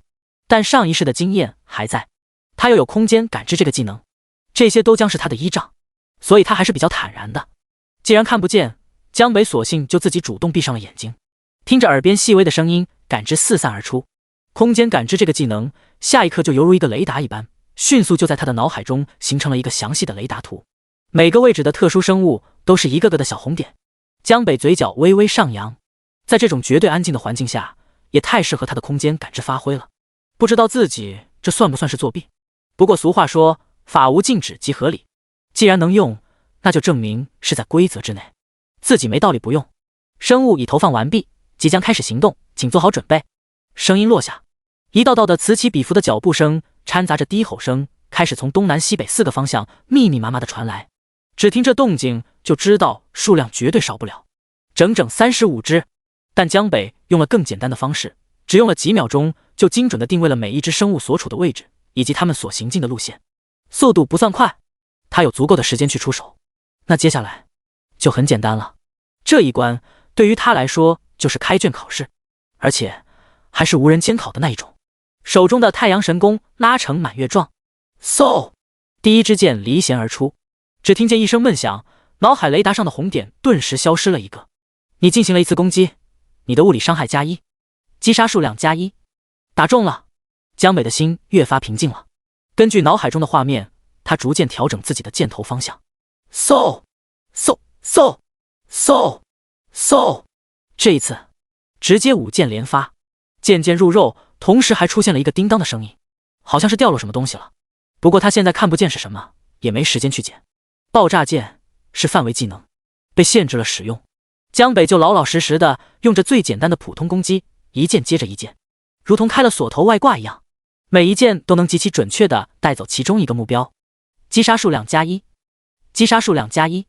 虽然身处在绝对的黑暗之中，但他的一切动作又都是那么的自然而然，仿佛就像在一个很明亮的环境下，让他去打一个固定靶一样简单。事实上也差不多。作为曾经近100级的弓箭手，在这种情况下，要是还打不中，那他真是白活了。一箭接着一箭，10支、15支、20支、25支。这时候，剩下的生物距离他也已经很近了，但相比于他们的移动速度，江北的攻击更快。他稳稳地握着的太阳神功，同时锁定了一个方向的5只生物，在短短1秒的时间内，非常自信的又来了一个5连发。下一秒，耳边响起提示音：恭喜你成功击杀了30只特殊生物，通过了第1关的考验。随后，刺眼的白光亮起，整个环境瞬间变得透亮，地上的尸体也消失不见，只残留了一些掉落的装备，证明了刚刚所发生的一切。这时，江北也看清楚了自己所处的环境中，这是一个只有200-300平方米大小的一个封闭空间，除了他以外，再没有任何其他东西。在这种场地里，基本没有太多腾挪的空间。若是没有空间感知这个技能，江北觉得自己可能还真有点悬。拼伤害他是不怕，但是拼细节，他自认为还达不到绝对顶尖的层次，最多只能算是上游。将地上的东西捡起，扫了一眼，全部都是10级的黑色装备，属性也都一般。这些东西他没有太大兴趣，直接扔进背包。第1关结束后，给了他大概1分钟左右的喘息时间。时间结束，提示音再次响起，正在生成第2关试炼场景。眼前的画面开始飞速变换。这一次，他来到了一片布满野花的山谷中，面前是一个黑漆漆的洞穴，距离他大概30米左右。场景生成完毕，第2关开启，精准把控。过关条件：在5分钟时间内，不损失任何血量的情况下，击杀2只火元素剑齿虎。当前场景限制：任何宠物、召唤物、傀儡、药品及一切外物帮助。介绍：一名弓箭手，无论面对什么样的对手，都要时刻保持对距离的把控。作为一个高伤害低血量的职业，在战斗中，任何一点伤害都有可能让你瞬间毙命。时间结束后，玩家受到伤害或未击杀掉足够的火元素剑齿虎，即为失败。这第2关时间更短，要求也更为苛刻。第27章，就这，是我太变态了吗？很快，江北面前的洞穴中就扑出来了2只体型庞大且周身燃烧着火焰的剑齿虎。火元素剑齿虎 BOSS 等级20级，攻击4000，血量 80W， 速度250，技能火焰弹扑杀。江北看了看2只剑齿虎的属性，作为一只20级的 BOSS， 这个属性只能说是平平无奇，毫无任何亮点，甚至还有点弱。当然了，如果是和一名普通10级的玩家来对比，那就显得极为超标了。最重要的是不能被他碰到一下，只要碰到就算失败，这就更困难了。操控着10级的角色，估计全服也找不出几个敢说自己一定能在操作上做到这一点的玩家，更不用说还有时间限制。这就意味着只单纯有操作也不行，还要有足够的输出能力。5分钟的时间内，除了走位，还要找机会打掉2只 BOSS， 加起来的总共160万血。想要做到这一点，平均每分钟就要保持32万的输出，每秒5300多点才行。这个难度可想而知，这也难怪前世无人成功拿到过这个隐藏职业，只能作为一团数据出现在玩家的帖子里。无他，实在是试炼要求太苛刻了。但很遗憾，这一世站在这里的是江北，试炼超标。不好意思，他更超标。无论是速度还是攻击，哪怕是在相差10级的情况下，江北都能自信完胜对方。而且这一关还没有任何的技能限制，他神器的效果也能发挥出最大。所以在江北眼中，这第2关和第1关都一样，也是白给。嗷嗷吼！随着计时正式开始，两只火元素剑齿虎也丝毫不浪费时间，咆哮过后直接就朝他扑杀过来。但你这250的移动速度，拿什么和他550的移动速度比？身形一闪，江北就轻松避开了他们的攻击范围。随后举起手中太阳神弓，对准了其中一只火元素剑齿虎，精准射击。8.8的攻击速度，1秒8箭。嗖嗖嗖，箭矢如同一条条灵蛇一般，朝着他刚刚落地的身体前后冲杀而出。负17324，负21793，暴击，负18104，噗噗噗！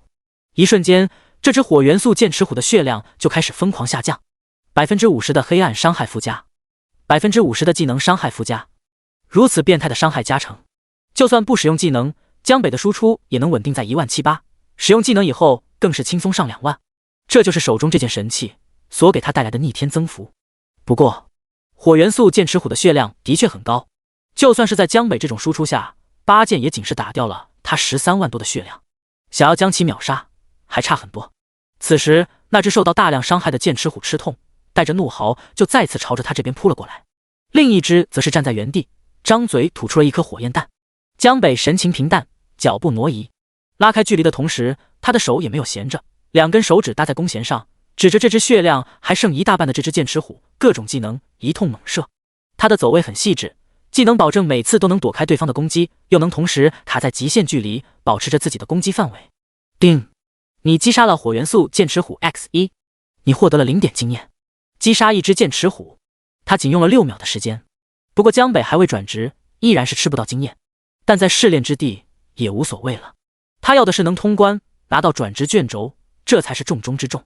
剩下的这只剑齿虎自然也避免不了被击杀的命运。6、7秒后，恭喜你成功在规定时间内击杀了2只火元素剑齿虎，通过了第2关的考验。半分钟不到，江北直接就结束了这个关卡，简直 so easy。如果说第1关靠的是技能外挂的话，那这第2关就是单纯的属性碾压了。没错，就是10级对20级的属性碾压。第1关考验的是他的感知，第2关考验的是他的操作。经过这2关，江北也大致找到了试炼的规律。这2次考验的都是细节，不知道这第3关等待他的又会是什么。在短暂的休息过后，江北的眼前的画面又一次出现变化，场景生成完毕。第3关沙海生存，过关条件不限时，在怪物巢中坚持住并击杀超过1000只。当前场景限制飞行道具。介绍：持续输出的能力是衡量一个弓箭是否的标准，但独自生存能力同样是关键。没有人会永远站在你的面前，面对无边无尽的怪物，你所能依靠的只有你自己。玩家死亡即为失败。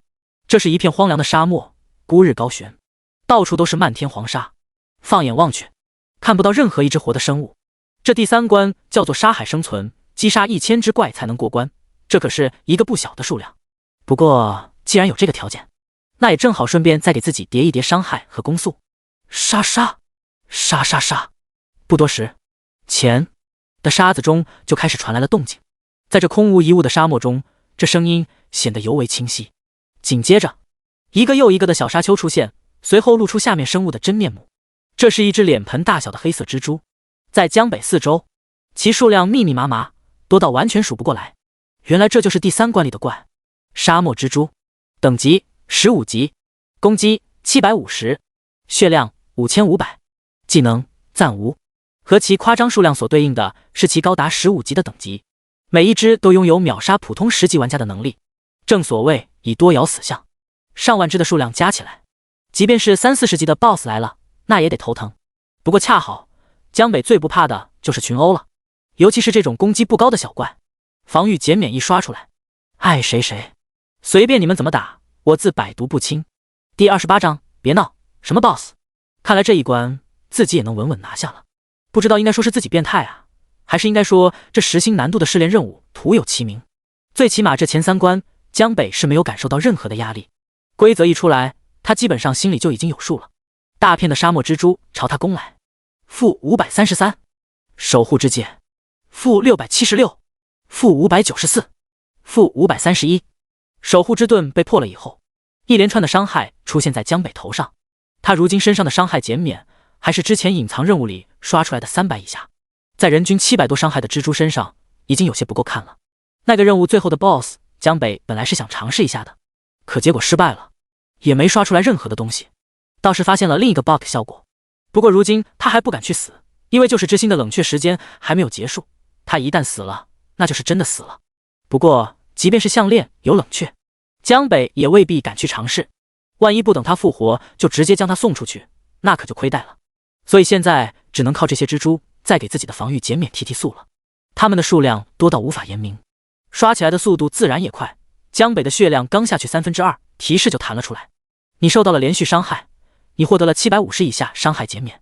这条属性一出来，江北不再犹豫，开始果断刷怪，技能就免了，直接上1秒8剑，普攻普攻，一连串的箭矢飞出去，负18945，负18534，负17148，负18034，无需任何冷却，他凭借着自己单身多年的手速，硬生生的射出了漫天箭雨，敌人变成尸体倒在了沙子上，很快就堆积了一层又一层。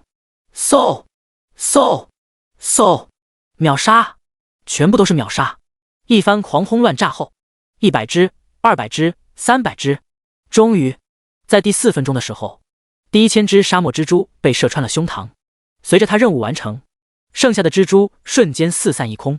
你进行了1000次攻击，你获得了物理攻击加1000。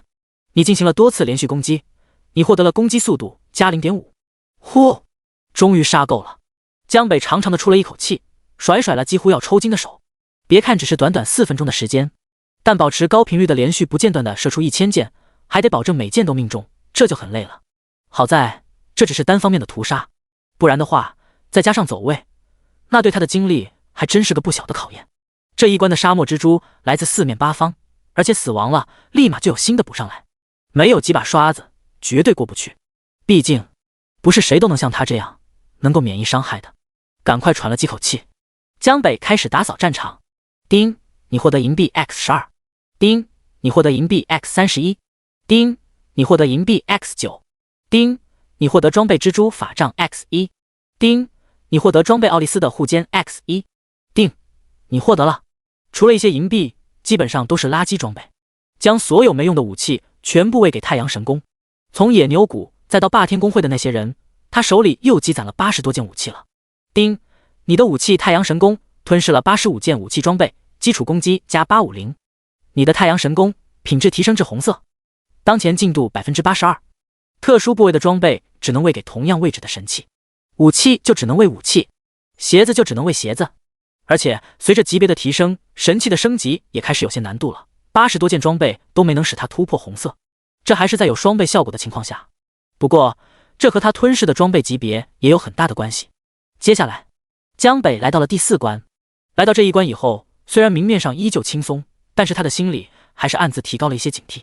不知道整个试炼到底有多少关，但毕竟是实心的难度，他感觉后面绝对会憋个大的，鬼知道到时候会是什么东西。场景生成完毕。第4关越级挑战，过关条件不限时，击杀所有高级生物即为过关。当前场景限制无限制。介绍前3关，你证明了你是一个优秀的弓箭手，不过想要成为毁灭者，你还差得很远。极致的压力才会真正使人成长，没人能决定自己所要面对的下一个对手，你还需要有足够强大的内心去面对一切强敌。玩家死亡即为失败。听完第4关的介绍，江北眉毛一挑，他一个10级的玩家，之前面对的全部都是15、20级的怪，这难道还不算是越级挑战吗？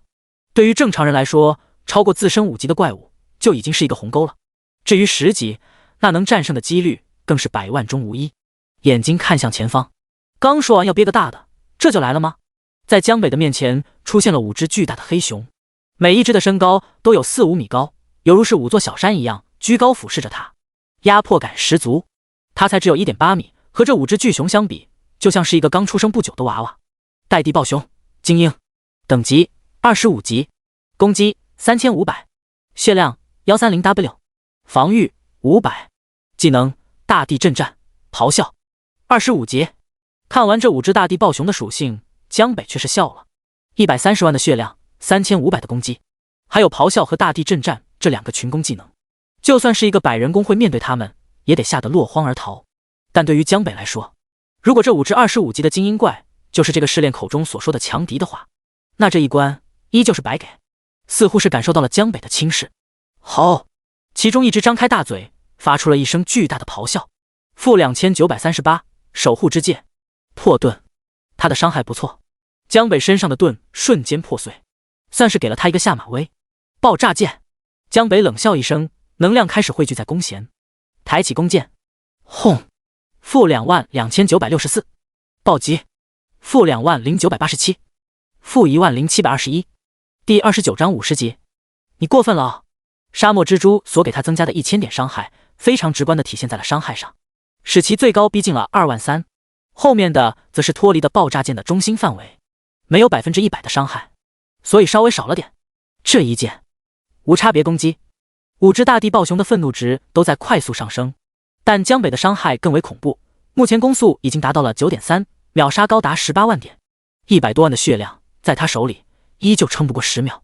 大地暴熊的血量刷刷的降至0点，这几只还没做出什么动作就被挨个射杀。这些大地暴熊倒是挺大方的，每个都给他爆了至少2件以上的装备。击杀掉5只大地暴熊，并没有通关的提示响起，这代表此地还有其他怪物存在。江北环顾四周，这是一个森林，四周都是高耸入云的巨大古树，在这里他没有看到什么怪。地图好像挺大，继续往前走。结，刚走了没几步，江北就听到了头顶上空传来了一阵刺耳的怪笑。只见一名穿着法袍、形如枯槁的老头，手持魔法杖，轻飘飘的在了地上。黑暗召唤法师爱德华 BOSS， 等级50，攻击 10W， 血量 1000W， 速度1100，防御 1W 加，技能岩爆术、黑暗召唤、放逐、诅咒之术。当前状态被封印，属性减少 80%。 介绍：沟通黑暗之力，召唤亡灵之物。他奉献了自己的灵魂，以身坠入黑暗，以换取强大力量。邪恶的黑暗召唤法师被封印至此。卧槽！刚装完逼，看完这家伙的属性，江北差点没被吓死。第一眼，他差点真以为这第4关的怪是一只50级的超级 BOSS， 就剩没撒腿跑了。要真是一个这种级别的 BOSS 的话，他一个10级，而且连转职都没有的小射手，奶头打呀！10万的攻击，估计打个喷嚏，他人就没了。幸好这只是一只被封印的50级 BOSS， 属性减少了 80%。不过即便如此，这个 BOSS 依然是江北进入游戏以后所面对过的最强生物了。2万的攻击，200万的血量，还是能够轻轻松松秒他。更别说人家还是一个召唤师，可以召唤一大堆的帮手出来。好久了，没想到还能有人来到这里。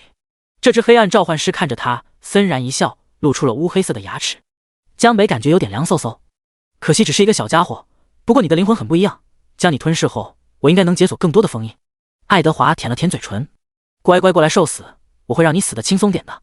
江北像是看傻逼一样的看着他，这家伙8成有点毛病，你可真是活该被封印，一点脑子也没有。你怎么不过来让我射死呢？我也会让你死得很爽的。爱德华一愣，随后气急反笑起来，哈哈，好，很好，小家伙，你成功激怒我了，我反悔了，我会让你感受到灵魂被活生生剥离的痛苦的。他有点疯癫的抬起手中的法杖，口中快速吟唱着晦涩难懂的咒语。你将受到永恒的诅咒。黑色的字符直接出现在江北的身体上。他口嗨完，本来已经都做好随时逃跑的准备了，但没想到这个爱德华竟然直接给他套上了一个没有任何施法轨迹的诅咒术，没给他任何的反应时间。诅咒加深后，江北瞬间就像失去了力量一样，各项属性都在快速下降，状态栏中也出现了一个负面 buff。 黑暗诅咒，你受到了来自黑暗召唤师施加的诅咒，你的伤害减少 50%， 攻击速度减少 50%， 移动速度减少 50%， 血量每秒减少1000点。尼玛，伤害和攻速移速减少也就罢了，血量你给我每秒减少1000点，这也太不讲道理了吧。江北吃了一惊，就凭他身上这点血量，1秒掉以前，这能抗几秒？不行了，看来这要是不吃不可了。江北拿出来蕾娜导师给的药剂，他也没想到这药真能派上用场。本来还想留一下的，毕竟没有等级限制，什么时候都可以吃。但是现在江北已经没有时间去考虑了，他果断服下。下一秒，负面状态解除，所有属性增加，血量恢复，同时又多出了一个 buff， 攻击伤害增加 30%， 冷却时间减少 30%， 移动速度增加 30%， 攻击速度增加 30%。 咦，竟然能破除我的诅咒，你可真是让我意外啊！爱德华有些诧异地说道。不过，你的好运也就到此为止了。废话真多，看爸爸怎么杀你就完了。在他还不断逼逼赖赖的时候，江北直接搭弓射箭，打断了他的话。爆炸箭，精准射击，普攻，爆炸箭，嗖嗖嗖，各种箭矢，一口气连发10几箭，轰轰轰，全部命中。-31876，-30534。火焰升腾，一系列的攻击过后，爱德华的血量直接减少了1/4。什么？他大惊失色。爱德华万万没有想到，江北一个10级的弓箭手竟然能造成这么恐怖的伤害。这时他也顾不得装逼了，张开手臂，开始大声念起咒语：黑暗中的王者族群啊，聆听我的召唤，我将重新赋予你们生命。复活吧，我的爱宠，去毁灭眼前的一切吧。随着他的吟唱，在他面前的虚空中出现了一个黑色的漩涡，一只小型生物从中快速地掉落下来。黑暗迅猛龙召唤物，等级20级，攻击2500，血量60W。好，后面还有大货。几十只迅猛龙后，一只散发浓郁黑气的巨大爪子突然从中探了出来，随后是一条布满鳞片的大腿。嘶哑的吼叫声独具辨识力。轰！下一刻，他整个身体都从中脱离出来，重重地落在地上。江北也看清楚了他的真正面目。第30章，世间最伟大的黑暗召唤师爱德华。黑暗霸王龙召唤物，等级30，攻击5800，血量120W。江北，他还以为是什么？好家伙，你搁这里给我表演侏罗纪公园呢？斯皮尔伯格没有请你去当特效师，那真是亏大了。他的召唤物全部都是恐龙。太阳神功50%的冷却缩减，外加沸腾药剂30%的冷却缩减。此时江北的技能仅有1秒，还有额外的伤害与攻速增幅。我管你什么霸王龙还是迅猛龙。他冷笑一声，下一秒直接化身人形箭塔，一连串的箭矢呼脸射中恐龙坚硬的皮肤，但并没有使他的伤害减少一点。反观黑暗霸王龙120万的血量，在他恐怖的输出下只支撑了不到4秒，瞬间原地暴毙。如果仔细观察就能发现，江北手速快的和抽搐一样，拉弓射箭，拉弓射箭，一直重复着这个过程。爱德华还保持着张开双臂的姿势，有些懵逼看着地上的召唤物尸体，还有些没有反应过来，眼神中有些清澈的愚蠢。这是什么鬼攻速？江北没空理他，他的攻击从霸王龙身上开始转移到黑暗迅猛龙的身上，没有哪一只能抗得过他2秒的输出。他每隔1秒击杀一只，10杀、20杀、30杀，在真男人的状态下，无人能靠近江北身前10米。他肆意的屠杀一切，自身却没有受到一丝伤害。江北随手射出一箭，将最后一只迅猛龙也送回他原本的地方，不给爱德华任何机会。嗖嗖嗖，爆炸般的伤害闪现，转瞬间，爱德华就只剩下1半的血量。没人能够战胜我，给我去死！他脸上浮现狰狞之色，嘶吼的咆哮道：炎爆术！这是法师独有的法术技能，可以看作是火球术的升级版，但威力却远远超过火球术无数倍，而且它还是一个范围攻击。作为一个人形 BOSS， 爱德华拥有很高的智力，他并不会像寻常 BOSS 那样，只有到最后关头才会释放大招。极其短暂的咒语过后，只见他手中的法杖亮起了极其绚丽的光芒，随后一指，一个巨大的炎爆火球便从天而降，带着极其浓烈的暴虐气息。这招攻击范围极大，尤其还是一个50级的 BOSS 手中释放出来的，超过了江北的攻击距离无数倍，想完全躲过几乎不可能。他只能选择尽量躲避，硬吃一下外围伤害。轰！巨大的火焰升起，将江北席卷在了里面。-15014。好在江北的守护之戒的护盾刷新了，替他抵挡了一大半的伤害。不过即便如此，他的血量也仅是剩下不到2000点。剑一击没有秒掉江北，爱德华随手给自己套上了一个法术护盾，并再次吟唱起咒语来。江北可不会傻愣愣地等着他念完，你有施法时间，他可没有。爆炸剑，精准射击，普攻，所有的手段一起劈头盖脸地甩了过去。轰轰！-24987，-25998，-25049。2秒的时间，连续的20箭，几乎没有任何间隔的射到了爱德华的身上。不过他身上的法术护盾替他抵消了其中1半攻击，使他并没有直接暴毙，还挺能扛啊。江北眉头一皱，凭借着这个护盾，这2秒钟的时间，竟然还真让他把咒语吟唱完了。放逐！他法杖一指，朗声道。一个巨大的黑色漩涡瞬间在江北身后形成，并且散发着极其恐怖的吸力，仿佛下一秒就要将他整个吞噬进去。哈哈，你没机会了，就凭你还想杀死我？我可是世界最伟大的黑暗召唤法师爱德华。看到江北中招，他非常得意的大笑起来。这个时候，他知道江北已经腾不出手再发动任何攻击了，因为他必须要分出全部的精力去对抗身后漩涡的吸力，不然他就会被瞬间放逐进无尽的黑暗之地，遭受无尽的攻击，再也不可能出来。这就是50级的黑暗法术放逐。他爱德华是召唤师不假，但他同样是一名出色的黑暗法师，修习着强大的黑暗魔法。爱德华一脸狞笑地看着江北，此时他很想在江北的脸上看到绝望或者挣扎的表情，这会让他心情很愉悦。但很可惜，他失望了。对方不但没有面露挣扎之色，他甚至在笑，这笑容中带着几分讥讽之色，似在嘲笑。这让爱德华的心里没来由地浮现出了一丝不好的预感。依我看，你高兴的还有点早。果然，只见下1秒，江北突然放弃了抵抗，竟然任由身后的漩涡直接将他吞噬。小法术，别着急，爸爸马上回来。他淡淡开口道。作为一名重生者，除了唯一天赋以外，他还有着上一世的经验。一个50级 BOSS 所使用的放逐法术，就想将他永远困在黑暗之地，真是有些想当然了。他怕伤害，但他真不怕这类空间法术，尤其是放逐。什么世界最伟大的黑暗召唤法师？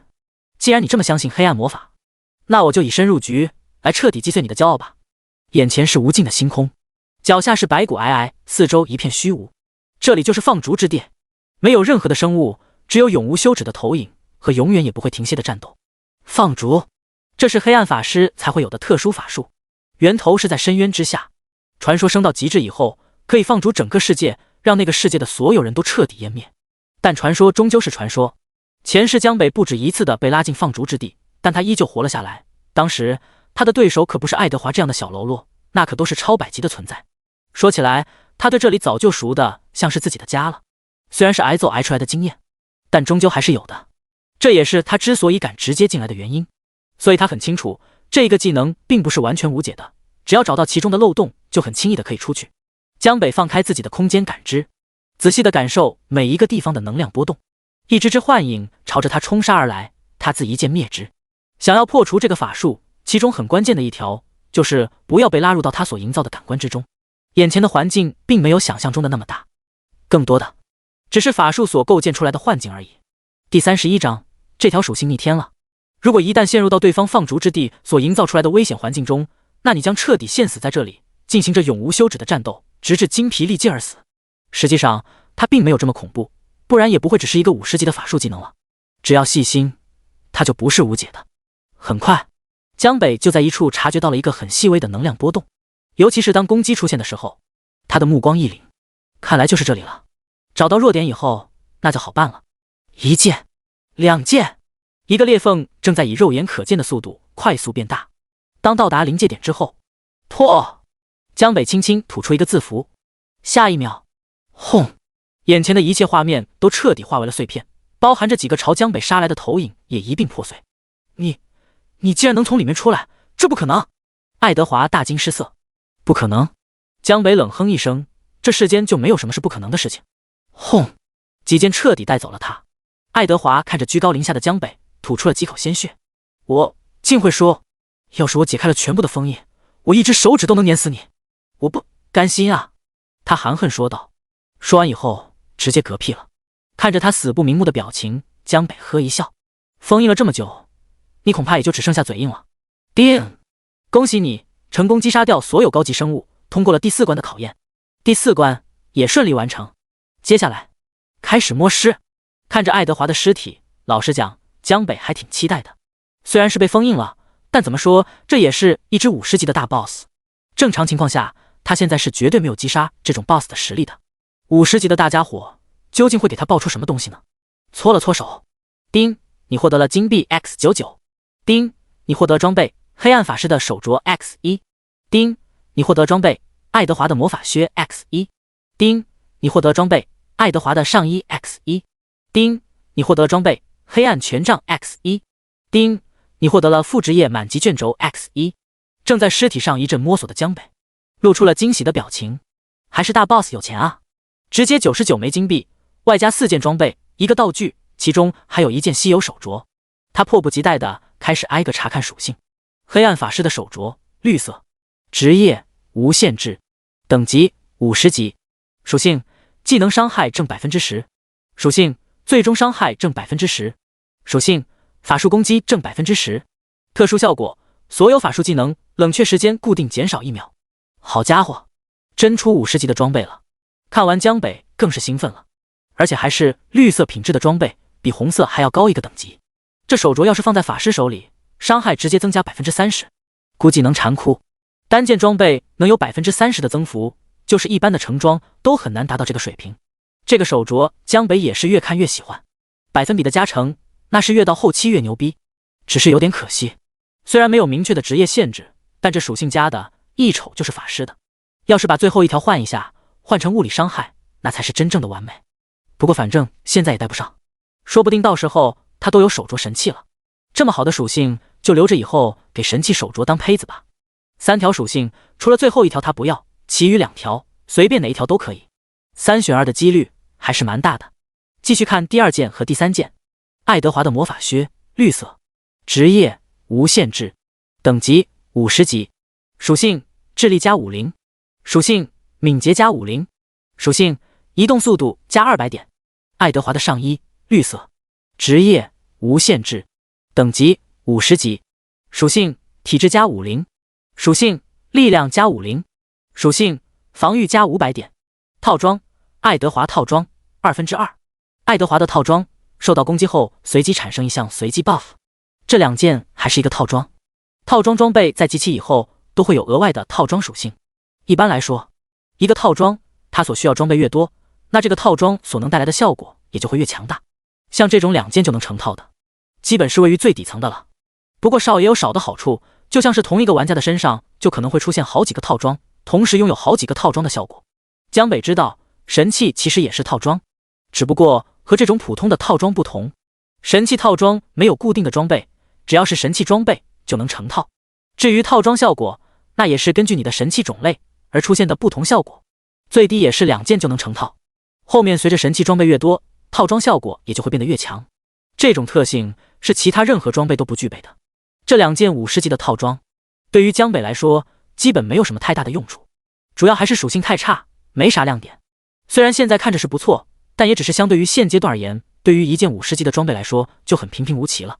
收回目光，江北最后看向那件武器，近战权杖，红色，职业近战法师，隐藏，等级50级，属性近战伤害加1000，属性每次攻击增加 1% 的攻击伤害，最高叠加10层。这件装备稍逊一筹，只是一件红色装备。职业要求也很另类，是一个法师的隐藏职业，近战法师。以法师的属性特性，一般情况下是很不适合近战的，主要是身板太脆，本来就怕别人近身，又怎么可能去主动冲上去和别人打什么近战。但近战法师这个职业除外，他在一定程度上弥补了法师不擅长近战这个缺点。江北以前也见过几个，别说还都挺猛。不过此时重要的不是这个佩戴要求，而是这里面的一条属性，让江北有种眼前一亮的感觉。每次攻击自动叠加 1% 的攻击伤害，最高叠加10层。如果他的太阳神功能吞噬进化出来这条的话，那无论自己的天赋最终选择哪一个数值来进行增幅，这都是一个极为变态的属性。而且这件装备只有2条属性，在2选1的情况下，江北觉得还是可以赌一赌的。第32章，神级隐藏职业，无敌的职业特性。当然，如果真是出现第1条，那也不是不能接受，大不了自己也去近战了。人家近战法师，那他就近战弓箭手，增强10倍的话，近战伤害加10000，在现阶段也是很无敌的。每个关卡结束后都不会停留太长的时间。既然有这个想法，那江北说干就干。先打开自己武器的面板，太阳神功，神器，等级无限制，职业弓箭手，物理攻击加1350，属性1，攻击额外附带 50% 黑暗伤害，属性2，伤害加500，属性3，技能冷却时间减少正 50%， 属性4，技能攻击额外附加 50% 伤害。这4条属性里面，对他增益最低的，无疑就是第2条了。伤害加500，在上万点的总伤害面前，这条属性所能带来的提升几乎微乎其微。提示：你是否替换伤害加500属性？选择替换，随后放上近战权杖，开始吞噬。提示：被吞噬后，近战权杖会消失，同时随机选择其中一条属性，替换至伤害加500。吞噬完毕，你的太阳神功获得了每次攻击自动叠加 1% 的攻击伤害，最高叠加10层。禁忌之体，你进行了一次装备进化，你的进化效果获得10倍增强。你的太阳神功获得了每次攻击自动叠加 1% 的攻击伤害，最高叠加100层。哈哈哈，牛逼！直接一发入魂，自己不愧是天命之人啊！江北欣喜若狂。毫无疑问，在拥有了这条属性以后，自己的武器无疑将再次获得巨大的提升。攻击100次后，他的伤害将会直接翻倍，这将是100%的提升啊！什么武器能有这种属性？在他的神器的4条属性里，这条属性甚至直接一跃变成最好的一条。不错，不错，爱德华也算是死得其所了。虽然他加入了黑暗阵营，但是他也用自己的诚意弥补了自己的过错。几分钟后，这场试炼开始进入了第5关。介绍信息浮现出来。第5关，最终的抉择。过关条件：从3张不同的卡片中选出唯一一个毁灭者转职卷轴即为过关。当前场景限制：无限制。介绍：运气往往也是实力的一部分，甚至比实力更重要。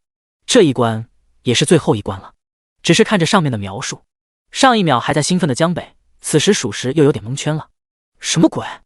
你这会不会有点太随便了？最后一关考验的竟然是运气。虽然他也认同运气是实力的一部分这句话，但是当他千辛万苦的闯过前4关，马上就可以过关的时候，你第5关直接来了一个强制3选1，是不是有点过分了？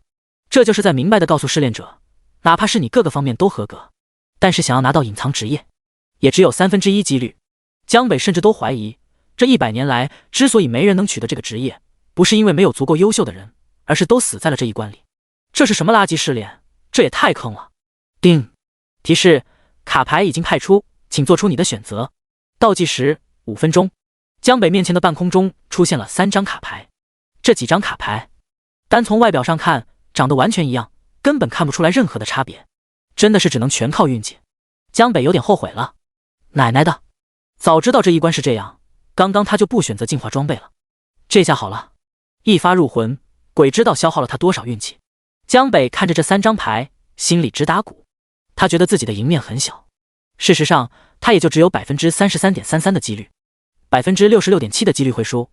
当输的几率是赢得几率2倍大的时候，这怎么赌啊？但看着倒计时里的时间越来越短，没有办法，江北也只能在最后关头凭借着自己的感觉伸手随便选择一张。是生是死，这下真看天命了。江北伸手拿到卡牌的一瞬间，只听见一个提示声响起：禁忌之体，你正在进行卡牌选择，你的选择必定正确。江北懵了，天命来了，好一个永恒天赋，这破路你这也能开？不过选择也是行为，好像也没有毛病啊。这下是江北丝毫不担心了，直接一把掀开手中的卡牌。对不起，我梭哈。提示：恭喜你获得了隐藏职业毁灭者卷轴。哈哈，终于拿到了。毁灭弓箭手，我来了。看着手中的卷轴，上面蕴含着一股特殊的气息，一看就不是凡品。这一关，江北还真不觉得是在作弊。你不是说要靠运气吗？能获得全服唯一天赋，难道这还证明不了他的实力？江北激动地看着手中的这个隐藏职业卷轴。隐藏职业毁灭者，职业弓箭手。介绍：开启后可以转职成为隐藏职业，获得毁灭者特性，掌握极强的毁灭能力，无法交易，无法掉落。丁，检测到职业转职卷轴，请问是否立即进行转职？是。江北毫不犹豫，直接说道。下一刻，转职卷轴化作了一条流光，进入到了江北的身体中。一股不可言明的感受迅速传遍四肢百骸，很是舒爽，有种仙侠小说里要筑基的感觉。禁忌之体，你使用了隐藏职业卷轴，你的隐藏职业卷轴变更为更强的神级隐藏职业。江北大脑宕机了一下，又来隐藏职业你也能变？他咽了一口唾液，自己真是井底观天了。经过天赋的加工之后，隐藏职业究竟会变成什么？屏住呼吸，江北开始查看。神级隐藏职业毁灭剑神，唯一职业弓箭手，介绍：开启后可以转职成为毁灭剑神，获得毁灭剑神传承，无法交易，无法掉落。轩然大波在心中瞬间炸起。紧接着回过神来以后，江北直接陷入到狂喜的情绪之中。原来游戏里还有神级职业的存在，而且还带有唯一2个字。深吸一口气，江北强迫自己冷静下来。毫无疑问，凡是带神级以及唯一的，那绝对都是灾界中最强大的存在。这一点在他的天赋和手中的装备上可见一斑。难怪蓝星前世会输得那么惨，原来这个游戏里还有太多他们以前未曾触及到的存在。什么前3的毁灭者，都是狗屁，差点就将他给误导了。在神级唯一职业面前，什么隐藏职业那都弱爆了。江北都想象不到，一个神级的隐藏职业，那到底会有多么的强大。随着这个职业和他彻底融合，提示：转职成功，你的弓箭手职业进阶为毁灭剑神，神级隐藏职业毁灭剑神。作为6大职业神明之一，剑神掌控世间最为纯粹的无上伟力。职业特性1：自己永恒进入霸体状态，非神级单位不可破。职业特性2：你的力量成长增加，1点力量等同于10点物理伤害，你的攻击范围提升200%，且攻击无视任何目标防御。职业特性3：你对敌对黑暗生物伤害增加100%，攻击附带5%血量以下斩杀效果。职业特性4：你升级需要10倍经验，但你拥有制裁之力，被你击杀的目标等级额外强制1。职业特性5：你每升10级，自动获得一个剑神专属技能。你获得毁灭剑神专属技能剑神灵视。技能剑神灵视，效果：短暂拥有神明之力，技能开启后全属性增加200%，持续时间5分钟，冷却时间12小时，不可减少。你获得剑神专属技能神罚之剑。技能神罚之剑，效果：消耗100法力值，释放出终极一剑，对目标造成5000%的物理伤害，对路上10米范围内的其他目标造成2000%的物理伤害。冷却时间20秒。你获得剑神专属技能星河陨落。技能星河陨落，效果：消耗100点法力值，召唤陨落星河，对目标区域50米范围内的一切生物，每秒造成2000%的物理伤害，持续5秒。冷却时间30秒。5个特性，3个无敌技能，而且每升10级还会额外获得一个专属技能。看完神级职业的信息后，江北神情亢奋。此时他的脑海里就只有一个想法，那就是强，简直强到爆！每一个特性，每一个技能都恐怖如斯。这个神级隐藏职业的强大毋庸置疑。自身永恒霸体状态，这是一般只有高级 BOSS 才会有的 buff， 简单来说就是不可强制位移，不可击倒，不可浮空等等。1点力量提升10点物理攻击，也从原来基础上增加了2.5倍。原来100点力量只能给他增加400点的伤害，而现在直接变成了1000点，可以最直观的体现在他的面板上。提升200%的攻击距离，还有攻击无视目标防御，这2个就不用多说了。踏近身，这是每一个远程职业的通病，而增加攻击距离则能帮助他在战斗中更好的找到位置来进行输出。无视防御可以使他的伤害最大化，对黑暗生物伤害增加100%，这个更有用。到了游戏后期，基本所有强大的 BOSS 都是来自深渊的黑暗生物，游戏入侵后更是全员黑暗生物。神罚之剑剑神灵视星河陨落，剑神专属技能堪称绝对强无敌的存在，动辄都是2000%的技能伤害，单体输出、群体输出全都具备。这里面唯有第4个特性让江北有点搞不懂，升级需要10倍经验，击杀的目标等级强制1，10倍经验这可不是一个小数目。前期还好，因为他刷怪的速度本身就比较快，可到了后期动辄都是10-100经验，到时候他的升级速度甚至都可能还不如其他普通职业的玩家快。不过等级也不能说明一切，实力才是最终目的。牺牲了升级的速度，换取一个这么强大的职业，江北觉得还算是可以接受吧。更何况这个特性还有另外一条，他拥有制裁之力，凡是被他击杀的目标等级都会强制1。这个游戏里原本的死亡惩罚是减少50%经验，第2次死亡才会掉级，而现在凡是被江北杀的，第1次掉1级，第2次将直接掉2级，后期升1级都要好几天的时间。如果被他杀了，那估计要直接被气死了。对付那些不长眼的人，这个特性简直不要太舒服。第33章，震惊6位职业导师。全服公告，恭喜玩家天命首个通过职业试炼，获得奖励金币 X100， 声望 X1000。全服公告，恭喜玩家！全服公告，恭喜玩家！随着江北成功转职，3次全服播报也如约出现。不过这一次，大家对于这个公告早有心理准备，毕竟作为第一个进入主城的玩家，转职也是理所当然的事情。在他们的意料之中，实名羡慕啊！不知道天命大佬这次获得了什么职业？那还用说，绝对是吊炸天的隐藏职业。大佬这是要成为灾界第一人的节奏啊！爸爸，爸爸，等我出村，求你带带我吧！这一次的世界公告，除了实名引来一波羡慕之外，倒是没有太多的奖励，只有一些金币和声望，也就价值100个 W 吧。对此，江北倒是没有太过在意，看着四周空荡荡的环境，既然转职成功了，那就回去吧。是否退出试炼之地？是。转职大厅之中，原本闭合的试炼之地传送门忽然打开，一条人影凭空出现在了空旷的大厅中。怎么样了？成功了没有？江北还没站稳，耳边立马就听到蕾娜急切的声音。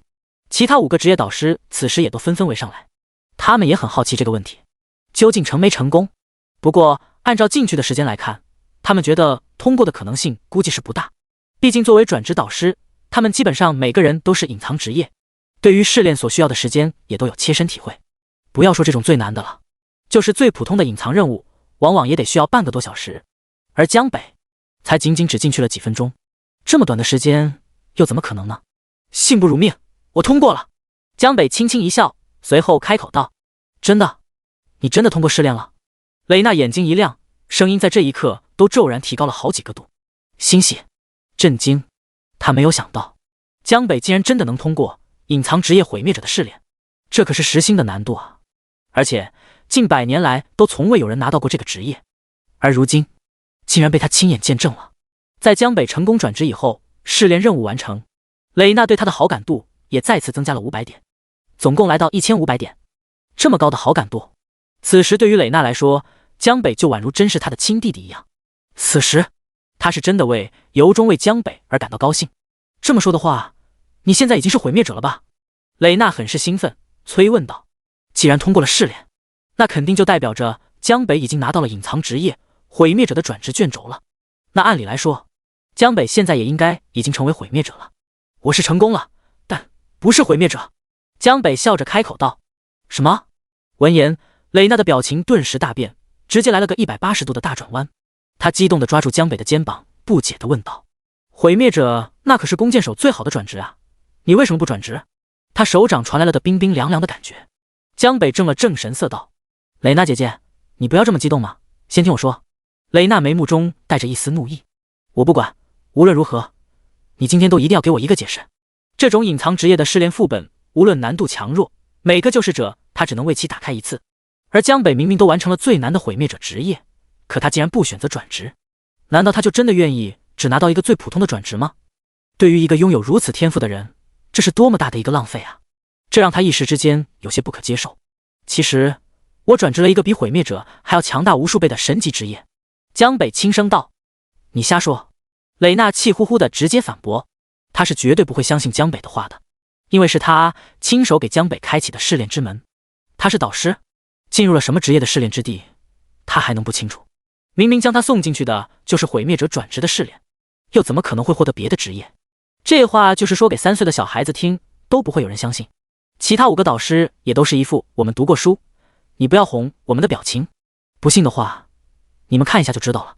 江北无奈地将目标选在了蕾娜的身上，他直接进入了战斗模式。下一刻，一股极其强大的气息自江北的身体中释放了出来，这气息让他们熟到不能再熟，而且极其的精纯，甚至让在场的所有导师都感受到了一种来自灵魂深处的压制力。轰！一时间，6位导师全部都不能淡定了，他们仿佛是见到了什么极其恐怖的事情。这是……蕾娜更是震惊到了极点，所有人都呆呆地站在原地，时间好像都在这一刻彻底静止了。过了几秒，终于死！他们6个导师整齐划一地倒吸了一口冷气，这才缓缓地从震撼中回到了现实中。天哪，他们这是感受到了什么？神！竟然是神的气息！这个气息他们绝不可能认错，作为神明的信徒，这是他们刻在骨子里的信仰。江北翻了个白眼，看你们一群没有见过世面的样子。不过神级职业毕竟是整个世界最强大的转职职业，绝大部分人穷其一生也不可能见上一次，他们有这种反应也属正常。作为江北的对手，蕾娜此时的感触无疑要比其他5位导师更为清楚。他有些艰难地开口道：“你不会真的转职神级职业了吧？”他被震惊到，说话都有些不利索了。其他导师也都一脸惊骇地看着他。神级职业，说白了，那就是神明的传承者。如果说毁灭者升至满级以后能成为最强大的弓箭手之一，那神级职业满级以后就是神，是真正意义上凌驾一切的神明。毁灭者这个职业虽然难以通过，但是历史上还是有一些人拿到了。但神级职业，不要说最近100年了，就是万年以来，那也是头一个。第34章天赋，药剂师能给效果否？没错，我现在已经转职成为毁灭剑神了。江北向他们确定道。他进入战斗状态以后，身上所发出来的神明气息，让6位职业不得不相信，已经多少万年了，大陆上竟然再一次的出现了神话职业。想不到啊，想不到啊，我们竟然有幸能见证一个神话职业的出现。是啊，活了这么久，我这次也算是见证历史了吧。哈哈，这下再回学院去，可有吹牛逼的资本了。这可是传说中的职业啊！他们此时一个个兴奋的就如同打了鸡血。和这几个导师相比，身为主角的江北却反倒像个局外人一样。都别吵了！这时蕾娜却是神情严肃，直接张口打断了他们。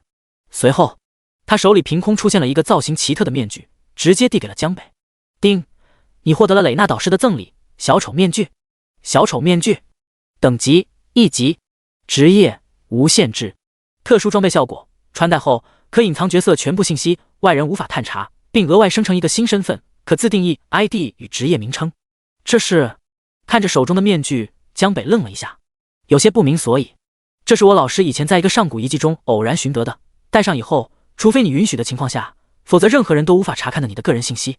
这件东西我留着也没有什么太多的作用，就送给你了。你一定要记住，神级职业事关重大，千万不能泄露出去，否则若是要深渊生物知道，他们一定会想尽办法除掉你的。蕾娜看着他，非常认真地说道。此举倒让江北不由得对他的感官又上升了一个新台阶。虽然他只是这游戏世界的一个 NPC， 但对于这个世界而言，他也是活生生的人。多谢蕾娜姐姐。江北收起面具，点了点头。随后他又说道：我现在刚刚完成转职，姐姐，你这里有没有一些我能学习的技能？蕾娜摇头，无奈道：神话职业不同于其他职业，只能靠技能书和自身的职业专属技能，我这里没有你能学习的技能，不能学习弓箭手的技能了呀。江北有点可惜，弓箭手职业里有几个技能他还是很想要的，不过不能学就不能学吧，他也没有太过失望，毕竟毁灭剑神所带的技能就已经足够强大了。蕾娜又开口道：不过我还兼任着副职业药剂师导师的名头，你要是想学习副职业，我倒是可以帮你。闻言，江北终于明白了，难怪蕾娜炼制的药剂这妖牛逼。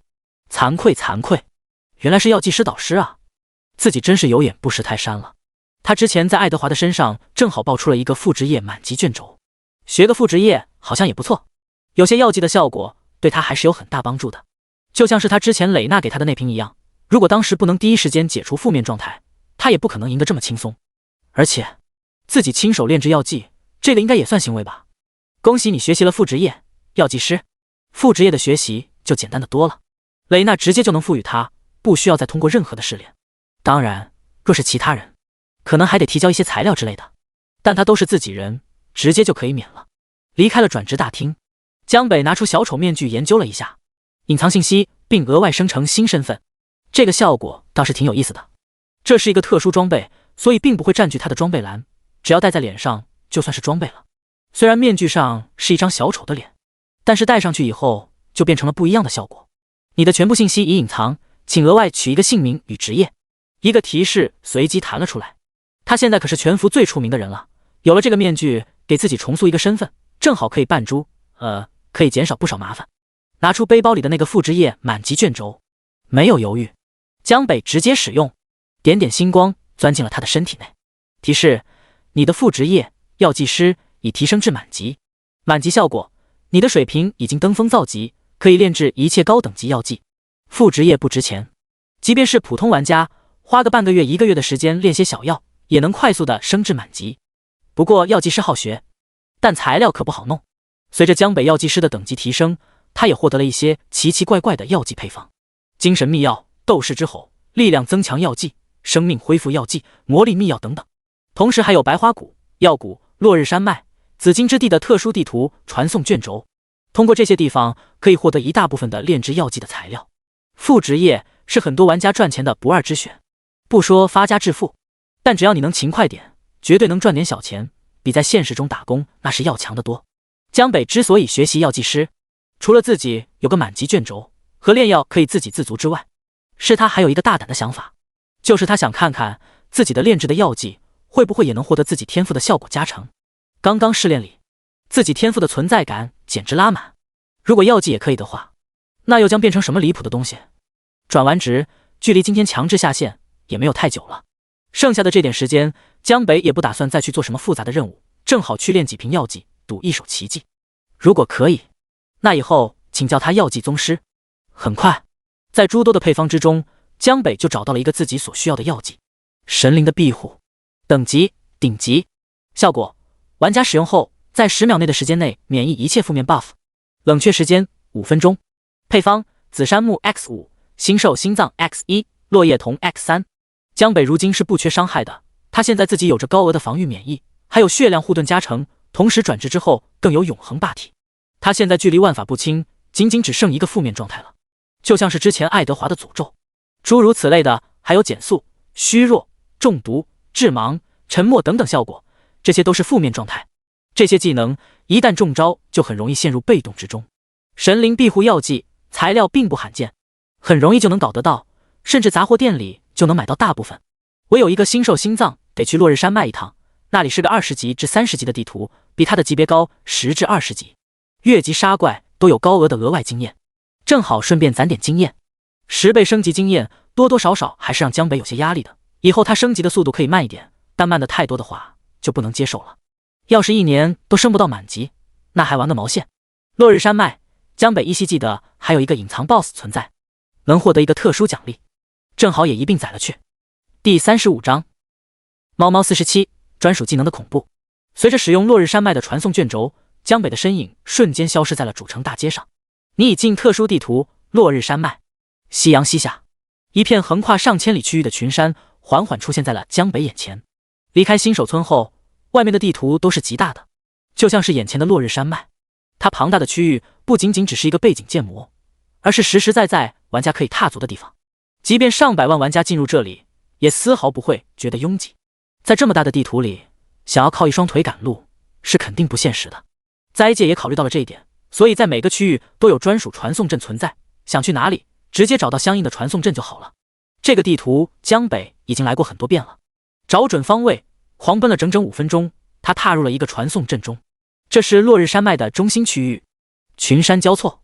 来到这里，他才看见了零零散散的几只野怪。在浓密的树丛中，一只碧蓝色的大猫身形极其灵活。星兽等级25级，攻击3800，血量100W， 速度450，技能伏击锁喉。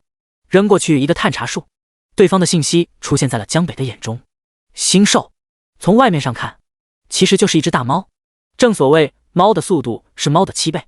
猫猫49，它们的速度在同等级的怪物之中那是非常快的，而且极其擅长隐匿身影，通常树枝一起行动，在这落日山脉中也算是位于食物链上层的存在了，即便是30级的野怪也不敢轻易与他们抗衡。就先让我试一试剑神专属技能的威力吧。神罚之剑，江北拿起太阳神弓对准藏在树丛中的星兽。下一刻，剑身之上璀璨的光芒瞬间迸发而出，只见一支极其夸张的巨大圣剑从弓身上脱离，带着毁天灭地的气势向前席卷而去，速度极快，沿路的一切动植物在这股强大的剑矢面前统统被撕裂成碎片。轰！巨大的爆炸声响起，大地震颤，数个令人惊骇的伤害字符从一片狼藉中飞出。-890310，-371330，-367840。圣剑所经过的路径上被直接清理出来了一个光秃秃道路，宽10米，长约数十米。作为主目标，隐藏在树丛中的那只蓝色星兽更是直接遭受了将近90万的恐怖打击。这一剑也使得躲避在其他地方的星兽暴露了出来，各自掉了30万多的血量。死！看到这一剑所造成的杀伤，江北倒吸了一口凉气。这5000%的伤害是有点变态啊！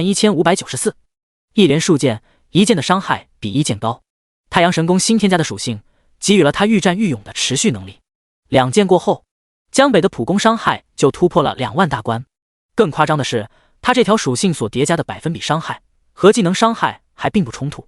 也就是说，在他叠满100剑以后，再使用神罚之剑，他的技能伤害将会是100%提升过后的额外5000的伤害，最高能达到十分夸张的180万。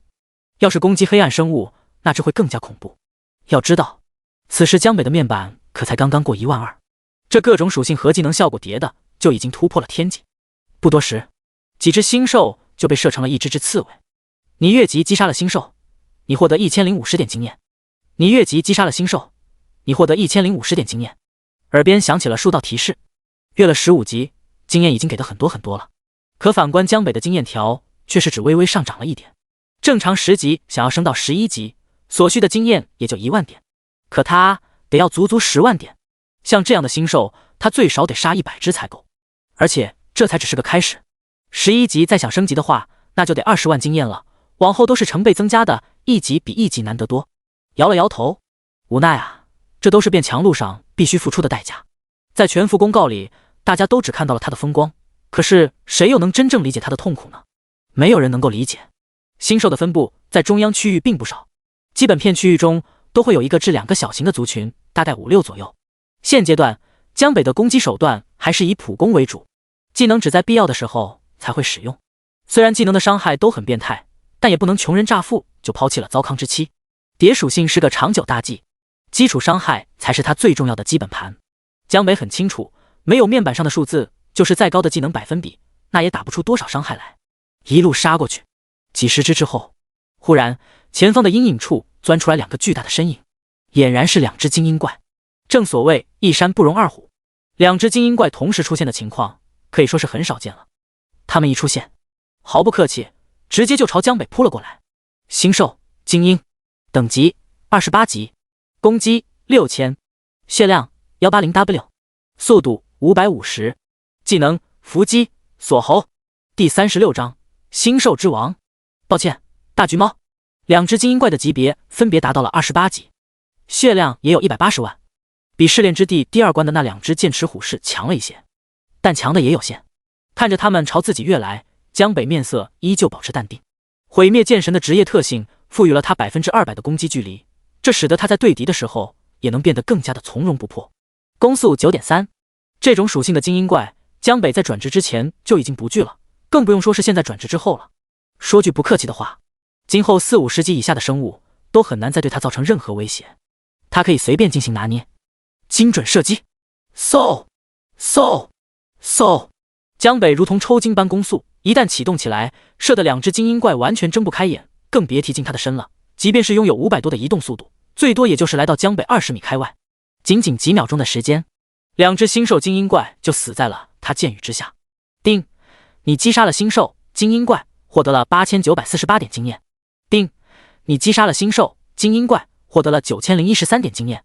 2只精英星兽给他带来了差不多18000的经验，经验还是比较丰厚的，比10几只普通星兽加起来给的经验都要多了，使他的经验条直接涨了1/5。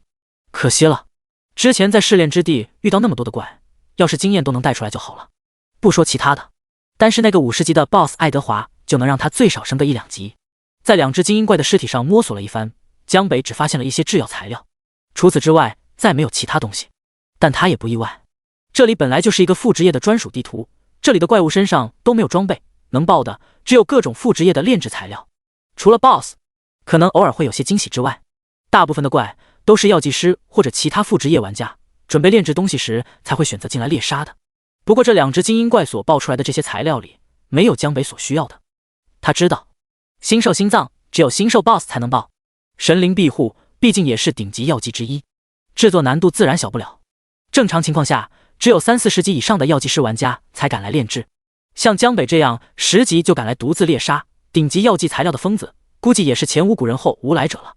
继续向前，一路杀过去。按照游戏中的设定，想要引出 BOSS， 那就只有对他们整个族群造成足够大的破坏才行。这里25级左右的怪，除了星兽，还有一种毒蟹，他们靠着自己尾部的尖刺来进行远程攻击，一旦被命中，敌方就会立马进入5秒持续掉血的状态。不过他们的射程还不足江北的一半，这点攻击范围在江北的眼里和近战也没啥区别，他只要遇见了也统统一并击杀，让其成为自己经验条中的一份子。大约半个小时后，在大量经验的持续灌注下，久违的金光加深，江北终于升级了。不容易啊，10倍的经验放在别人身上都够升3-4级的了。来到11级，他再次获得了1.4维固定属性点和5点自由属性点，同时来自天赋的升级效果也给他增加了整整1000的血量，他的血量也来到了8000多。加点还是老规矩，5点自由属性点全部加到了力量上面。转职后，江北1点力量可以增加10点物理攻击，比别人多了2.5倍，加到力量的收益无疑是最高的。加完点，江北抬头看向四周，杀了这么多的小猫咪，那只大猫也该出来了吧？这特殊地图中的 BOSS 不像新手村里的那么稀少，否则也不可能支撑得起那么多的副职业。一般来说，多转几圈是肯定能碰到的。话音未落，突兀间，就见远处的山林中各种飞鸟仿佛受到了什么惊吓一样，叽叽喳喳的开始四散而逃。前方一排排树木倒下，里面似乎有一个庞然大物正在朝他这边快速冲来。江北心中一动，终于找到你了。在这个地图里，能造成这种威势的肯定是星兽 BOSS 无疑了。吼！一声犹如虎啸般的咆哮响彻群山，让人胆寒。很快，一个拥有黄色毛发、直径足有数米的巨大头颅率先从林木中探了出来，2只犹如蛇一般的瞳孔一张一缩，十分规律地律动着，发出摄人心魄的寒光。想不到还是一只大胖橘。江北嘴角微微上扬。星兽王 BOSS 等级30级，攻击 1W， 血量 300W， 速度650， BOSS 特殊防御效果，免疫2000以下伤害。技能星光冲击、扫尾猛击、泰山压顶、流星陨击。30级的星兽 BOSS， 毫无疑问绝对是整个落日山脉最强大的存在了。级别虽然只比精英星兽多2级，但是血量却是多了1倍，整整300万的血量。攻击和速度也都是同级 BOSS 中的佼佼者。他眼睛死死盯着江北，毫不掩饰内心的弥漫杀机。巨大的脚掌从林中一步一步走出来，逐渐露出全部身形。他的体长足有10几米，单是一条尾巴就有数米之长。站在10几米外，这只星兽王者居高临下的俯视着江北，树瞳中带着愤怒与蔑视，就像是在看一只最底层的生物。人类就是你在屠杀本王的子孙？他张开骇人的大嘴，直接怒声道。级别越高的生物，所拥有的灵智也就越高。BOSS 口吐人言，在灾界中也并不稀奇，只不过他这一张口，一股极其夸张的气浪便扑面而来。擦！江北翻了个白眼，差点没晕过去，身体更是在这一刻急速后退。他倒不是被吓到了，主要是这家伙的口气也太大了，靠吃血食为生，这一张嘴，剧烈的腥臭味简直隔了几百米都能熏跑大象。好你个大橘猫，不讲武德，竟然敢使用生化技能！江北捂着口鼻，一脸嫌弃的模样。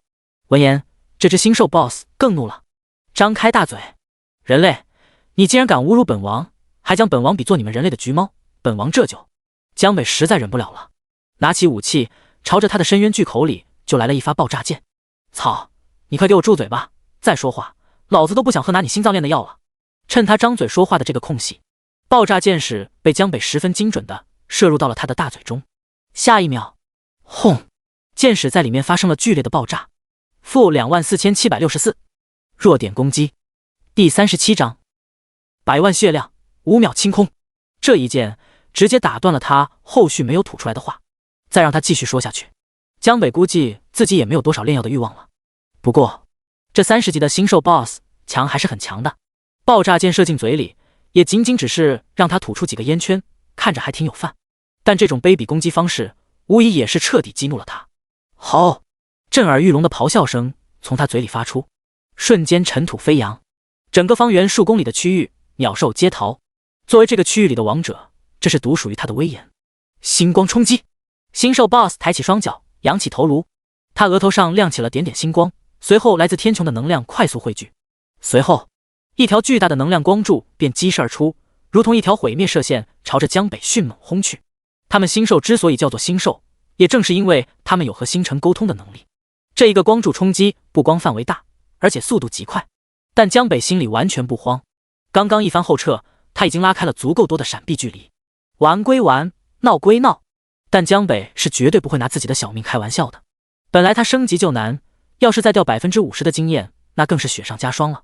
充足的距离，再加上自身丝毫不逊色于星兽 BOSS 的速度，脚下流转横移，他直接轻松避过了这一击。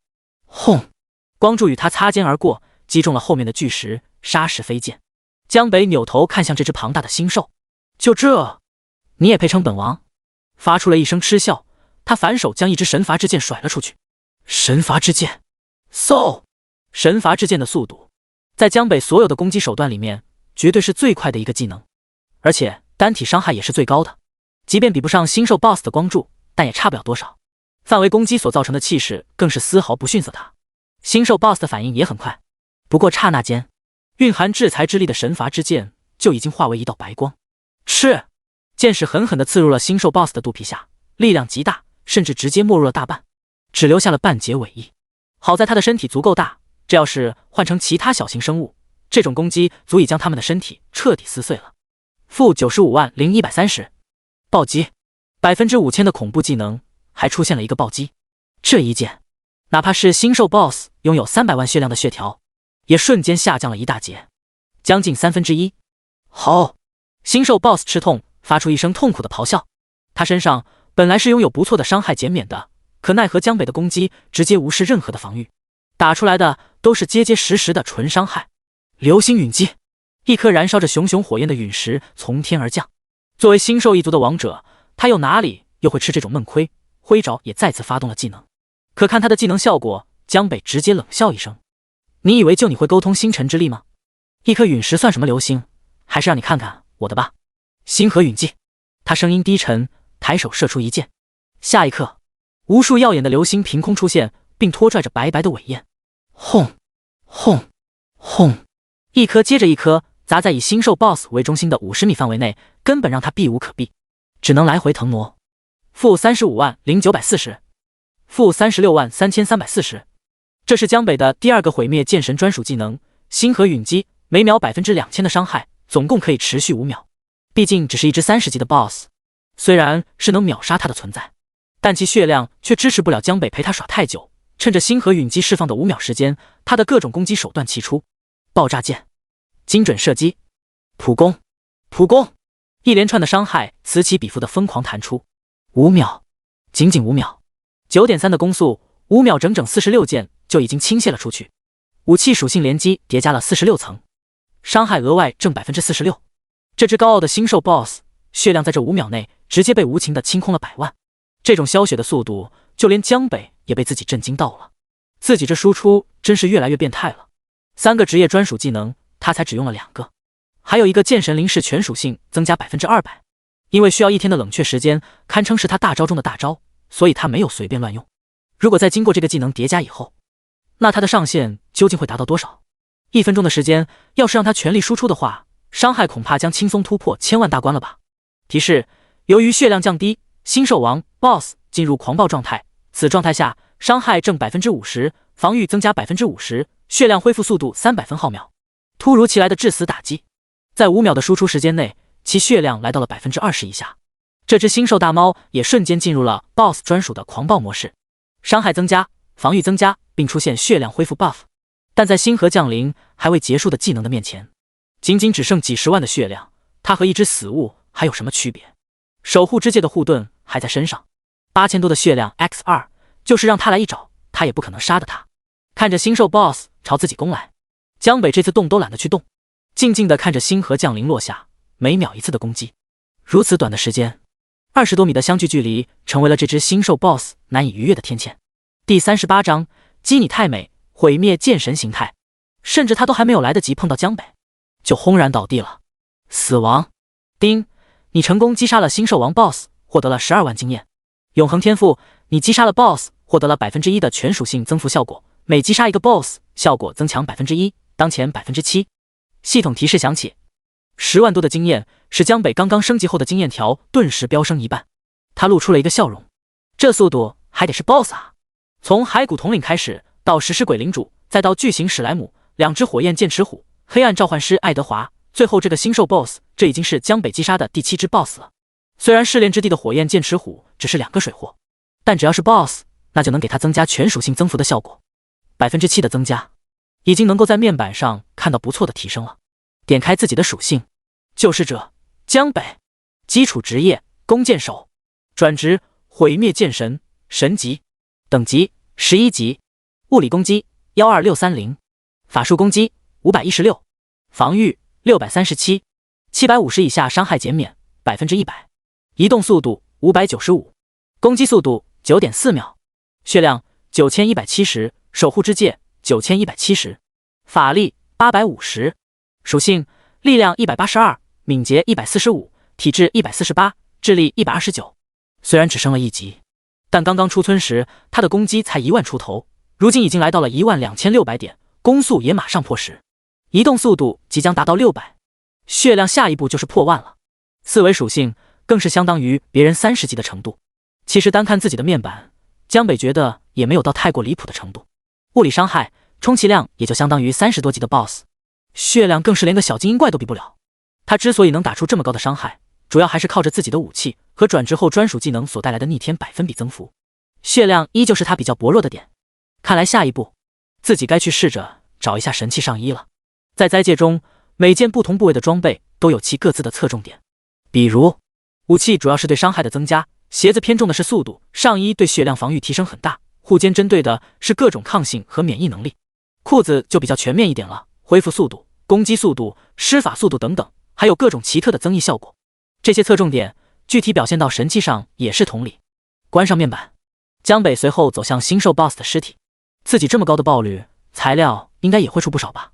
看着这10几米长的巨大身躯，他伸出手开始一阵摸索。然后叮，你获得了材料星兽之牙 X3。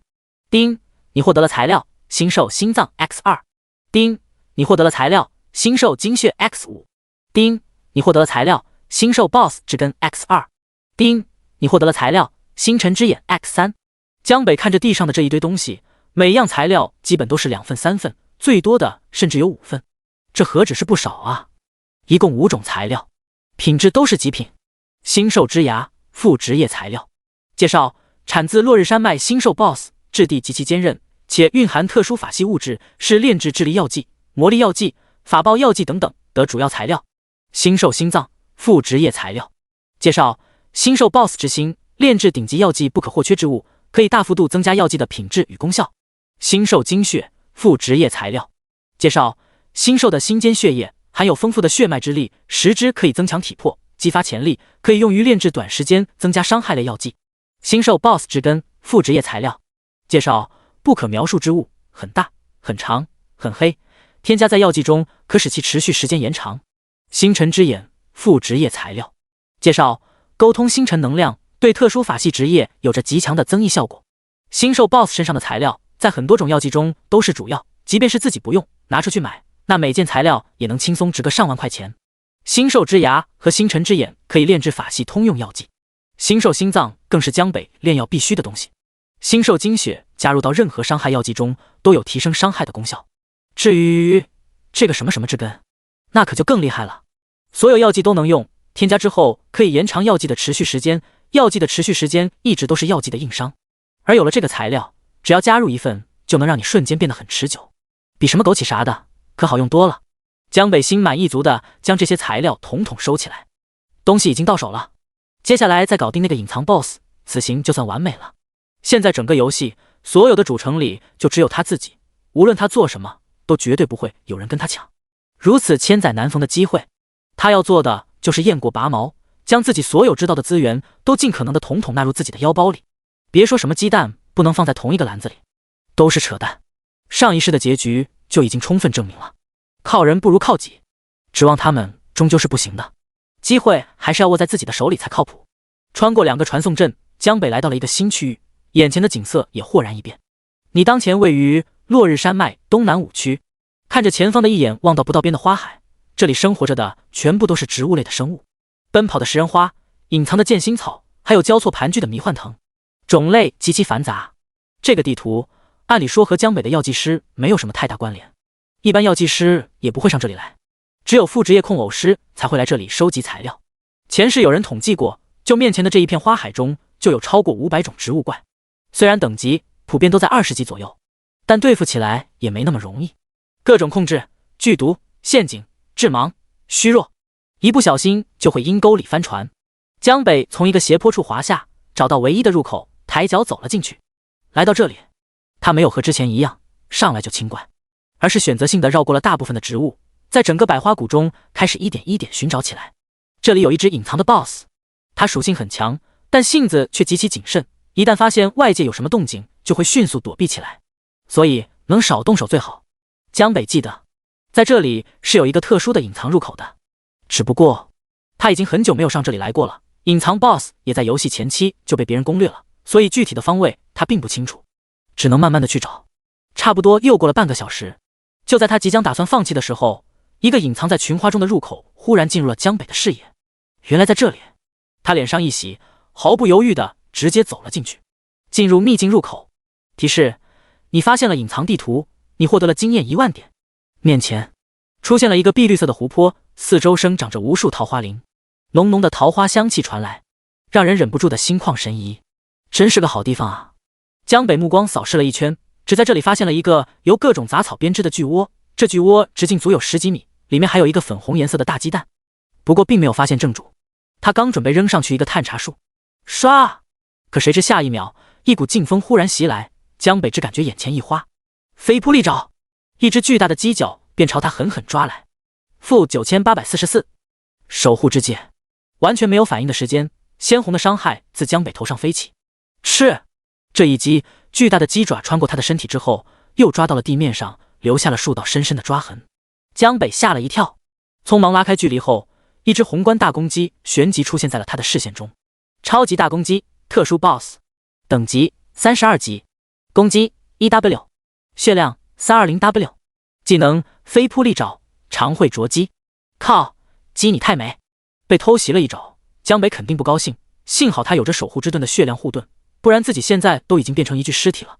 伤害实在太高了，在这个20至30级的地图里，这只鸡哥的等级竟然高达32级。TM 的，凭啥？就你这么优秀？擅入领地者，死！鸡哥怒视着江北，说完以后，他更是毫不客气，2只大翅膀一扇，掀起一阵狂风，巨大鸡爪再次向江北抓来。江北也怒了，真当我好欺负不成？看我剑神临世！第3个毁灭剑神职业专属技能开启，磅礴的能量瞬间涌现，神光如潮水一般浮现出来，并迅速将他的身体包裹。最终，他化为了一尊5米多高的剑神形态，通体泛着红光，手持太阳神弓，冰冷的目光扫视前方。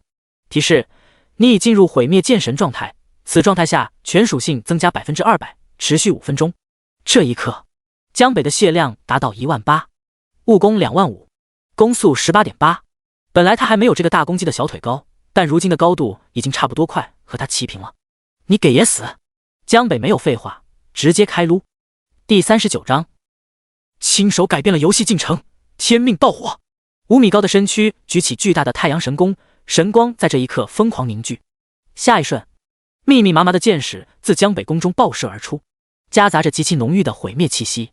嗖嗖嗖！负40355，负41047，负41908，一秒18箭。攻击提升至25000后，普攻加上 50% 的黑暗伤害增幅，每次攻击还等叠加 1% 的伤害，使得他每箭都有4万以上的伤害。高攻速配合着高伤害，毁灭剑神这个神级职业在这一刻展现出了他匪夷所思的疯狂输出能力。在这种频率下，江北相当于1秒钟就能造成72万点的伤害，简直就像是开了狂暴模式。咯咯咯，咯咯！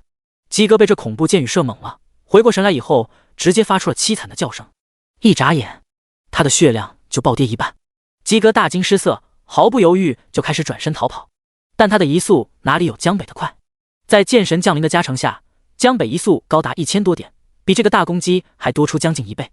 江北戏谑一笑，现在才知道跑，已经晚了。瞄准他巨大的屁股，任凭他如何跳跃，江北皆是渐渐正中靶心。画面极其引人不适，3秒不到的时间，直接完成击杀。叮，你成功击杀了超级大公鸡，特殊 BOSS 获得了15万经验。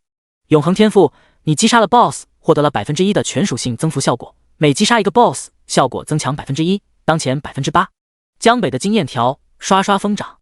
然后，叮，恭喜您提升至12级，你获得了4维属性加1，自由属性点5点，你的级别提升了，你的生命值获得了提升，生命值加1100，又升级了。别的玩家此时都还在新手村里艰难挣扎，而江北即便是需要10倍的经验才能升级，但他依然在短短的时间内就连升2级，这速度当真是男莫女泪了。大公鸡死后，江北有些恋恋不舍地解除了剑神状态，身体也重新回到了正常大小，真尼玛爽啊！这是江北第一次使用剑神灵视这个技能，对于这个技能的体验只有一句话可以形容，那就是爽到了极点。就是一头巨龙来了，江北都有种能将它射成筛子的假象，当之无愧的压箱底大招。可惜啊，就是冷却时间太长了，而且还无法通过任何办法减少 CD， 它只能当做一个后手来用。幸好马上就要下线了，等12个小时以后再上线的时候，技能冷却也就恢复的差不多了。江北在鸡哥身上摸索了一番，不过却没有发现任何的东西。我奖励呢？他皱了皱眉头，这还是头一次在 BOSS 身上没有摸出东西，何况自己这么高的爆率，没道理爆不出东西来。不是都说这个隐藏 BOSS 会有特殊奖励的吗？再摸，还是没有。江北最后将目光投到了鸡窝上，这里除了这个，好像也没有其他什么东西了。这个大鸡蛋该不会就是传说中的特殊奖励吧？伸手爬上去，看着这个和自己身体差不多大小的鸡蛋，江北使用探查术，传说中的公鸡蛋，状态未开启孵化。介绍，在这颗神奇的变异蛋中孕育着一只兽宠，主动开启孵化后，你将成为它的主人。卧槽，真是鸡哥下的蛋，鸡哥你堕落了。看着这上面的信息，毫无疑问，这肯定就是奖励了。江北没想到击杀这个隐藏 BOSS 的奖励得到的竟然是一个宠物蛋，而且还是一个公鸡下的蛋。自己这是要提前拥有宠物的节奏了吗？鸡哥的属性模板还是不错的，作为一颗变异蛋，它孵化出来以后，在各项成长上应该也会远超它的母爹。提示，请问是否立即开启传说中的公鸡蛋的孵化进程？眼前弹出了一个选项，是否？江北想了一下，果断选择是，毕竟也是自己的奖励，不要白不要。至于回头孵化成什么样，那就到时候再说了。如果实在太垃圾，大不了再遗弃了就是。随着他的选择，公鸡蛋上立刻出现了一行倒计时，状态变更，孵化中，剩余时间23小时59分59秒。也就在这时，一道系统消息突然在所有频道上出现。下一刻，全服公告响起，更新公告，检测到灾界游戏进程出现错误，系统将于5分钟后进行停服更新，届时所有未下线的玩家都将会被强制驱除，请各位玩家及时选择安全区域离线。更新公告连续播报了3遍，各个新手村的玩家都惊呆了，聊天频道中更是议论纷纷。尼玛，这游戏还能不能玩了？哪有开服第一天就停服更新的呀？是啊，本来时间就不多了，难道就不能等晚上大家都下线了再更新？吓我一跳，我还以为又是天命的公告，原来是游戏更新啊，那没事了。可我怎么感觉这次和他好像也脱不了干系呢？早该更新加强了，最好加强一下我们战士，连同等级的怪都打不过，这还怎么玩？听着耳边响起的更新公告，江北嘴角微微一抽，妈的，自己不会捅娄子了吧？他竟然把灾界搞得要提前进行更新了。现在界面里的确还没有开放宠物系统，本来这应该是在1个星期之后，等前100万名玩家进入主城才会更新出来的内容，而第一个宠物出现基本都要等到20多级以后了，所以系统在一只32级的 BOSS 奖励里添加了一个宠物蛋，也合情合理。可谁知道竟然出现了江北这个艺术，拥有唯一永恒天赋的他，一路和开了挂一样，仅在开服的第1天就把这只30多级的 BOSS 给宰了。直接触发了游戏的强制更新，真是以一己之力强行加快了整个游戏的时间线。简单的一个更新倒是无妨，只是他有点担心自己的这个举动不会和蝴蝶效应一样，影响到后续游戏对现实的侵蚀速度吧。真要是那样，那可就不妙了。看来以后自己更加不能松懈了。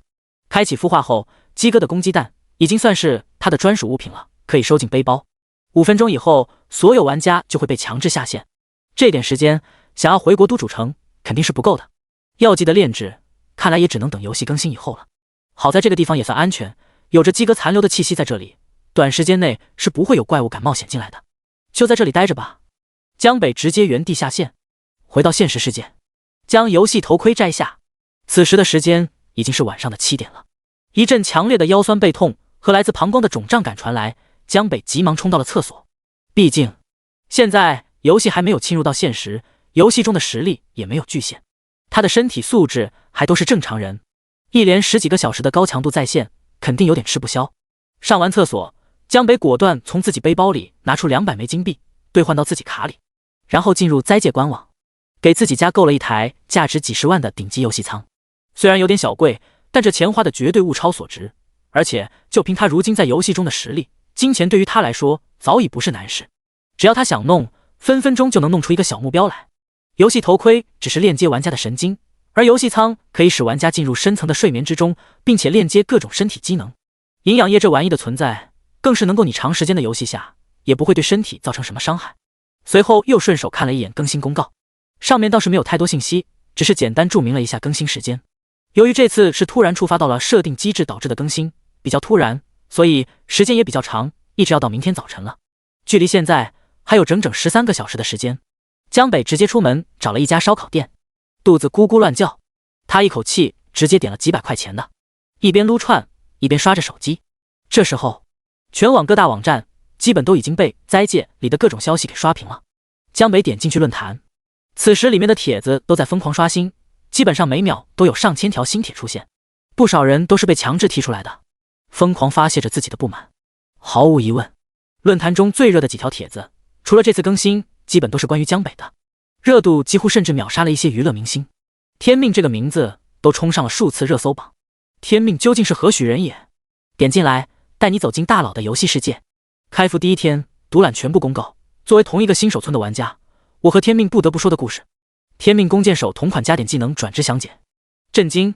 一剑秒杀霸天公会，10级伤害破万，究竟是不是外挂？看着这一条条的帖子，江北一脑门黑线。这里面除了自己出手秒杀霸天公会，有人偷偷拍下了几张事后的照片以外，其他的都是在蹭他的热度。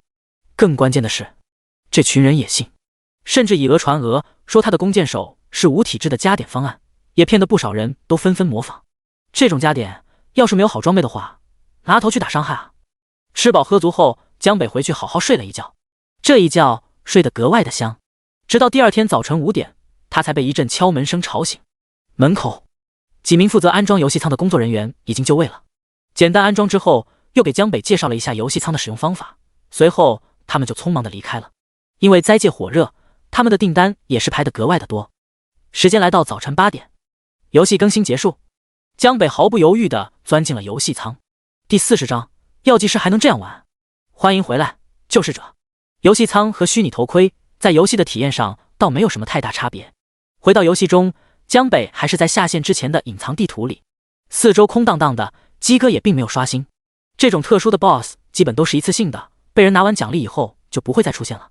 又看了眼背包里的宠物蛋，状态孵化中，剩余时间11小时57分45秒，孵化时间已经过去了一半，正好对应了游戏更新的这12个小时，看来还得1天的时间才能出来。在灾界中，玩家即便是下线，但是游戏中的时间还是正常流逝的。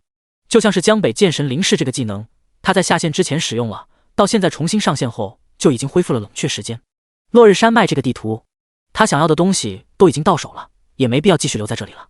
江北直接通过副职业传送回城，是否离开特殊地图落日森林？是。回来以后，他继续开始昨天未完成的试验。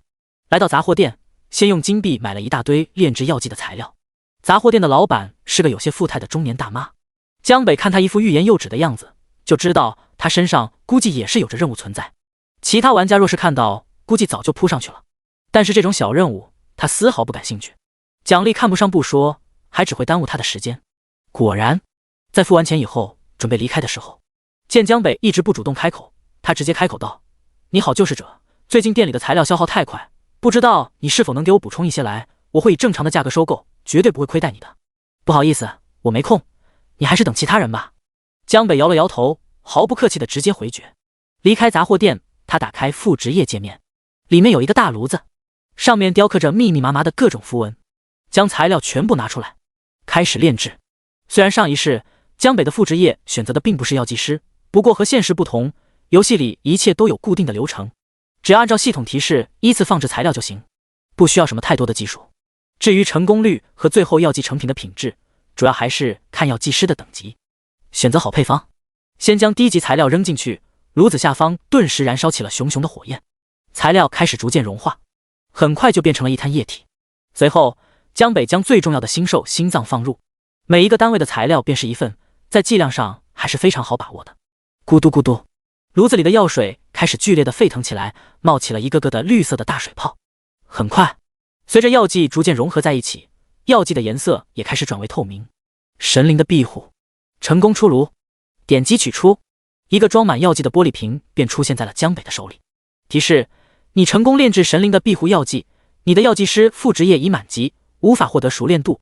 永恒天赋，你进行了一次药剂炼制，你今后炼制的所有药剂都将对你产生特殊效果。听见两道提示几乎同时响起，江北的心中一动，果然来了。点击查看，神灵的庇护，等级顶级，品质上品，效果使用后在10秒内的时间内免疫一切负面 buff， 特殊效果永久免疫其中的一项03，冷却时间5分钟。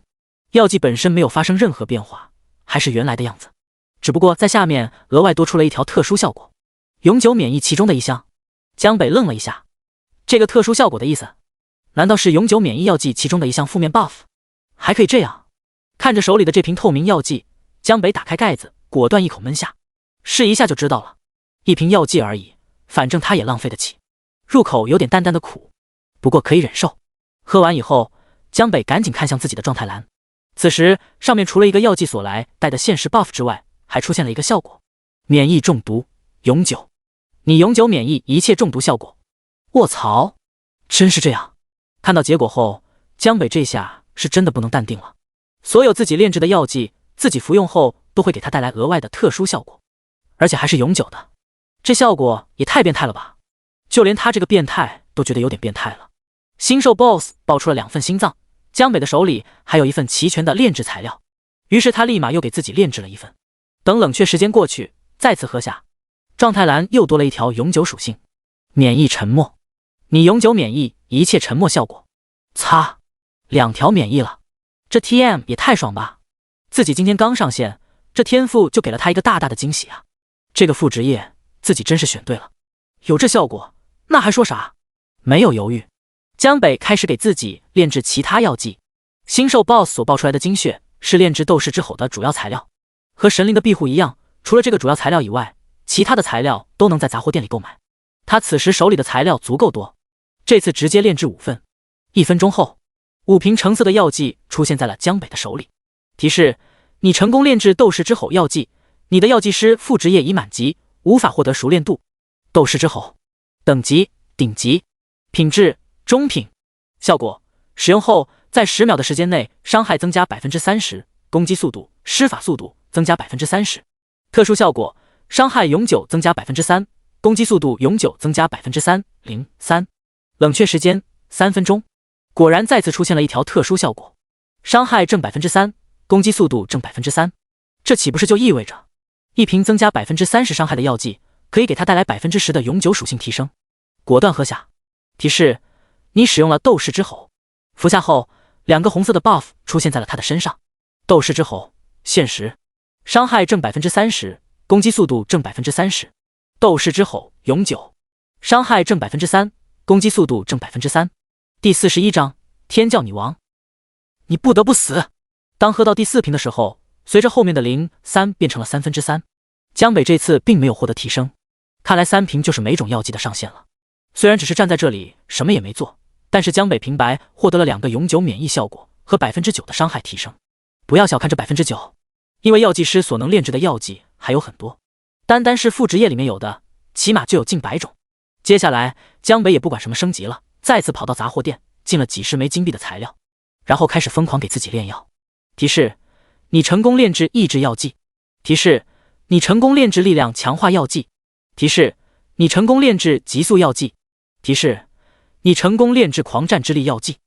正常来说，初级药剂师炼药失败率能达到80%，即便是满级炼药师也有20%的失败几率。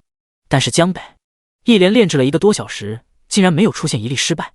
此时背包里已经琳琅满目，全部都是各种初级还有中级的药剂。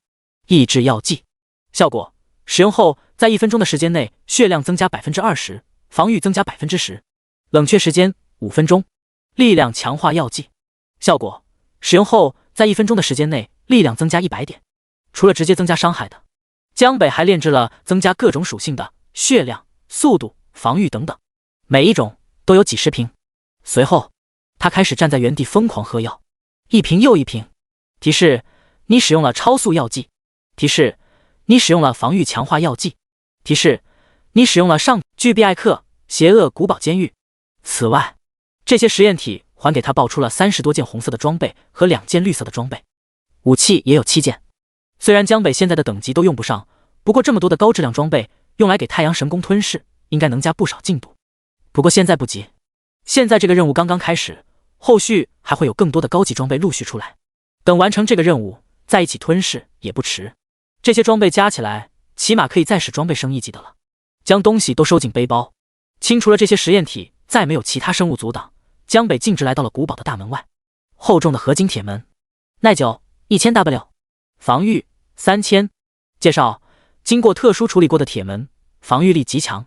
一个巨大的铁门出现在了江北面前，想要进入，还需要攻破这个大门才可以。1000万的耐久相当于1000万的血量，一个铁门就有这么高的耐久，恐怕只是这里就能击退无数玩家了吧。这个血量基本相当于50级的 BOSS 了，普通玩家在这个时候别说进去了，就是连破这个铁门的防御都根本不可能。不过这对于江北来说根本就不是什么事，无非就是费点时间而已。叠加的 buff 都还没有消失，趁着状态最盛，他举剑开始破门。嗖嗖嗖，剑矢撞在铁门上，发出点点火星。一连100多剑过后，轰！坚硬的合金铁门瞬间碎裂，化为了一地碎块。扑鼻而来的是各种化学药剂的味道。灰尘散去，古堡里面的景象也进入了江北的眼中。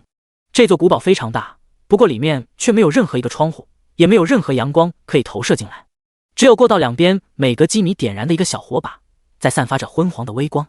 入口往里走是一条长长的过道，两侧是一排排房门紧闭的房间，每个房间的大门上都有一把大铁锁和铁链，将房门锁得严严实实。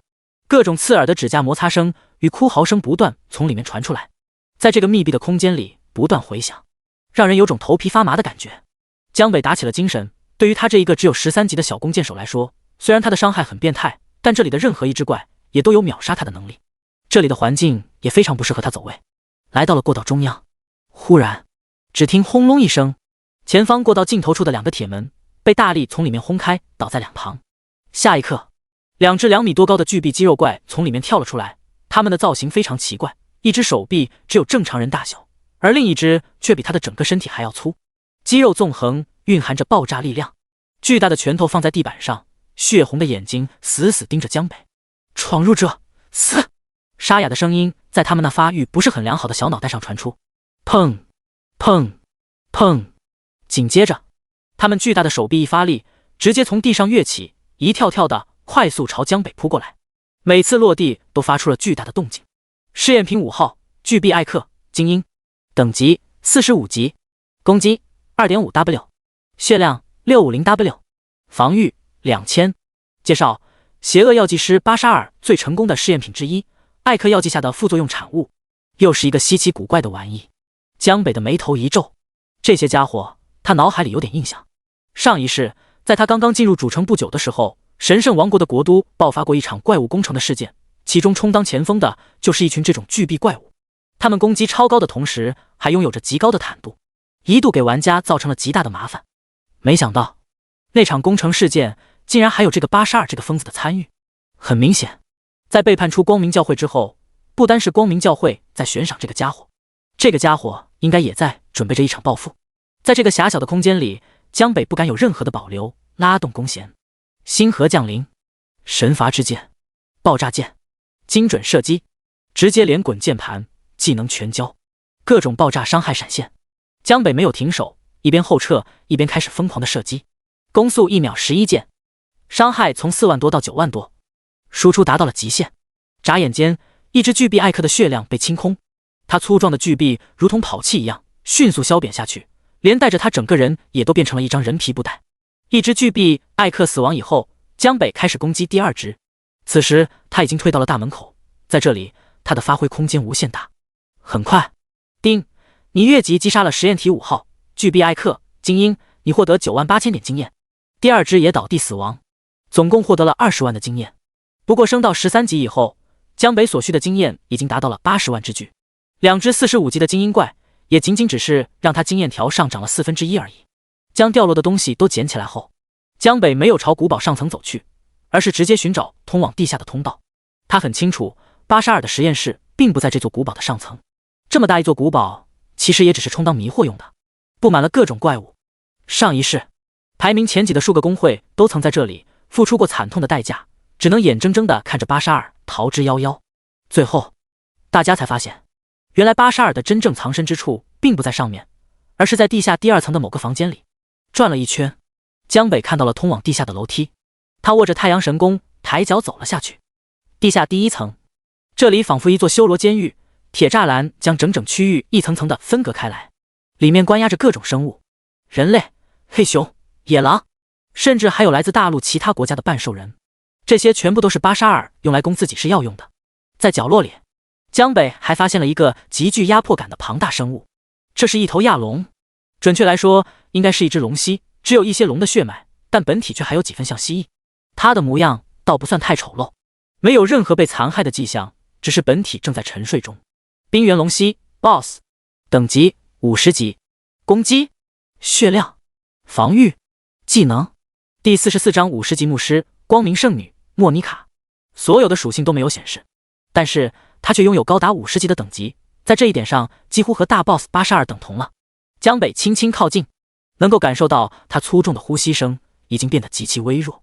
如果只是单纯从他身边走过去的话，他相信这头龙蜥是绝对不会醒来的。他似乎进入了一种很特别的状态，是休眠还是82的诡计？思索间，江北尝试着射出了一箭，-47774，一个伤害数字从这只龙蜥的身上飞出。反观他，却依旧毫无任何动静。江北眉毛一挑，还有这种好事？虽然不知道82是怎么把一头和自己同等级的 BOSS 给限制到了这里，但是自己好像能白捡一只 BOSS 了。想法冒出来以后，江北准备趁机收掉它。又是一连几箭过去，好痛！杀死我！求求你，杀死我！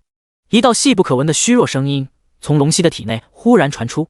江北愣了一下，再次看向这只龙蜥。82最杰出的作品，他本是一名骑士，在82惨无人道的实验中，他是唯一成功的实验体，也是最为强大的存在。上面多了一个介绍，死。看完之后，江北不禁倒吸了一口凉气。他是怎么也没有想到，这头龙蜥竟然是82用一名骑士的身体蜕变出来的。这家伙也太疯狂了吧！求求你，杀死我！杀死我！声音不断传来，他似乎正在遭受极大的痛苦。江北不禁喃喃道：那就让我来帮你彻底解脱吧。星河坠落，一箭射出，蓦然间，无数颗流星快速坠落，朝着这只龙蜥砸去。轰轰轰！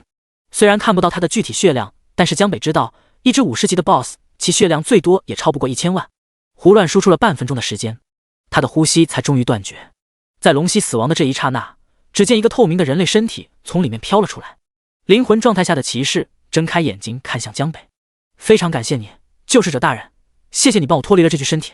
说完，他的脸上浮现出了解脱之色，朝着江北微微致礼。虚弱的灵魂迅速消失在了这里。丁，你成功击杀了冰原龙蜥 BOSS， 你获得30万点经验，经验飙升，整整30万点的经验，这下距离他升14级也仅仅只有一小半了。江北微微一笑，此时还没有一个人达到10级，而他已经在斩杀50级的 BOSS 了。等到他们都来到主城以后，这个差距恐怕只会越拉越开。江北有点期待，等到他们进入主城，看到排行榜以后，会是怎么样的一个反应了。不过在此之前，还是先看看又出了什么货吧。虽然他杀的简单，但是对他来说，这只也是一只50级的大 boss。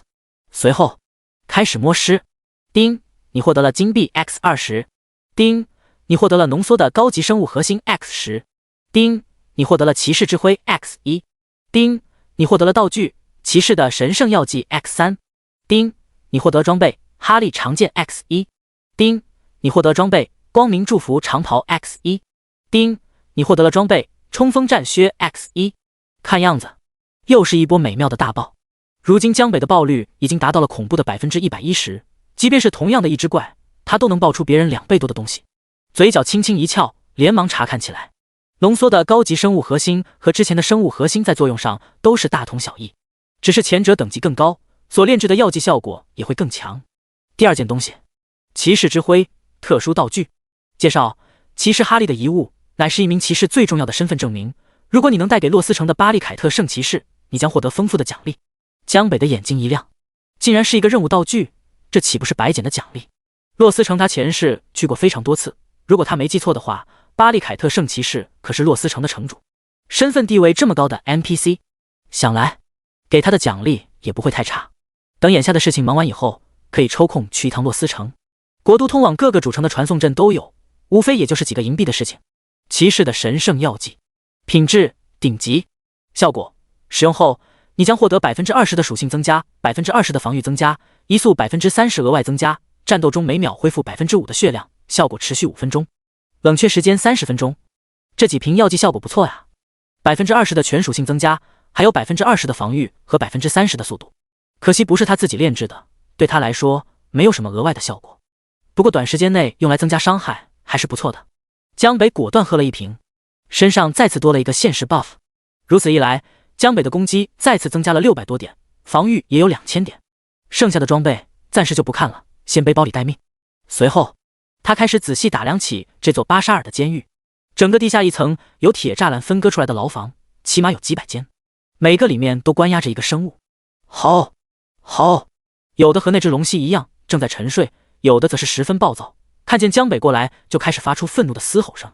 他目光沿着所有牢房扫了一圈，忽然江北的目光一凝，紧紧地盯着一个身上不断有圣洁的能量流露，穿着光明教袍的柔弱少女。这个人似乎有点面熟啊。江北走过去，给了他一个探查术。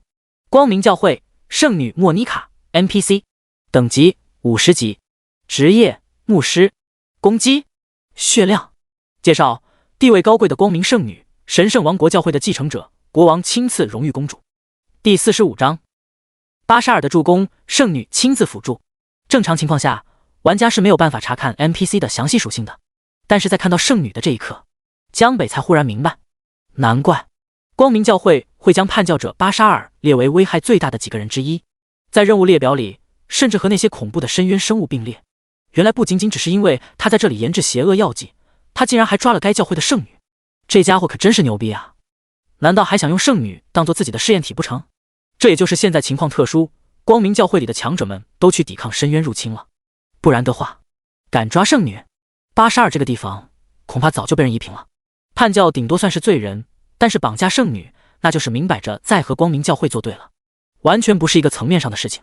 虽然这位圣女的级别也高达50级，但毕竟是个牧师，在实力上面还是有些欠缺的。再加上巴沙尔这个老油子之前也是光明教会的教徒，身边人突然反叛，他被抓也很正常事情。不过他后来肯定还是通过什么办法逃出去了，否则江北也不会在前世他们大举攻城的时候还在教会里见过这位圣女了。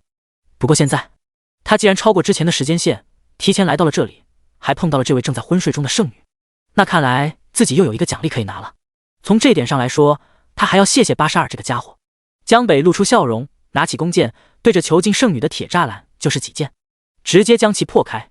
看着面前这个有些苍白但又十分精致的脸蛋，他应该是被巴沙尔强制喂下了某种药剂，现在完全是无意识的状态。江北打开自己的背包，在里面翻了翻，刚才他炼药的时候还有剩下了很多没有吃完的，其中就有几个驱除负面状态的药剂，虽然不知道会不会有效果，但也只能死马当做活马医了。抬起这位圣女的脖子，将药剂一一喂下去。圣女殿下，江北轻轻晃了几下，喊道。也不知道是其中的哪一种药剂生效了。只见圣女莫妮卡的睫毛动了动，似乎是听到了有人叫她，缓缓地睁开了眼睛。醒来以后，最先映入她眼帘的是一张帅气男人的脸。随后，莫妮卡就感觉到了自己正在被这个男人搂在怀里，异性的气息扑面而来。作为光明教会的圣女，她从小就被灌输了禁止和男性接触的思想，更别说是这样被人抱在怀里了。她面色一变，伸手撑地，带着有些无力的身体直接在旁边来了一个翻滚，瞬间与江北拉开了距离。随后，他开始扭头看向四周。当看清自己所处的环境后，他脸上的寒霜更甚，脑海中之前的种种记忆闪过，他的目光也变得更加凝重起来。你是谁？巴沙尔现在在什么地方？你们竟然敢把我关起来，难道就不怕光明女神大人的制裁吗？莫妮卡非常严肃地发出娇喝，一脸正气地质问他道。看这样子，若不是江北的药剂效果不够，还没法完全解除沙巴尔药剂所给他带来的效果，使其恢复正常状态的话，恐怕这时眼前的这位圣女殿下就直接一套技能扔上来了。当然了，江北的级别虽然和他有很大的差距，但说实力，真动起手来，谁教训谁还不一定呢。就是50级的战士，江北都不怕，更别说只是一个小牧师了。莫妮卡殿下，我和巴沙尔并不是一起的。巴沙尔叛出了光明教会，我是受了你们委托前来消灭他的，只是碰巧在这里遇见了昏迷你，这才将你救醒。江北摊了摊手，示意自己并无恶意，随后向他解释道。刚才莫妮卡也提到了巴沙尔，想必他自己也很清楚是怎么被绑架到这里来的。听完江北的话，莫妮卡不禁又重新打量了一遍江北。下一刻，他有些惊讶地开口道：你竟然是救世者！他们这些人之所以能来到这里，就是光明女神一手主导的。作为一个国家的光明教会圣女，她自然再清楚不过的了。看清楚江北的身份后，他的情绪这才稍缓一些。既然是救世者，那就肯定没有什么问题了。只不过他依旧很惊讶，据他所知，救世者才刚刚来到这个世界上，想不到在这短短的时间里，竟然就有人能够跑到这里来了。没错，殿下。江北点点头，对他们这些 NPC 的反应也都已经习惯了。他惊讶也正常，毕竟自己在所有的救世者中的确算是一个另类了。这才开服刚刚第2天，才13级的他就已经开始跑到50级的地图里浪了。就是换做前世的他，恐怕也不会相信会有这样的玩家存在。不好意思，救世者，非常感谢您能来到这里，我为自己之前的鲁莽表示歉意。莫妮卡身体已经逐渐恢复了一些力气，从地上起身后，她微微低头，非常诚恳地表明自己的态度，随后又皱眉道：想不到巴沙尔竟然真的做出了叛教这种事情，我早就看出了他心思不正，但没想到他竟然真的这么做了。你现在就在巴沙尔的老巢里，现在和你一样被囚禁在这里的，都是他用来试验自己的药剂的试验品。江北开口说道。闻言，莫妮卡开始打量自己所处的环境，刚才她只是看到自己被关在一个牢房里，眼下才终于看清这里的一切，越看眼睛中的怒气越盛。天哪，该死的巴沙尔竟然做出这种人神共愤的事，光明女神大人是绝对不会饶恕他的。莫妮卡说完，然后望向江北。救世者，你既然能来到这里，想必你的实力已经非常强大了，不知道你是否愿意陪我一起去消灭这个可恶的药剂师。丁，你触发了隐藏任务，圣女莫妮卡的请求是否接受？看着莫妮卡期待的眼神，江北在心里已经是大笑了起来。这本来就是他任务中的一环，他当然愿意啊。杀一个 BOSS， 拿2份奖励，而且还附带了一个50级的圣女牧师来当自己的辅助，这波简直血赚。圣女莫妮卡递请求，隐藏任务。任务描述：被叛教徒囚禁的圣女莫妮卡，请求你一起前往古堡深处，消灭邪恶的药剂师巴沙尔。任务完成后，他将赠予你神秘奖励。限时24小时。看了一下任务，江北毫不犹豫，果断选择接受。莫妮卡看到江北接受任务，他面色一喜，单凭他自己肯定不是巴沙尔的对手，不然他也不会出现在这里了。但是眼下有了帮手以后，那就不同了。这一下他一定要让这个邪恶的家伙付出代价。随后两人并肩一起来到了地下2层。一踏入这里，一排排的炼制工具便进入了他们的视线之中。长长的工作台，各种试剂烧杯、火焰灯、蒸馏瓶等等，在地上还扔了各种各样的炼制材料，以及被绑在架子上的各种生物。再往里面看去，只见一口巨大的铁锅，里面满满的绿色液体正在咕噜噜的沸腾着，正和所有电影中的科学狂人的实验室一样。这里也是十分幽暗，充满了各种压抑的气息。也不知道是为什么，这些常见的高智商反派们好像都挺喜欢将自己的实验室放在这种幽闭的环境中的。但其实这里不但视线不好，而且也根本就不利于各种有毒的气体及时消散。来到这里以后，两人开始四处寻找起来，因为巴沙尔主要炼制的是那些能够使生物快速获得强大实力的药剂，往往在试药的过程中，它们的体型也会发生明显的变大，更会发狂，因此这个地方也被弄得很大。来到第2层的尽头，江北才终于看到自己此行的任务目标——邪恶药剂师巴沙尔。他身上依旧穿着光明教会的长袍，身材有些修长，和他想象中身材枯瘦的科学狂人有着明显的区别。此刻的他正在全神贯注地调制一瓶药剂，身边还有一具已经化为枯骨的尸体，似乎自己的这次的试验出了什么差错。此时的他眉头紧皱，对身边的一切都没有察觉。踏踏踏，江北和莫妮卡两人的脚步声在寂静的实验室中显得尤为清晰。来到近前，巴沙尔松开手中的药剂，缓缓扭头看向他们。当看到莫妮卡的时候，他的眼里有些惊讶，不过也仅仅只是一瞬，随后他就露出了瘆人的笑容。杰杰，想不到我的圣女殿下竟然主动跑出来了。第46章 BOSS 被逼疯了。在说话的过程中，他甚至连看都没看江北一眼。但是你也不能说他轻敌，毕竟一个10几级的小家伙和他这样一个50级的 BOSS 比起来，对他威胁甚至都还不如地上的一个爬虫，属于他打个喷嚏都能将江北的血量清个无数遍的存在。巴沙尔，你不用嚣张，背叛光明，做出这些伤天害理的事情，你会为你的所作所为而付出代价的。莫妮卡愤愤地说着，掏出了一把金光闪闪的法杖，极其耀眼，一看就是品质不低的存在。而旁边的江北并未说话，此时他已经默默地开始查看巴沙尔的属性了。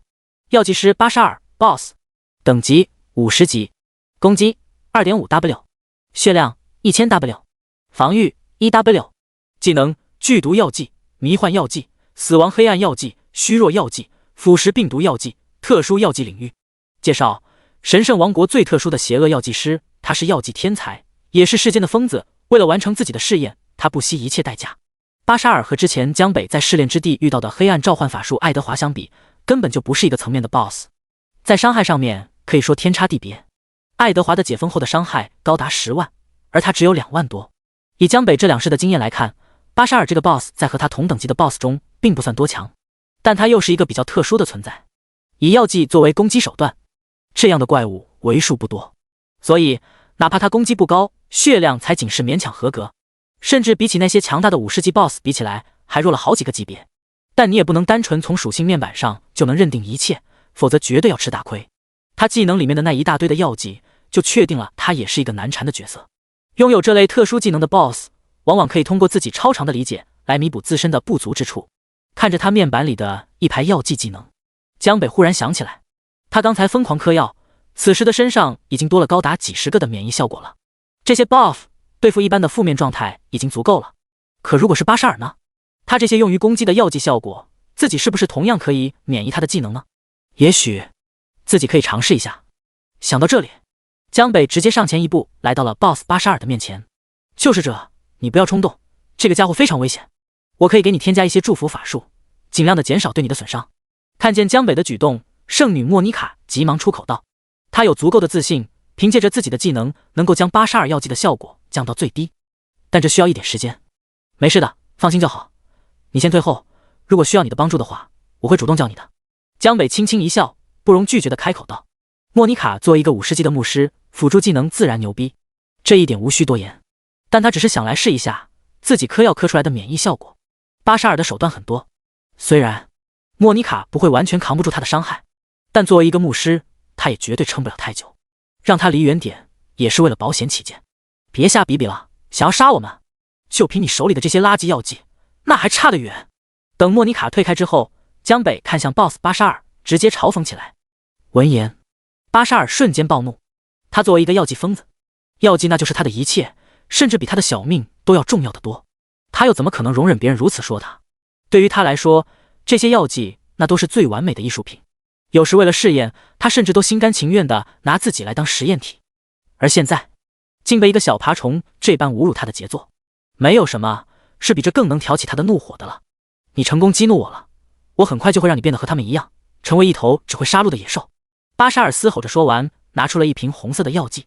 随后朝着江北狠狠砸去。这是虚弱药剂，快躲开！莫妮卡认出了这个东西，神色一变，急忙喊道。他之所以被抓到这里来，就是因为这个药剂，他自然很清楚这个药剂的效果。没想到巴沙尔上来就拿出了他最得意的药剂，很明显，江北这是彻底将他惹火了。救世者！看着药剂在空中划出一道弧线，莫妮卡也是跟着紧张起来。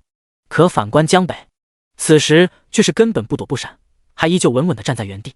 巴沙尔的嘴角闪过一抹残忍的微笑，连他的虚弱药剂都敢不躲。这个口出狂言的救世者，今天他是死定了！砰！江北看着虚弱药剂落下来，在他的脚下直接爆开。一时间，整个空间都布满了红色的薄雾。虚弱药效作用到了江北的身上。提示：你受到虚弱药剂的攻击，免疫虚弱效果触发，你的状态减少 0%。系统的声音响起，随后，免疫，他的头上出现了大大的免疫2个字。看到这一幕，莫妮卡吃惊地瞪大了眼睛，巴沙尔更是如此。没效果？这怎么可能？这绝对不可能！巴沙尔露出了一副不可置信的表情，他没想到会出现这种情况，这可是他最成功的药剂之一呀，竟然被这个救世者完全免疫了。再加上江北之前对他的嘲讽，这更加让他无法接受这种结果。看到这里，江北则是彻底放下心来，想不到自己的免疫效果对于 BOSS 的此类技能竟然也能做到完全有效。再看一下巴沙尔的技能，基本全部都是丢各种药剂，自己简直就是他的克星。这个 BOSS 他岂不是可以乱杀了？我的药剂用了最好的材料，怎么可能没有任何作用？巴沙尔一脸狰狞地看着江北。下一刻，10几瓶药剂陆续出现在了他的手里，随后被他全部丢出。中毒药剂、麻痹药剂、腐蚀药剂、迷幻药剂，砰砰砰！玻璃瓶碎裂的声音不断在这个密闭的空间里响起，一瓶接着一瓶，就连把巴沙尔自己都没看自己扔的到底的是什么药剂。此时，受到认知的质疑的他，已经完全丧失了理智。第47章双辅助，这一剑700万，免疫，免疫，免疫。但是无一例外，这些药剂扔在江北脚下，统统都化为了免疫2个字。此时他的周围充斥着各种各样的负面效果，中毒、火焰、冰霜。若是换成其他任何人，但凡是进入到这里面，即便不死，那也得瞬间丢掉半条命。但是江北却完全像个没事人一样，非常惬意地站在原地，心里甚至还有点小兴奋。看来自己想要的万毒不侵之体，他已经练到了小成之境。当然，也不能说是完全不侵，其实还是有一小部分的药剂对他生效了。提示：你受到了黑暗狂化药剂攻击，你的力量增加 30%， 攻速增加 50%。提示：你受到了冰霜龙血药剂的攻击，你的伤害增加 50%。只不过，这些生效的药剂都是给江北加属性的。冰霜龙血药剂，品质未知，效果生效后增加目标 50% 的伤害，持续1秒，冷却30分钟。这种神奇的增幅药剂竟然也被歇斯底里的巴沙尔一并丢了出来，看来他已经彻底进入癫狂之中了。江北心里都快乐开花了。 BOSS 主动给玩家喂增幅药剂，天底下估计也就他独一份了，这待遇也是没谁了。本来都已经准备出手的他，看见这几条 buff， 江北硬生生的又将弓箭给收回去了。此时他只想说一句，千万不要停，快送小爷上天。很快，江北身上直接多出了7、8个增幅 buff， 伤害增加，血量增加，暴击增加，力量增加，智力增加，攻击在这一刻直接翻倍提升，洪荒之力加深。差不多了。看到已经黔驴技穷的 BOSS 开始扔出重复的药剂后，江北知道这家伙也没有太多的价值了，可以开始动手了。这时候，退到远处的莫妮卡小嘴张的下巴都快掉下来了，他都看傻了，这是什么情况？这还是那些能让他瞬间就失去抵抗能力的强大药剂吗？怎么完全不一样？此时的他甚至都忘了要除掉巴沙尔这件事了，只是呆呆地看着两人，一个药剂扔红了眼，一个站在原地如沐春风。巴沙尔也是一头倔驴，除了各种药剂之外，也不完全不用其他的攻击方式去攻击江北。终于，在莫妮卡震惊又怀疑人生的时候，他看到江北默默地拿出了自己的武器，要开始打了吗？他赶紧收回心神来，终于到他这个牧师发挥的时候了，这才是正常的打架节奏，好不好？江北这时也正好回过头来，两人对视一眼，莫妮卡瞬间明白，光明神盾。他快速挥舞法杖，将一个洁白的光盾加在了江北的身上。随后力量增幅，神圣之炎破，神圣之炎强，真言之力增。憋足了劲的他将各种各样的 buff 全部甩出，都加到了江北的身上。江北打开自己的面板，看着上面疯涨的数字，嘴角一阵抽搐。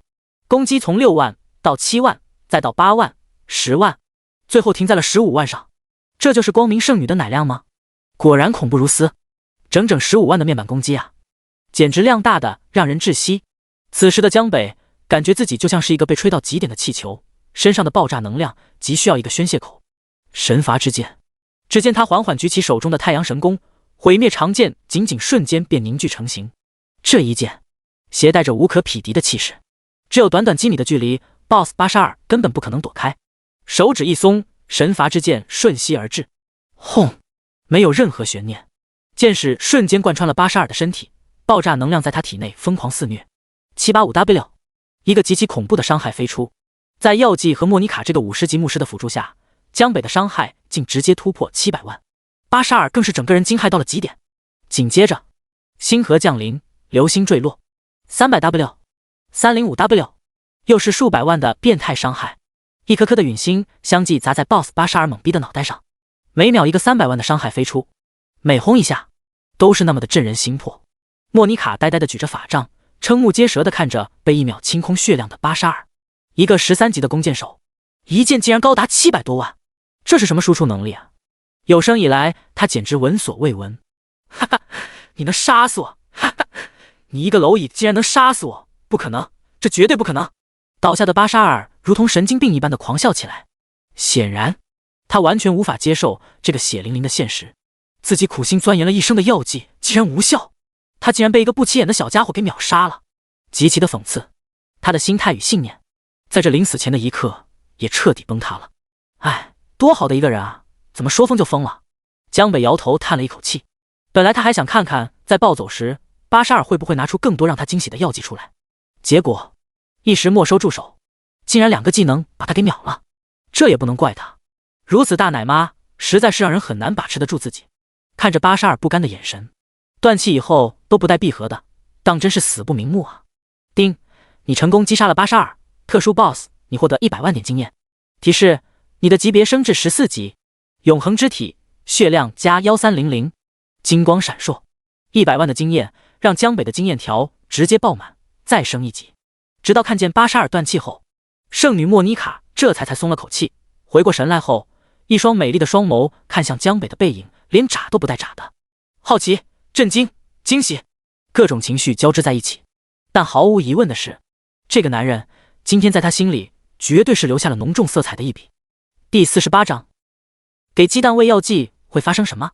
全服公告，恭喜玩家天命成功击杀 BOSS 药剂师82，获得绿色装备 X1， 声望 X500。全服公告，恭喜玩家天命成功击杀 BOSS 药剂师82，获得绿色装备 X1， 声望 X500。82死亡以后，再次触发了全服公告，这让许多刚上线不久的玩家都不能淡定了。尼玛，咱们连新手村都没有出去呢，天命大佬就又杀 BOSS 了。我怀疑这游戏就是他家开的。绿色装备啊，老子现在黑色装备都才只有1件，极度使我质壁分离。残酷的现实啊，强者为所欲为，而我就只配被各种小怪来回吊打。开服第2天了，求求你们了，受不了了，快换个人上公告吧。这样不能怪他们如此反应，毕竟从游戏开服到现在，在全服公告里就没有出现过第2个人的名字，完全被天命一个人给承包了。这个 ID 在他们的耳朵里面甚至都快磨茧子来了，这谁能受得了啊？此时的艾尔镇新手村魔鹿草原上，升级的第1梯队大军已经开始来此刷怪了。天下无双女骑士正在依靠自己熟练的走位，不断拉扯着一只魔化麋鹿的仇恨。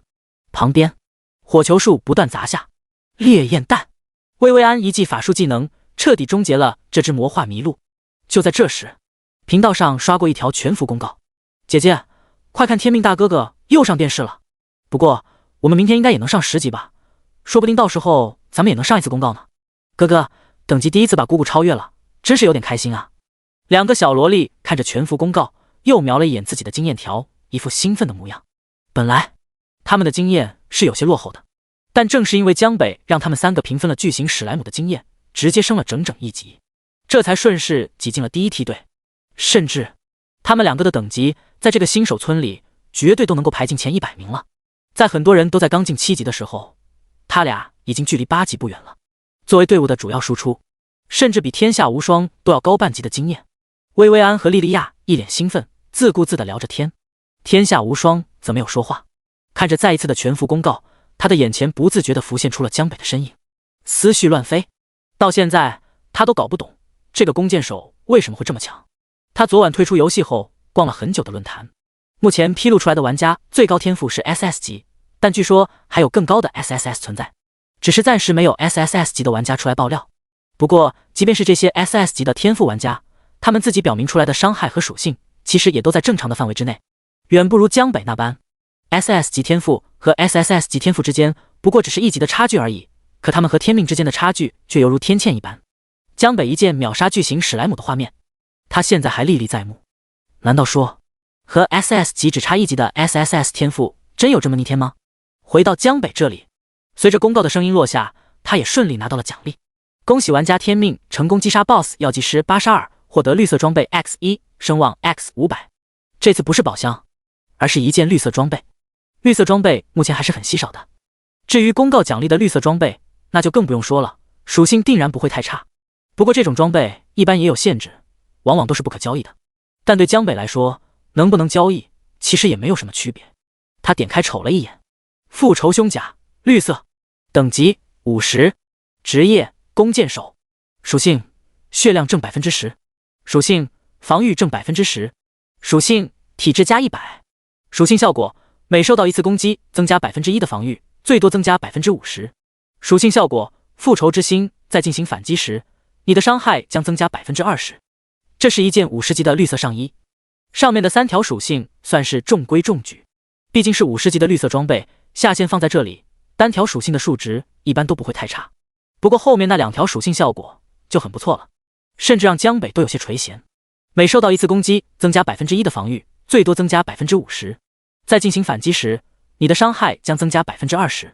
这件装备虽然是穿不上，但回头要是能抽到自己的神器上衣上去的话，再来个10倍的加成，受到攻击增加 1% 的防御，最多增加 500%， 又或者反击时伤害增加 200%。 啧，简直丧心病狂啊！收下收下，以后肯定有用。随后他开始迫不及待地摸尸了。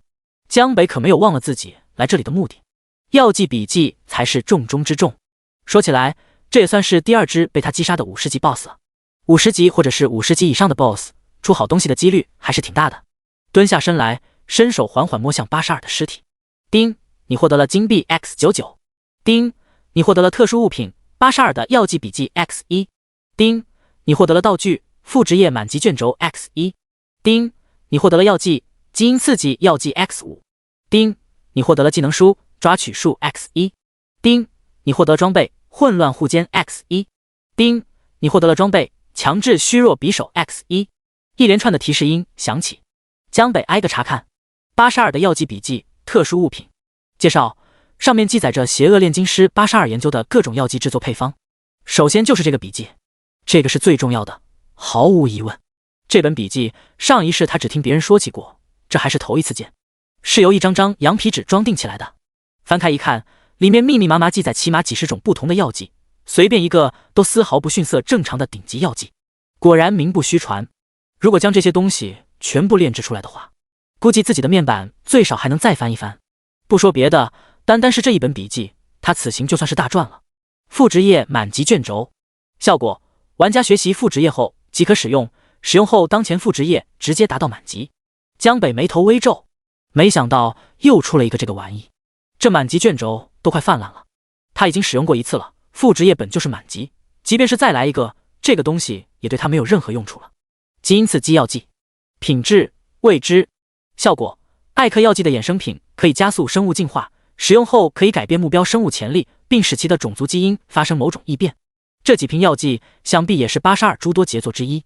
作用的话，既然是衍生品，大概也类似于之前的巨臂艾克吧，可以改变基因与潜力，使其变为另一个物种，大概可以这么理解。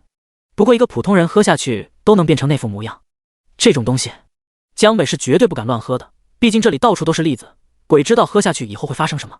他对自己的人类身份还是很满意的。不过既然可以改变潜力与基因，那对他应该也会有效吧？忽然想到了什么，江北从背包里取出了一枚巨大的蛋，正是鸡哥遗留在世间唯一的血脉。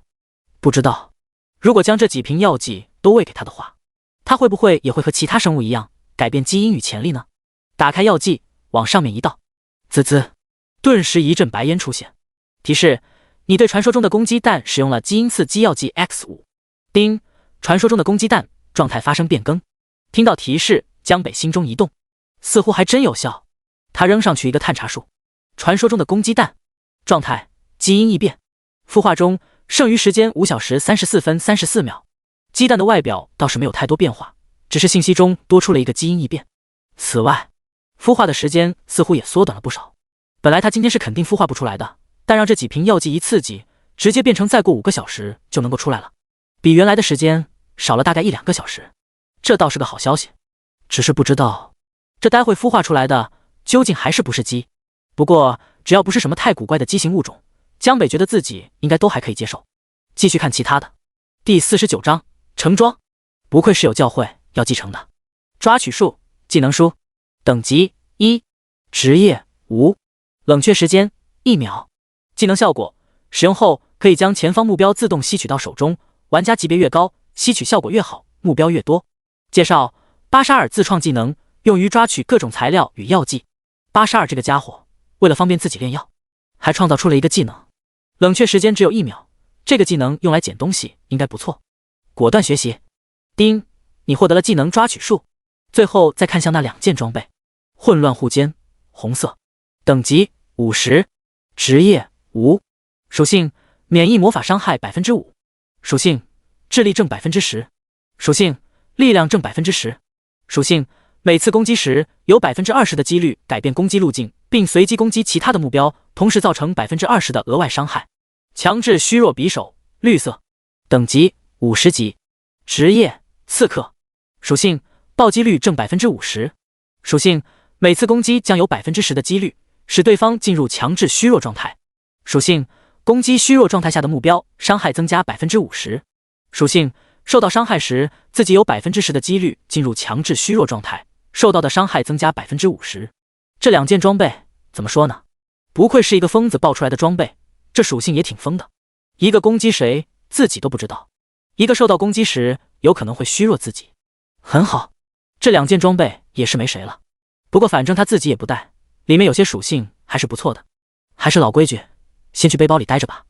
看完了全部的收获，这时江北眼前又忽然跳出来了一个提示，叮，你获得了莫妮卡的好感度加500。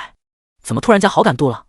江北有点不明所以，有点疑惑的扭头看向后面的圣女莫妮卡，只见后者此时瞪着一双大眼睛，用很好奇的眼神正在偷偷望着他，似乎没料到江北会忽然回头。莫妮卡有点不好意思，脸蹭的一下就红了，赶紧挪开了自己的目光，想扭头看风景，装作一副自己什么也没干的模样。可看了一圈才发现，这里是巴沙尔的实验室，除了各种炼药器材和地上的尸骨之外，就再没有什么其他东西了，只好又重新回过了头，开始擦拭自己手里的法杖。江北轻轻摸了摸鼻子，也没空管他。巴沙尔虽然死了，但这实验室里的一堆材料可不能浪费，能带走的统统带走，省得自己以后再一个一个的去找了。出了这个门，可就没有这个店了。将所有的东西都搜刮干净以后，江北才看向莫妮卡，开口道：殿下，既然巴沙尔已经死了，那咱们还是赶快上去吧，这里的气味实在是让人不舒服。莫妮卡一直在看着江北的举动，看见他将巴沙尔遗留下的所有东西都收走了，不过他也没说什么，听见江北的话点了点头。随后2人离开了这座古堡。来到外面以后，江北开口道：殿下，你难道就不好奇我把这些材料都拿走是打算做什么的吗？莫妮卡摇了摇头，我虽然不知道你想做什么，但你是一名救世者，我相信你是不会和巴沙尔那样做出什么邪恶的事情的，而且以你的实力应该也不屑做这样的事。闻言，江北哑然，看来也不需要自己找什么借口了，这小圣女自己都给他找不完了。殿下果然聪慧啊，一眼就看透了我的为人。江北嘿嘿一笑道：好了，既然巴沙尔已经被我们除掉了，那我也该兑现我的诺言了。这是你应得的奖励。被江北不动声色地拍了一个小小的马屁，莫妮卡浅浅笑道，随后将自己的手上戴着的手镯摘了下来。紧接着提示响起了起来，提示：恭喜你完成了任务，莫妮卡的请求，获得了莫妮卡的好感度加500，金币加99，光明手镯，好感度再次增加了500点，两人之间已经达到了1000点。不过江北倒是没有过多关注这个，此时的他已经被莫妮卡手中的手镯吸引住了眼球，因为这件东西竟然散发着橙色的光芒，这不会是橙装吧？看到这个手镯的瞬间，江北的心里猛然一跳，因为只有橙色的装备才会出现这样的微光，橙装可是神器以下最好的装备，可这种级别的装备一般只有在100级以上的 BOSS 身上才能爆得出来，仅仅只让他来杀一个50级的82，这种任务也能出橙装，这圣女出手也太大方了吧！不愧是家里有教会要继承的人，就是不一样。难道是好感度在作怪？不过不管是什么原因，橙装他没道理不要。江北连忙伸手接过手镯，上面还残留着些许温热。殿下，这是你的贴身饰品，我一定会替你好好保管的。江北打趣道。若是其他人这么说，莫妮卡估计早就发作了。不过由于好感度作祟，这话从江北的口中说出来，他倒没有什么反感的感觉，只是一件奖励罢了，你收好就是。说完，他看了看天色，拿出了一个传送卷轴。我出来已经好几天了，得赶紧回教会了，这次就多谢你了，救世者。以后你要是有什么事情，可以随时去教会找我。作为一个教会的圣女，平白消失好几天，不及时回去，肯定是要出乱子的。随后他又看了江北一眼，这才撕碎卷轴，消失在了原地。这个小富婆身上的好东西估计不少，看着莫妮卡的消失的背影，江北喃喃自语。不过作为神圣王国光明教会的圣女，自己又出生在这里，以后和她打交道的地方应该还是有的，回头看看能不能再在她身上弄出几件东西来。收回心神，江北开始查看自己手里的这件橙色手镯。光明手镯，橙色，等级无级别，职业无，属性祝福类法术增幅100%，属性法力增加1W 点，属性技能冷却负20%，属性攻击吸血10%，属性效果进入战斗后移动速度增加100%，属性效果血量增加1W 点，同时在受到致命伤害时触发免疫效果，不扣除任何血量，冷却1小时。属性效果孤身作战时伤害增加50%。第50章药剂宗师，属性上天，4条属性，3条属性效果，总共7条属性，属于满配橙装了。而且江北敢说，这绝对算得上是牧师的终极毕业装备了。这一个手镯就能让祝福类法术增幅100%，难怪这光明圣女这么大奶量，一件装备就能直接提升1倍的罩杯，简直电子丰胸神器。另外还增加了1W 的法力值，相当于超大电池续航，技能随便按，根本不用担心会没有蓝。虽然这件手镯更契合牧师，但它也并不是只适合牧师，他这个弓箭手一样能用。如果他带上这件装备，20%的冷却能够让江北身上的总冷时间却达到70%，这已经是非常恐怖的缩减了。就拿他的专属技能神罚之剑举例，本来20秒冷却的神罚之剑，在70%的冷却消减后，如今只需要6秒就能冷却完毕。6秒一个5000增伤的大招，这是什么概念？另外还有一条很稀有的百分比吸血属性，虽然只有10%，凭借着它的爆炸伤害，简单来说，只要秒不掉它，那它需要一个技能就能让自己瞬间回满血量。至于最下面的那3条属性效果就更夸张了，战斗中移动速度提升100%，血量增加1万点，同时免疫一次致死打击，孤身作战时伤害增加50%。它的速度本就是无限增长的，若是再配上这条属性效果，简直是如虎添翼。血量增加1万点，这个不用说，免疫致死打击可以防止自己突然被秒，伤害增加50%，这更是最直观的提升。总体来说，这件装备兼顾了保命的同时，又能极大的提升输出能力。一个50级的牧师能有这样的装备，足以看得出莫妮卡这个圣女在光明教会中的地位了。更重要的是，这件装备和救世之星一样，没有级别限制，她现在就能直接穿戴，自己这趟真是来值了。不但得到了82的药剂笔记，而且还获得了一件橙色装备，绝对的大丰收。将其替换掉原来的法力手镯以后，江北也没有急着回去交任务，而是直接一头扎进了古堡旁边的一处黑暗森林中。一来到这里，他就看到了几十头体长7、8米的各种畸形生物正在四处捕猎，其中还有数只他已经见过的巨臂艾克。如果说古堡的地下2层是巴沙尔用于囚禁实验体的监牢的话，那这里就是他放养成功实验体的后花园，全部都是清一色的精英怪，而且级别都在40级以上。作为一个10几天后就要去攻城的疯子，他手里的存货自然不可能就只有地牢里的那几只。身上又多了一个橙装。江北想要击杀他们，还是非常轻松的。来到这里以后，他二话不说，直接开射。11点多的攻速，不讲任何道理的箭雨落在了他们的身上。丁，你越级击杀了实验体4号精英，你获得100100点经验。丁，你越级击杀了实验体8号精英，你获得110443点经验。丁，你越级击杀了实验体4号精英，你获得100100点经验。丁，你越级击杀了实验体7号精英，你获得15100点经验。一群畸形怪朝江北快速扑来，但他依靠着100%的速度提升，宛若一条泥鳅一般灵活，在他们之间不断腾挪，没有任何一只能够触碰到他半点。提示：你的级别升至15级，你获得了 1.4 为固定属性，你获得了5点自由属性点。永恒之体，血量加1400。10几分钟后，再次一道升级的金光出现。提示：你的级别升至16级，你获得了 1.4 为固定属性点，你获得了5点自由属性点。永恒之体，血量加1500。70-80头畸形怪，每一只都能给他带来10万点左右的经验，全部杀完，总共获得了700-800万的经验。10级以后，每次升级所需要的经验都是上一级的翻倍。在10倍的所需升级经验下，江北14级升15级需要 160W 经验，15级升16级则需要320万的经验，16级升17级那就是更为夸张的640万的经验。这里的7-8万百经验正好让他升了2级半。级别升至16级以后，距离17级还差200-300万的经验左右。不过能升2级就已经江北很满意了。随后他伸出手掌，抓取兽，巨大的吸力从他手掌中发出，地上掉落的战利品统统收到了自己的背包中。丁，你获得了材料恶蛇鲨 X35。丁，你获得了材料浓缩的生物核心 X26。丁，你获得了材料暗黑蜘蛛腿骨 X19。丁，你获得了材料怨念毒气 X76。丁，你获得了材料龙蟒之心 X10。丁，你获得了材料亚龙精血 X23。这些畸形怪身上虽然没出多少装备，但是却爆出了一大堆的炼药材料，再加上在82实验室里搜刮的那些，已经足够他炼药使用了，可以回去了。江北这才撕碎回城卷轴，重新回到了国都主城。光明教会的任务不急着交，反正时间还早呢，限时24个小时，他现在连1个小时也没用完。回到主城以后，江北直接拿出药剂笔记，先来毒奶自己一波再说。巴沙尔虽然等级比他高很多，但是在药剂上面差距并没有这么大。江北也是满级药剂师，所以基本只要是上面有记载的，他也基本都能练，只是可能会在成功率上或者是良品率上会和巴沙尔有些差别。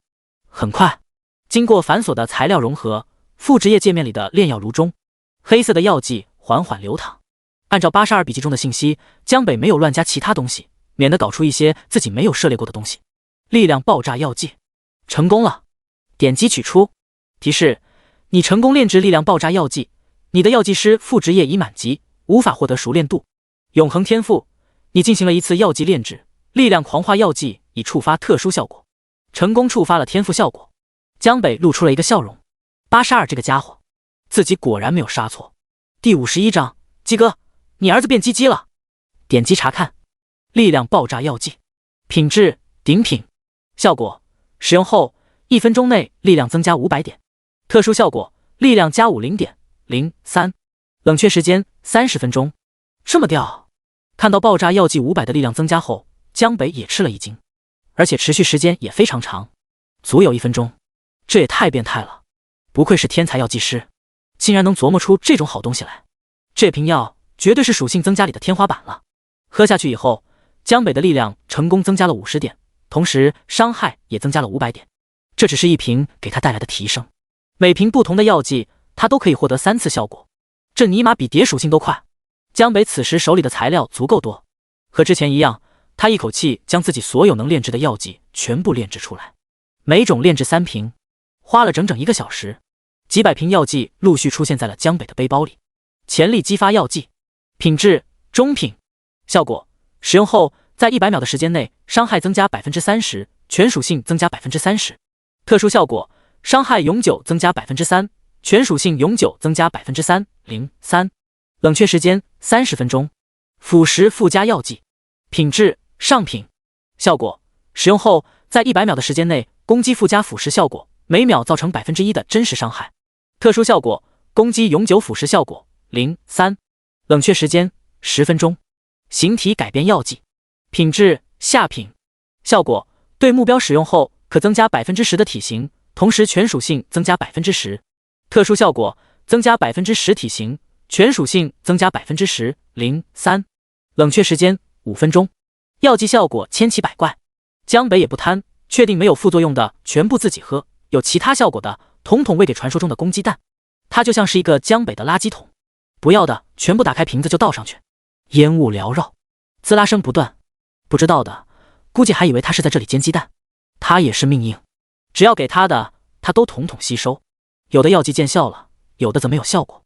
江北也不管其他的，主打的就是一个不能浪费，差不多算是55分了。最终所有药剂全部消耗完毕，此时已经又过去了1个多小时，迫不及待地打开自己的属性。救世者江北，基础职业弓箭手，转职毁灭剑神神级，等级16级，物理攻击56821，法术攻击18116，防御4937， 750以下伤害减免 100%， 移动速度1764，攻击速度 15.1 秒，血量53170，守护之戒53170，法力13350，属性力量796，敏捷503，体质648，智力449。江北深吸了一口气，这效果也太猛了吧！5万多的伤害，5万多的血量，15.1的攻速，看了之后他都不知道该说什么好了。这已经不只是翻倍了，要知道原来他才只有2万出头的攻击，血量更是不足2万，如今已经全部都达到了5万多。这时候要是再来一发神罚之剑，那伤害的爆炸到什么地步？这一世才开服第2天，他就已经拥有了这种属性，毫无疑问起飞了。这一下是彻底起飞了。再像看旁边的公鸡蛋，经过各种药剂的洗礼后，此时红色的鸡蛋壳已经变成了5颜6色的了，就像是被小孩经过了一番涂鸦一般。传说中的公鸡蛋状态即将破壳，剩余时间0小时0分20秒。江北愣了一下，好家伙，82只药剂配方里面是加了激素了吗？原本还剩几个小时的公鸡蛋，现在竟然马上就要出生了。看着仅剩最后10几秒的倒计时，江北不免有些紧张了。经过自己一番喂养之后，这孵化出来的到底会是什么鸡？随着时间结束，提示你的宠物蛋孵化成功。先是响起了一个提示，紧接着出现的不是破壳，而是这枚公鸡蛋开始疯狂生长起来。卧槽！江北下意识退后了几步，看着面前这枚10几米高的巨大鸡蛋，艰难地咽了口唾液。这怎么看起来比他的面板的变化还要大？此时如果鸡哥还活着，站在这枚鸡蛋面前，估计都会显得身体娇小了很多。咔嚓咔嚓咔嚓，随着一阵声音出现，巨大的公鸡蛋上面逐渐出现了一条肉眼可见的裂纹，然后更多的细小裂纹不断延伸，一片片蛋壳碎片也开始四散落下。最终随着啪的一声，蛋壳彻底碎裂，只见里面钻出了一个庞大的鸡头，2个庞大的鸡头，3个庞大的鸡头，4个鸡头，5个鸡头。江北直接凌乱了。鸡哥，你儿子变鸡了呀？这他妈是个啥？整整5个鸡头，这难道就是传说中的5头鸡？哥哥，哥哥！5个鸡头瞪着眼睛一通乱转，最后终于看到了地面上的江北，踢飞剩余的蛋壳。他朝着江北就一脸亲密，捂脸亲密的亲了上来。操！别尼玛碰老子！江北急忙躲开，伸出一只手挡在了2者中间。5只鸡头同时停住。哥哥哥，哥哥！他们看着江北，捂脸懵逼，不知道自己的主人为什么会拒绝自己的亲热。看到他们还是听话的，江北这才放心的放下了手。这时候他才终于看清这只变异鸡的全貌，它也是一只公鸡。如果不算它5个头的话，倒其实还像是一只鸡的，虽然体型有点超大了，但身上的羽毛比较艳丽，充斥着各种各样的颜色。一个鸡身，2只鸡脚，外加一个鸡屁股，这都还算正常。总体来说没有畸形太狠。再看它的属性，5头7彩变异大公鸡，宠物级别1级，主人天命，忠诚度100%，攻击500，血量1000，防御100，速度50，技能金元素攻击、木元素攻击、水元素攻击、火元素攻击、土元素攻击，大吞噬术。第52章提交任务，进阶坐骑契约。不得不说，这家伙长得虽然奇形怪状的，但是属性还是很不错的。才1级就已经有1000的血量和500的攻击，同时还有整整6个技能。要是升到30级以后，恐怕要比他鸡哥老母亲强不少。就是这体型实在夸张。怎么说，这也是自己的第1只宠物，直接遗弃还不至于，先带着试试吧。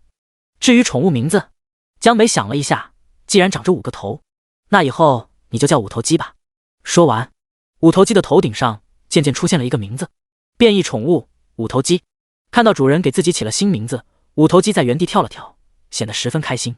好了，接下来就先去交任务吧。交完任务，然后再带他去升级。今天还有不少时间，神器上衣的话，自己应该也可以尝试一下。江北带着5头鸡一路来到了光明教会，一路上引得众多 NPC 频频侧目。我来交82的悬赏任务。见到蓝发小姐姐，江北直接开口道：什么？就是这？你真的将药剂师82击杀了？闻言，小姐姐大惊失色，一脸不可思议地看着江北。作为第1个进城来的救世者，她对江北的印象还是很深刻的。本来看到对方这么快就返回来，还以为对方是想通了，打算来换任务，可谁知道对方竟然是来交任务的。82死了，这可是50级的强者呀！看着他的反应，江北暗自一笑，何止是击杀了82，我还顺便救了你们的圣女。不过估计他还不知道自家圣女已经被拐走好几天了这回事。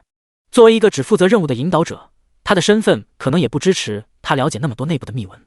江北笑了笑道：侥幸而已。随后随便拿出了一件和82有关的物品展示给他看。看着眼前的东西，蓝发小姐姐愣了好久才回过神来。不好意思，救世者大人，我这就给您发放奖励。她连忙道歉，随后奖励发放。提示：恭喜你完成了悬赏任务，杀死邪恶教徒，药剂师82获得了任务奖励。恭喜你获得了经验1000万。恭喜你获得了金币 X500。恭喜你获得了声望 X10000。恭喜你获得了进阶坐骑契约 X1。恭喜你获得了全职业圣光技能书 X1。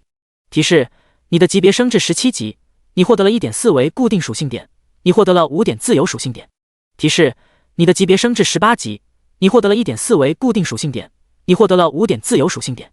死！不愧是神圣王国最大的教会，还是一如既往的豪气啊！看着不断响起的奖励提示，江北有点惊讶，但是经验就整整1000万，比82给的还要多10倍，让他直接升了2级。金币500枚，10000点声望。此外，还有一个进阶坐骑契约和一个非常少见的全职业圣光技能书。进阶坐骑契约效果：对生物目标使用后，可以和对方签订坐骑契约，并使其进阶。限制：不可对高于玩家自身的精英怪以及 BOSS 使用。圣光炎之破除技能书。级别1级。效果：吟唱后可清除敌方身上的所有 buff 效果，同时对敌方标记易损效果，受到伤害时额外增加 10%。冷却时间20秒，易损效果不可叠加。消耗500法力值。进阶坐骑契约和开放坐骑系统以后，玩家可以学习的驯服术不同。前者不但可以强行签订契约，而且还可以提升坐骑原有品级，而后者只有在特定条件下才可以将生物进行驯服，转化为坐骑。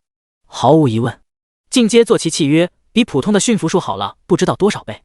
至于这个技能书，只能说效果同样很强悍，虽然不能给自己添加 buff， 但是却可以清除敌方身上的 buff。随着级别的提升，越到后期 BOSS 身上往往都有不少的 buff 效果加持，依靠自己 70% 的冷却消减，只要6秒就能释放一次炎之破除。这无疑能够让江北以后在面对这些强大 BOSS 的时候轻松很多。而且他转职毁灭剑神之后，很多技能都不能学习，但是这个全职业的圣光技能就没有这个限制，果断将技能学习。接下来再去试试这个进阶坐骑契约吧。外面正好有个现成的。离开教会大厅，来到外面，此时5头鸡正在这里等着。由于他的体型太大，教会大门肯定是进不去的。来到他面前，江北捏碎了进阶坐骑契约，无数密密麻麻的神秘符文涌出，进入到了5头鸡的身体内。他的身体很快便开始发生变化，体型变得更大，羽毛上的颜色也变得更为艳丽，翅膀也变得更为厚重了，阳光照耀在上面，甚至有种美轮美奂的感觉。他背上也多出了一个立于城旗的座位。咯，5头鸡摇头晃脑的，还不知道发生了什么。提示：你使用了进阶坐骑契约，你的宠物5头鸡身体发生了明显的变化。添加坐骑效果。提示声落下后，下一刻，只见5头鸡在地上奋力一跃，张开翅膀一扇，它竟然飞了起来，十分绚丽，而且速度极快。这是多出了一个飞行能力吗？江北瞪大了眼睛。五头鸡在天上围着光明教会转了一圈，然后翅膀一收，轻飘飘地落回到了江北面前。咯咯咯，咯咯！他所有的眼睛里面都在闪着亮光，像是发现了心爱玩具的小孩子一样。鸡头又开始不由自主地想往江北的身上蹭，他能清晰地感受到自己仿佛被突然激活了远古血脉之力，而且体内也有比之前更强大的能量在涌动。而这一切都是自己最伟大的主人赋予自己的。江北伸手在他其中一个脑袋上摸了摸，随后看向其属性：五头七彩变异大公鸡，宠物，坐骑，级别1级，主人天命，名称五头鸡，忠诚度100%，攻击1000，血量2000，防御200，速度100。技能：金元素攻击、木元素攻击、水元素攻击、火元素攻击、土元素攻击、大吞噬术。天赋效果：飞行。在使用了进阶坐骑契约以后，他不但获得了一个天赋飞行的效果，而且新属性全部都获得了翻倍的提升。这今后的成长潜力无疑变得更大了。江北暗自啧舌，难道自己瞎搞出来的五头鸡以后还真能有望变成一只神宠不成？这一下，江北不禁有些期待了。这家伙级别升上来以后，究竟会有多强？第53章滨海雪原30级五头鸡恐怖伤害。五头鸡在天空中飞驰，速度非常快，所过之处甚至身后有淡淡虚影留下。半个多小时后，五头鸡便驮着江北来到了神圣王国的北境滨海雪原。皑皑白雪一望无际，一座座冰山相连，刺骨的寒风不断吹来。滨海雪原位于国都以北，整个区域十分庞大，几乎相当于整个神圣王国，并与数个国家接壤。这里不但生活着各种强大的雪兽，级别从30级到100级不等，而且还有一些避世的原始部落隐藏其中。这里也是整个大陆少数几个完全没有遭受黑暗袭扰的区域。不过这里的宁静很快也要被打破了。以江北的实力，那些身处100级的强大存在，他自然不会去招惹。进入冰原以后，靠着五头鸡的速度，很快江北就看到了一群极地雪鹿，远远地扔过去一个探查术，雪鹿的信息浮现：极地雪麋鹿，等级55级，攻击1W， 血量400W， 速度1000，技能巨角冲撞、冰剑吐息、冰晶护甲。55级的雪麋鹿，有血量有速度也有攻击，是前世不少玩家梦想中的坐骑。不过普通玩家想要捕获他们，起码也得70-80级以后了，不然根本没有驯服他们的实力。江北手中神弓出现，拉近弓弦，一支箭矢凭空凝聚，嗖，坐在五头鸡背上，居高临下射出一箭。随后更多的箭矢带着拖尾从天而降，朝着下方的雪麋鹿群砸去。噗噗噗，一时间-87664， -88476， -89476， -91847，无数伤害数字从他们族群中飞出。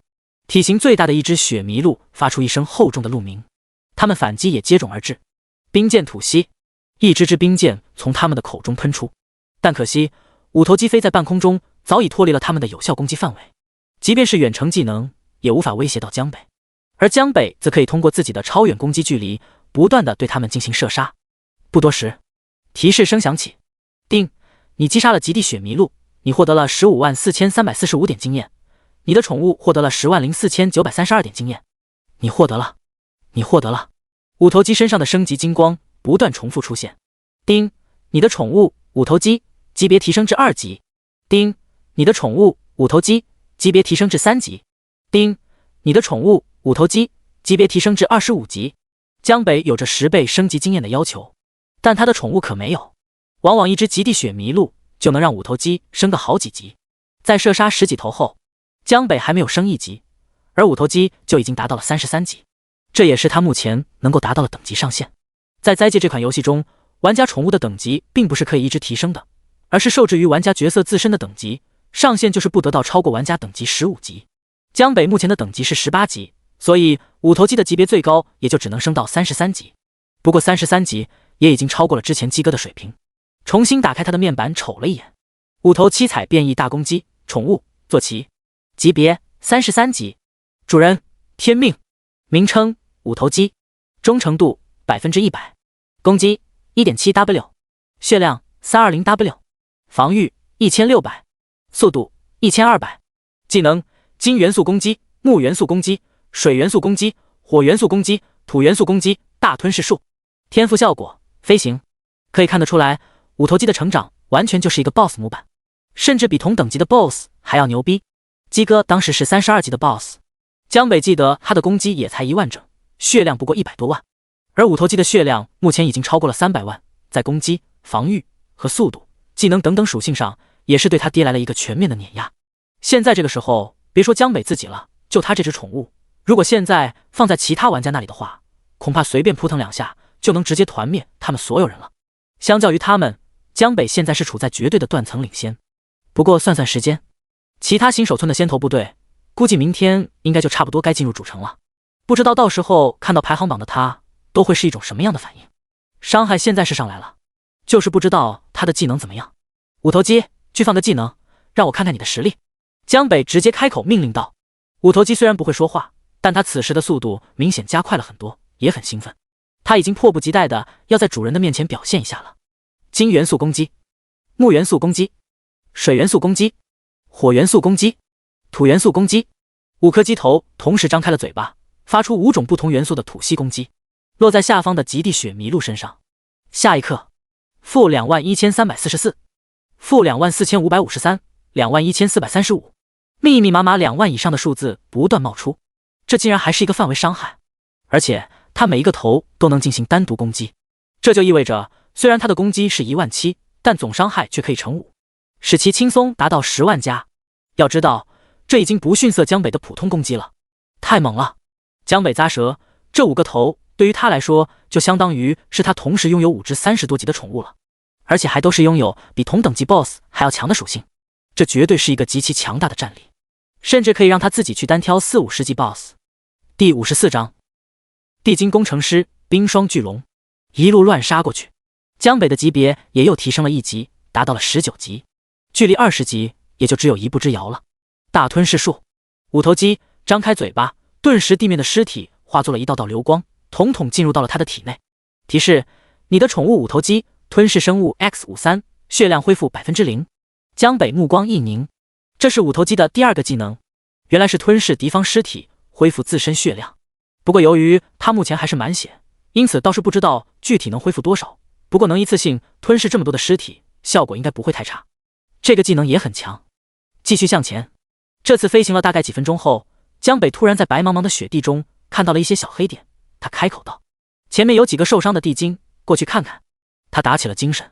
据他所知，这个滨海雪原虽然与地精王国交界，但中间也有近1000公里的距离，此时竟然在这茫茫雪地里见到几只受伤的地精，这种有违常理的事情出现，很可能这又是一个隐藏任务。五头肌的速度很快，尤其是在级别提升以后，几千米的距离，几个呼吸间就已经到达。在下面是一个厚厚的雪窝，五头肌慢慢降落了下去。谁？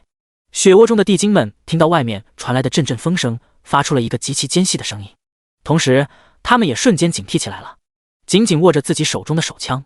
江北从五头肌背上跳下来，看向一群身高只有1米出头的地精，他们拥有着绿色的皮肤、尖尖的耳朵，还有长长的鼻子，在众多的种族中很容易就能辨认出来。地精，这是一个智力很高，同时又喜爱科技的一个种族，手枪、手炮、飞艇等等都是他们的产物。他们一般不怎么喜欢战斗，只对金钱和科技感兴趣，尤其是做生意，更是遍布整个大陆。在国都中就有不少由地精开的商店，不过此时他们的情况都很糟，全部半躺在雪窝中，身上布满了各种深可见骨的烧痕，看起来伤得很重。见他们这么警惕，江北也没有靠得太近，而是站在原地，尽量露出一个和善的表情，开口道：别紧张，我们没有什么恶意，只是看见你们受了这么重的伤，想看来你们需不需要什么帮助。说话间看了一下对方的信息，地精工程师，种族地精，状态重伤，等级60级，攻击血量，防御技能。介绍：地精一族优秀的科技工程师，掌握着极其优秀的科技能力，是60级的 NPC。 江北愣了一下，自己的运气虽然不错，但是这么高的等级，看来这个隐藏任务也不会太简单。那把他们都伤成这样，起码也是比他们等级更高的怪造成的。原来是救世者，太好了，想不到你们竟然来得这么快。他们看清楚江北的身份后有些激动，随后开口道：救世者朋友，我们来自地精王国，这次来神圣王国购买材料，没想到在回城的路上遇到了一只强大的冰霜巨龙，我们的飞艇受到了它的攻击，不但坠毁了，就连我们也差一点丧命。不知道你能否帮助我们击杀那只冰霜巨龙，并找回我们飞艇上的材料？听完他们的话，江北仔细打量了一下他们身上的伤痕，难怪在这冰原上会出现烧伤，原来冰霜巨龙的龙息造成的。他知道这冰霜巨龙可是70级的 BOSS， 果然如自己所料，不是什么好解决的任务。这也就是遇到了自己。他此行上这里来，就是为了神器上衣而来的，而目标就是这只冰霜巨龙。这个任务，这也算是顺带了。没问题，我接受你们的委托。这种顺带的任务，他刚刚才做了一次，因此江北毫不犹豫地同意了下来。闻言，这群地精们一脸惊喜。随后，任务出现：丁，你触发了隐藏任务，击杀冰霜巨龙，是否接受？击杀冰霜巨龙，唯一隐藏任务。任务描述：生活在滨海雪原上的冰霜巨龙袭击了地精们的飞艇，你需要击杀冰霜巨龙，并找回地精们遗失的材料。任务完成后，他们会给予你丰富的奖励。任务限时12小时。这还是一个唯一隐藏任务。地精们那可都是一群视财如命的家伙，奖励估计也不会让他失望的。你们就等着我凯旋归来吧。接取完任务后，江北开口说道，然后也不在这里耽误时间，爬上五头鸡的后背，直接朝着更深的区域杀去。这可是屠龙70级的 BOSS， 即便是他也不敢小视，稍有差错就有可能会被瞬间秒杀。如果不是神器上衣就在他的身上，江北也不会选择这个时候就对上这种等级的 BOSS。但在他所知的神器里面，这已经是最简单的一个了。另一个神器鞋子需要面的是一只80级的 BOSS， 至于其他的更是全部都是100级以上的存在。神器的获取难度极大，不然前世也不可能1年的时间都无人能够收集几件。这也能说明江北能在新手村就能获得一件神器武器是有多么的幸运了。冰霜巨龙的巢穴就在冰山最密集的地方，但滨海雪原这片区域越往深处走，气温也就越低。之前外围的区域只是身体感觉冷，但是在这里则是一种能够让你感觉到透入骨髓的寒气体验，加上各种狂风，即便是五头鸡也只能在几米的高度贴地飞行。而且随着它们不断深入，不多时提示音就出来了。提示：你的宠物五头鸡遭受了极寒，血量每秒减少1000点，移动速度减少 50%。 提示：你的宠物五头鸡遭受了极寒，血量每秒减少1000点，移动速度减少 50%。 江北因为身上堆积了太多的抗性，倒是没有受到太大的影响。五头鸡承受不住的情况，他心里也早有预计，掏出一瓶早就准备好的一瓶增加抗性的药剂，塞进五头鸡的嘴里，让他喝下。提示音这才消停，刚准备拉起高度去寻找冰霜巨龙的巢穴，就在这时，却见前方的几座冰山竟然突然开始晃动起来，不断有冰块从上面掉落下来。第55章20级，第4个剑神专属技能，轰隆隆，轰隆隆。同时，整个冰层也都跟着开始发出剧烈的震动。前方溅起了一片雪雾，数百只体型10几米、身上长着浓密的长毛、浑身散发着暴虐气息的巨兽正快速地朝这边奔跑而来。2根长长的尖牙极其醒目，竟然遇见冰原象群了。江北一眼就认出这群生物，连忙让五头鸡拉升高度躲避。这些冰原猛犸象每只都有65级等级，一旦被他们卷进去，那只有死路一条。这么高的等级，这么大的族群，对方明显不是奔着他们来的。飞到几十米的空中，看着脚下不断过去的象群，刚进来就遇到了这样一群庞然大物，不知道自己的运气是算好呢，还是算坏呢？看他们这副亡命奔逃的样子，可能是前方出现了什么大的变故，不然以他们的实力，不大可能会出现这种惊慌失措的表现。江北抬头看向他们身后，只能看到一片白茫茫，看不清具体的情况。不过能让他们这么慌张的，肯定也不简单。难道是冰霜巨龙不成？